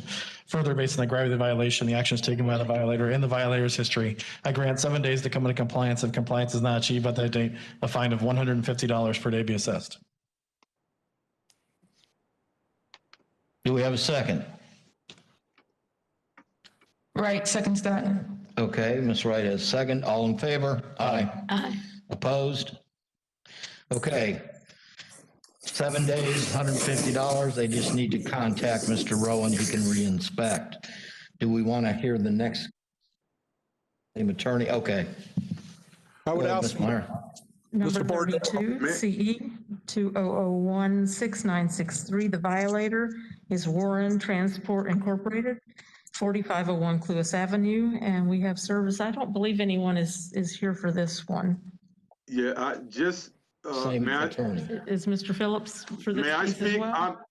I was not aware of that case. I was only aware of one case that I received via email. But I guess I could speak to it because I do know who Warren's Transport is. And there seems, I guess, to be some. State your name and overlap. address for this case for the record, please. For the record, Attorney John Phillips, address 2330 North Highland Avenue in Tampa, 33602 for Warren's Transport. Rowan. Paul Rowan with Hillsborough County Code Enforcement. As I said, this case is related to the last case for the commercial vehicles and the commercial activity on the property. I had a discussion after the BOCC became involved in complaints coming into their office about the trucking company in a residential property. The discussion with my director, we felt that citing the property owner for the improper use of zone wasn't their fault because they had no previous knowledge that these people were going to be moving in and doing that. We decided to cite the trucking company themselves for improperly using a residential zone. Even if they've moved the tractor trailers and stuff like that on the several visits that I've been there, employees were coming to the property. They had signs posted up front soliciting truck drivers. They've set up an office on the interior that the office manager confirmed. As you can see from the photos, it's just the basic answer to this is that this trucking company needs to be moved off the property or the property owner needs to pursue a commercial zoning. which would take several months. That's where we stand. If the attorney's going to speak for the violators, I'm okay with that. There's no real life safety issues, but I am getting complaints from people who live in that area. At this point, is it my turn?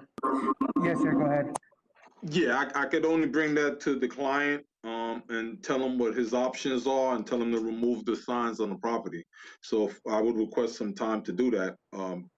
I don't know how the process works for the rezoning part of it to make it commercial or otherwise, but I could bring that to his attention and let him take it from there. You think you need to get with him and get him to stop having an office and signs and postings? Yes, I would present to him his options via the code enforcement presentation, where it says the trucks either need to move or it needs to apply for commercial zoning to be in compliant that way. But definitely, it doesn't take much to move signs off the property. So I'll just tell him his options and tell him to be in touch with codes and the county as to go about that process. Mr. Bordero? All right. If he wants to, they cannot operate the business on the property with the current zoning. Moving signs by themselves does not solve the problem. The property is zoned residential. If they want to live in the house, that's not an issue. We don't have any issue with that. But all the commercial activity, the truck drivers coming there, and reporting to the office manager reporting, these are all employees coming to the property. The trucks constantly coming and going from the property and being parked there. All that activity has to disappear. The rezoning process is something you have to do, I would say do after the fact, because it's going to take you months to go through that process. And then if you want to bring it back, that would be the solution to the problem. Duly noted. I'll present it to him. Members of the board, do you have any questions? I'll make a motion. Just for my opinion, I believe the attorney was caught off guard here. And thank you. I think it should be continued, give till probably the January date, to give the owners time to respond. That's just my opinion. Do we have a motion? Go ahead, Mr. Bobiniak. I was gonna make a motion. Yes. I would like to put a date and a fine on this now versus continuing it. So I'll move in case number CE 20016963. That based on the evidence presented, I find the properties in violation of Hillsborough County codes or ordinances listed in staff's presentation. Further, based on the gravity violation, the actions taken by the violator and the violator's history, that I grant 15 days to come into compliance. And compliance not achieved by that date, a fine of $250 a day be assessed. Second, Clayton. Ms. Clayton, second. All in favor? Aye. Opposed? Aye. Opposed. All right. Roll call, please. Bordenaro, I'm opposed. Bolin, Clayton, Aye. Fitzpatrick, Lorenzen, Opposed. Urbaniak, Aye. Favor.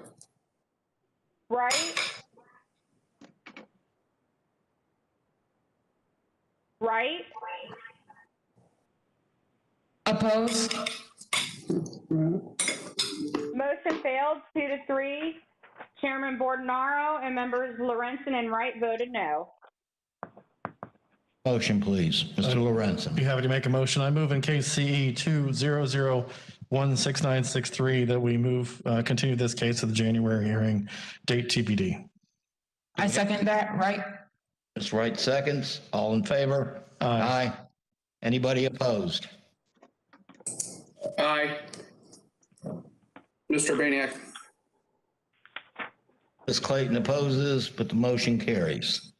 We need to do a roll call vote on that one, sir. Bordenaro, To continue, yes. Bolin? Clayton? Opposed. Fitzpatrick? Lorenzen? Yes. Urbaniak? Opposed. Wright? Wright? In favor. Motion carried 3-2. Clayton and Urbaniak voted no. We're going to continue this to January.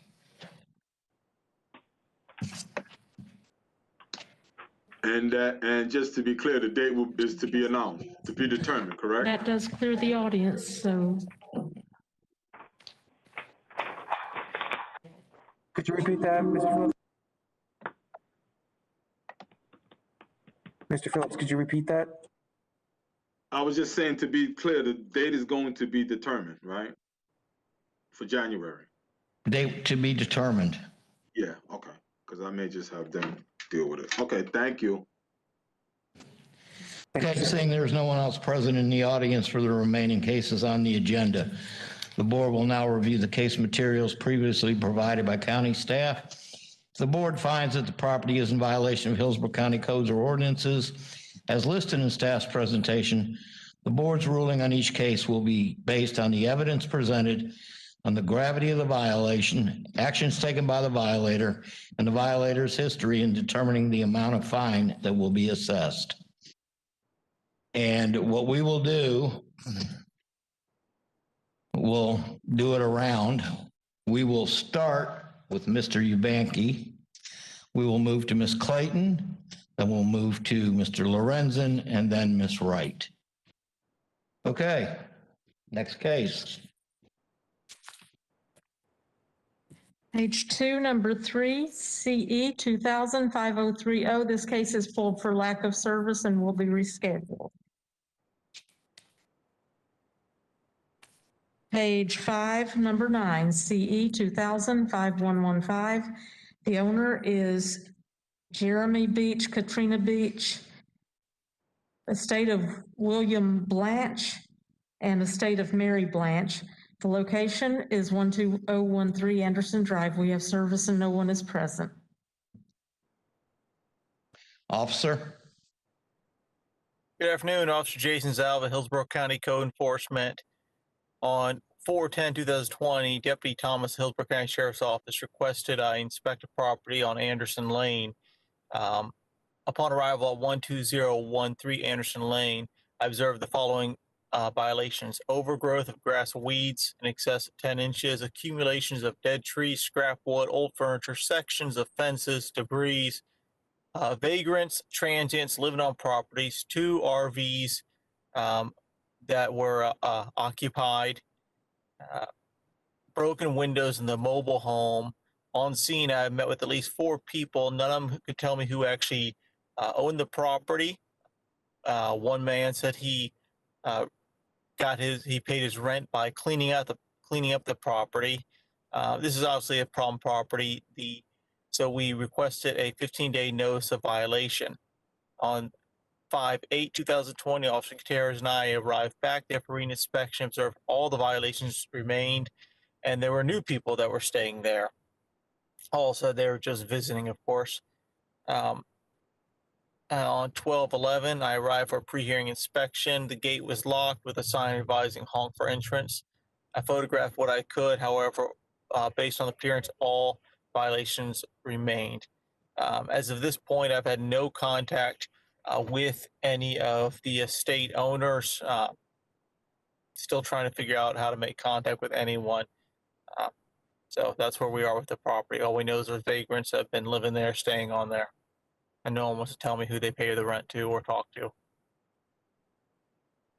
Mr. Ubanik, would you like to make a motion?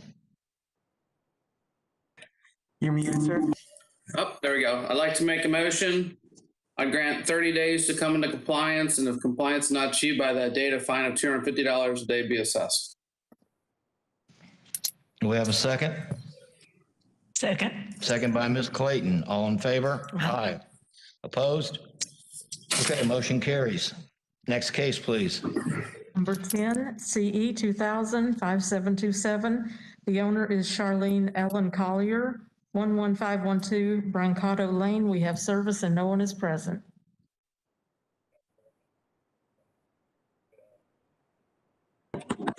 Officer, go ahead. Jason Zalva, Hillsborough County Code Enforcement. I arrived at Brancato Lane for a report of numerous violations.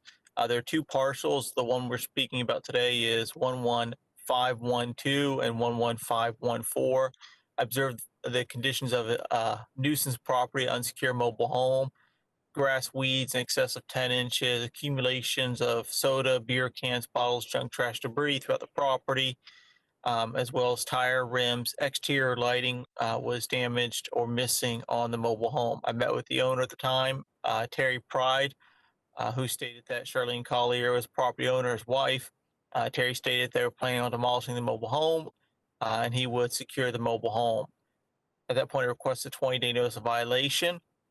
On 5/20, I returned for reinspection. I observed the accumulations that had been removed to a point, but there were still many accumulations. The grass had been cut. On 12/9, I arrived and did reinspection, observed the following violations of junk, trash, debris outside the mobile home. The exterior light was still not repaired. Mr. Terry has since passed. I spoke with Ms. Collier on the phone, and she's claiming that everything has been cleaned up. There are still some accumulations. Went with her the other day, and she says she's going to get the light fixtures. I told her that I cannot ask for an extension based on her part. She needs to testify for herself, but they are making progress.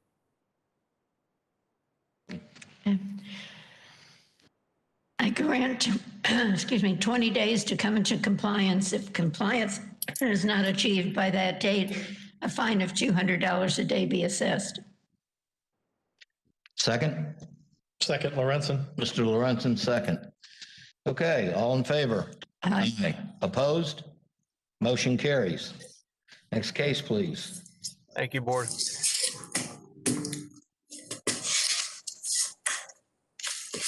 Page 6, number 11, CE 2000-6329. This case complied December 11, 2020.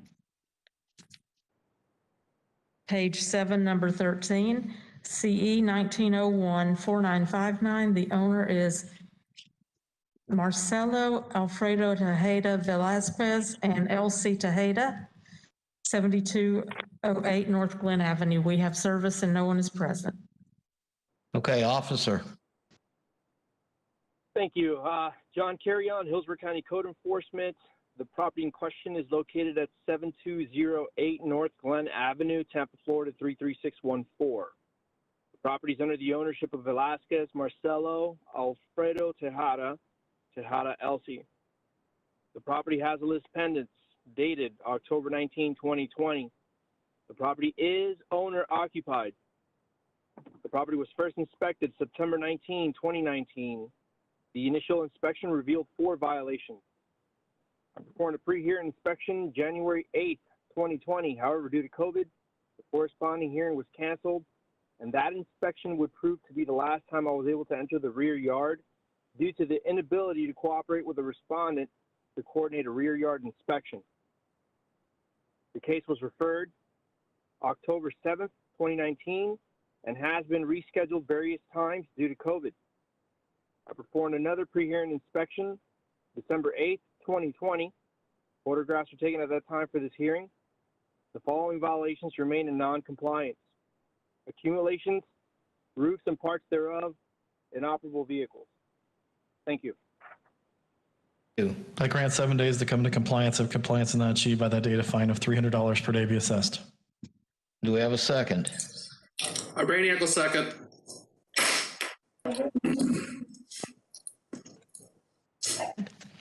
Okay, we have a motion by Mr. Lorenzen, second by Ms. Clayton. All in favor? Aye. Opposed? Motion carries. Next case, please. Page 8, number 15, CE 2000-1531. This case was pulled for staff. Number 16, CE 2000-1908. This case complied December 10, 2020. Page 9, number 19, CE 2000-5822. The owner is Felix M. Delgado and Caridad Delgado, 6807 North Sterling Avenue. We have service and no one is present. Okay, officer. Thank you, Chairman. I performed a follow-up inspection yesterday. I did note that the owner was in compliance. That case has been complied since. We're pulling it. Next case, please.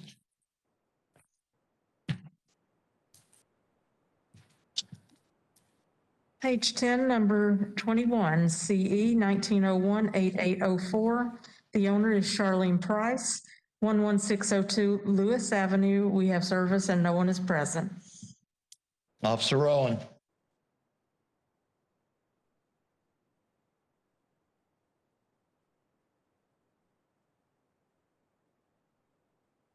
Officer Rowan, are you there?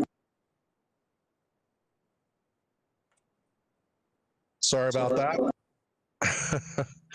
Paul Rowan with Hillsborough County Code Enforcement. This case at 11602 Lewis Avenue began on November 21st of 2019. Due to COVID, it's been delayed a few times. The taxes on the property have not been paid since 2018. The house is not in foreclosure. The property owner has 3 previous cases, but has not had a case in the last 5 years. There has not been a previous code board case on it. The ownership has not changed and it is homesteaded. The property is still in violation for accumulations, for outside open storage, and for overgrowth, as you can see from the photos. There are no life safety issues. Ms. Wright. I grant 15 days to come into compliance. If compliance is not achieved by that date, a fine of $250 per day be assessed. Second, Lorenzen. Okay, we have a motion. We have a second. All in favor? Aye. Aye. Opposed? Aye. Motion carries. Next case, please.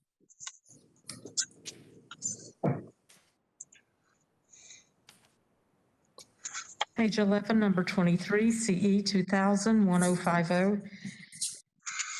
The owner is Tijan Sean, 5606 East 29th Avenue. We have service and no one is present. Mr. Rowan. Officer Rowan with Hillsborough County Code Enforcement. This case began on January 23rd of 2020. The single violation of accumulations. There has not been a change in the ownership. The taxes are paid. The property is not in foreclosure. It has 1 previous case with no code board cases, and the property is not.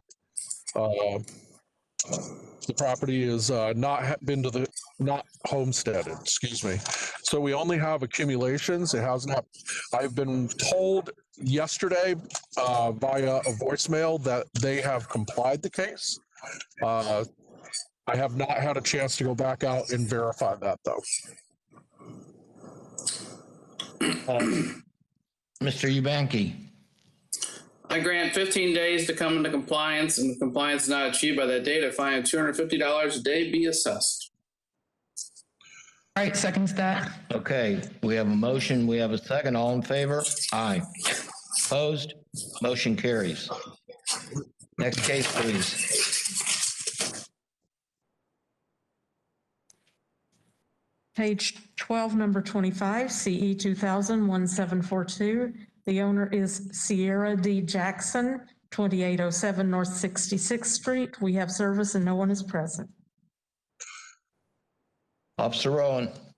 Paul Rowan with Hillsborough County Code Enforcement. This case began on February 5th of 2020. Was related to an adjacent property also, but in this particular case, the 2018 and the 2020 taxes have been unpaid. The property is not in foreclosure. The property owner has 1 previous case with no code board cases. The ownership has not changed and it is not homesteaded. The property is, those are not the right photographs. Should be 1753. The property is a vacant property. You're at 1742. You're in the wrong case. That case is pulled because the 1742. property is now, the case is, Mr. Rowan, could you repeat yourself? the case that you're looking at 1742 has been closed because it is now in foreclosure and has to be recited. We'll pull it. Next case, please. Page 13, number 26, CE 2000-1753. The owner is Reno Ray Jackson, 2809 North 66th Street. We have service and no one is present. Paul Rowan, Officer, go ahead. Paul Rowan with Hillsborough County Code Enforcement. This is the case I was just speaking about. Began on February 5th of 2020. The 2018 and 2020 taxes are unpaid. The property is not in foreclosure. It's a vacant lot. It has one previous code case and no code board cases. The property owner is the same as of yesterday, and it is not homesteaded. It needs to be noted that this property is directly across the street from the elementary school in Orient Park. And it's right where the parents pick up the kids. The trash that's on the property is from homeless people that were originally camping out on the property who have vacated. The property is overgrown again as of this inspection, but I was unable to recite the overgrowth because it was complied on 2/14/20, and then he didn't cut it again. So the only outstanding violation I have on the property is the accumulations, which have been there for the entire length of the case. No life safety issues. Ms. Clayton. It's your microphone. Sorry. I grant 7 days to come into compliance. If compliance is not achieved by that date, a fine of $250 be assessed. Second, Lorenzen. Okay, we have a motion. We have a second. All in favor? Aye. Any opposed? Motion carries. Next case, please. Number 27, CE 2000-2295. This case complied December 10, 2020. Page 14, number 29, CE 2000-3259. This case was pulled because there is a new owner. And that concludes the agenda. Okay, unless anybody has anything, board members? Mr. Lorenzen, go I ahead. do, before, because I know our tech crew was really quick about discontinuing our live stream. Wanted to make sure I got Mr. Urbaniak in to say happy holidays, Merry Christmas to everybody on the team, to our staff, to the folks that do the dirty work out in the community that are online. Thank you very much for your endless and tireless service. Appreciate it. Great. Happy holidays, guys. Thank you, sir. Happy holidays. There we go. We have a second. All right, y'all do have a Merry Christmas, and we are adjourned. Thank you. Take care, guys. Merry Christmas.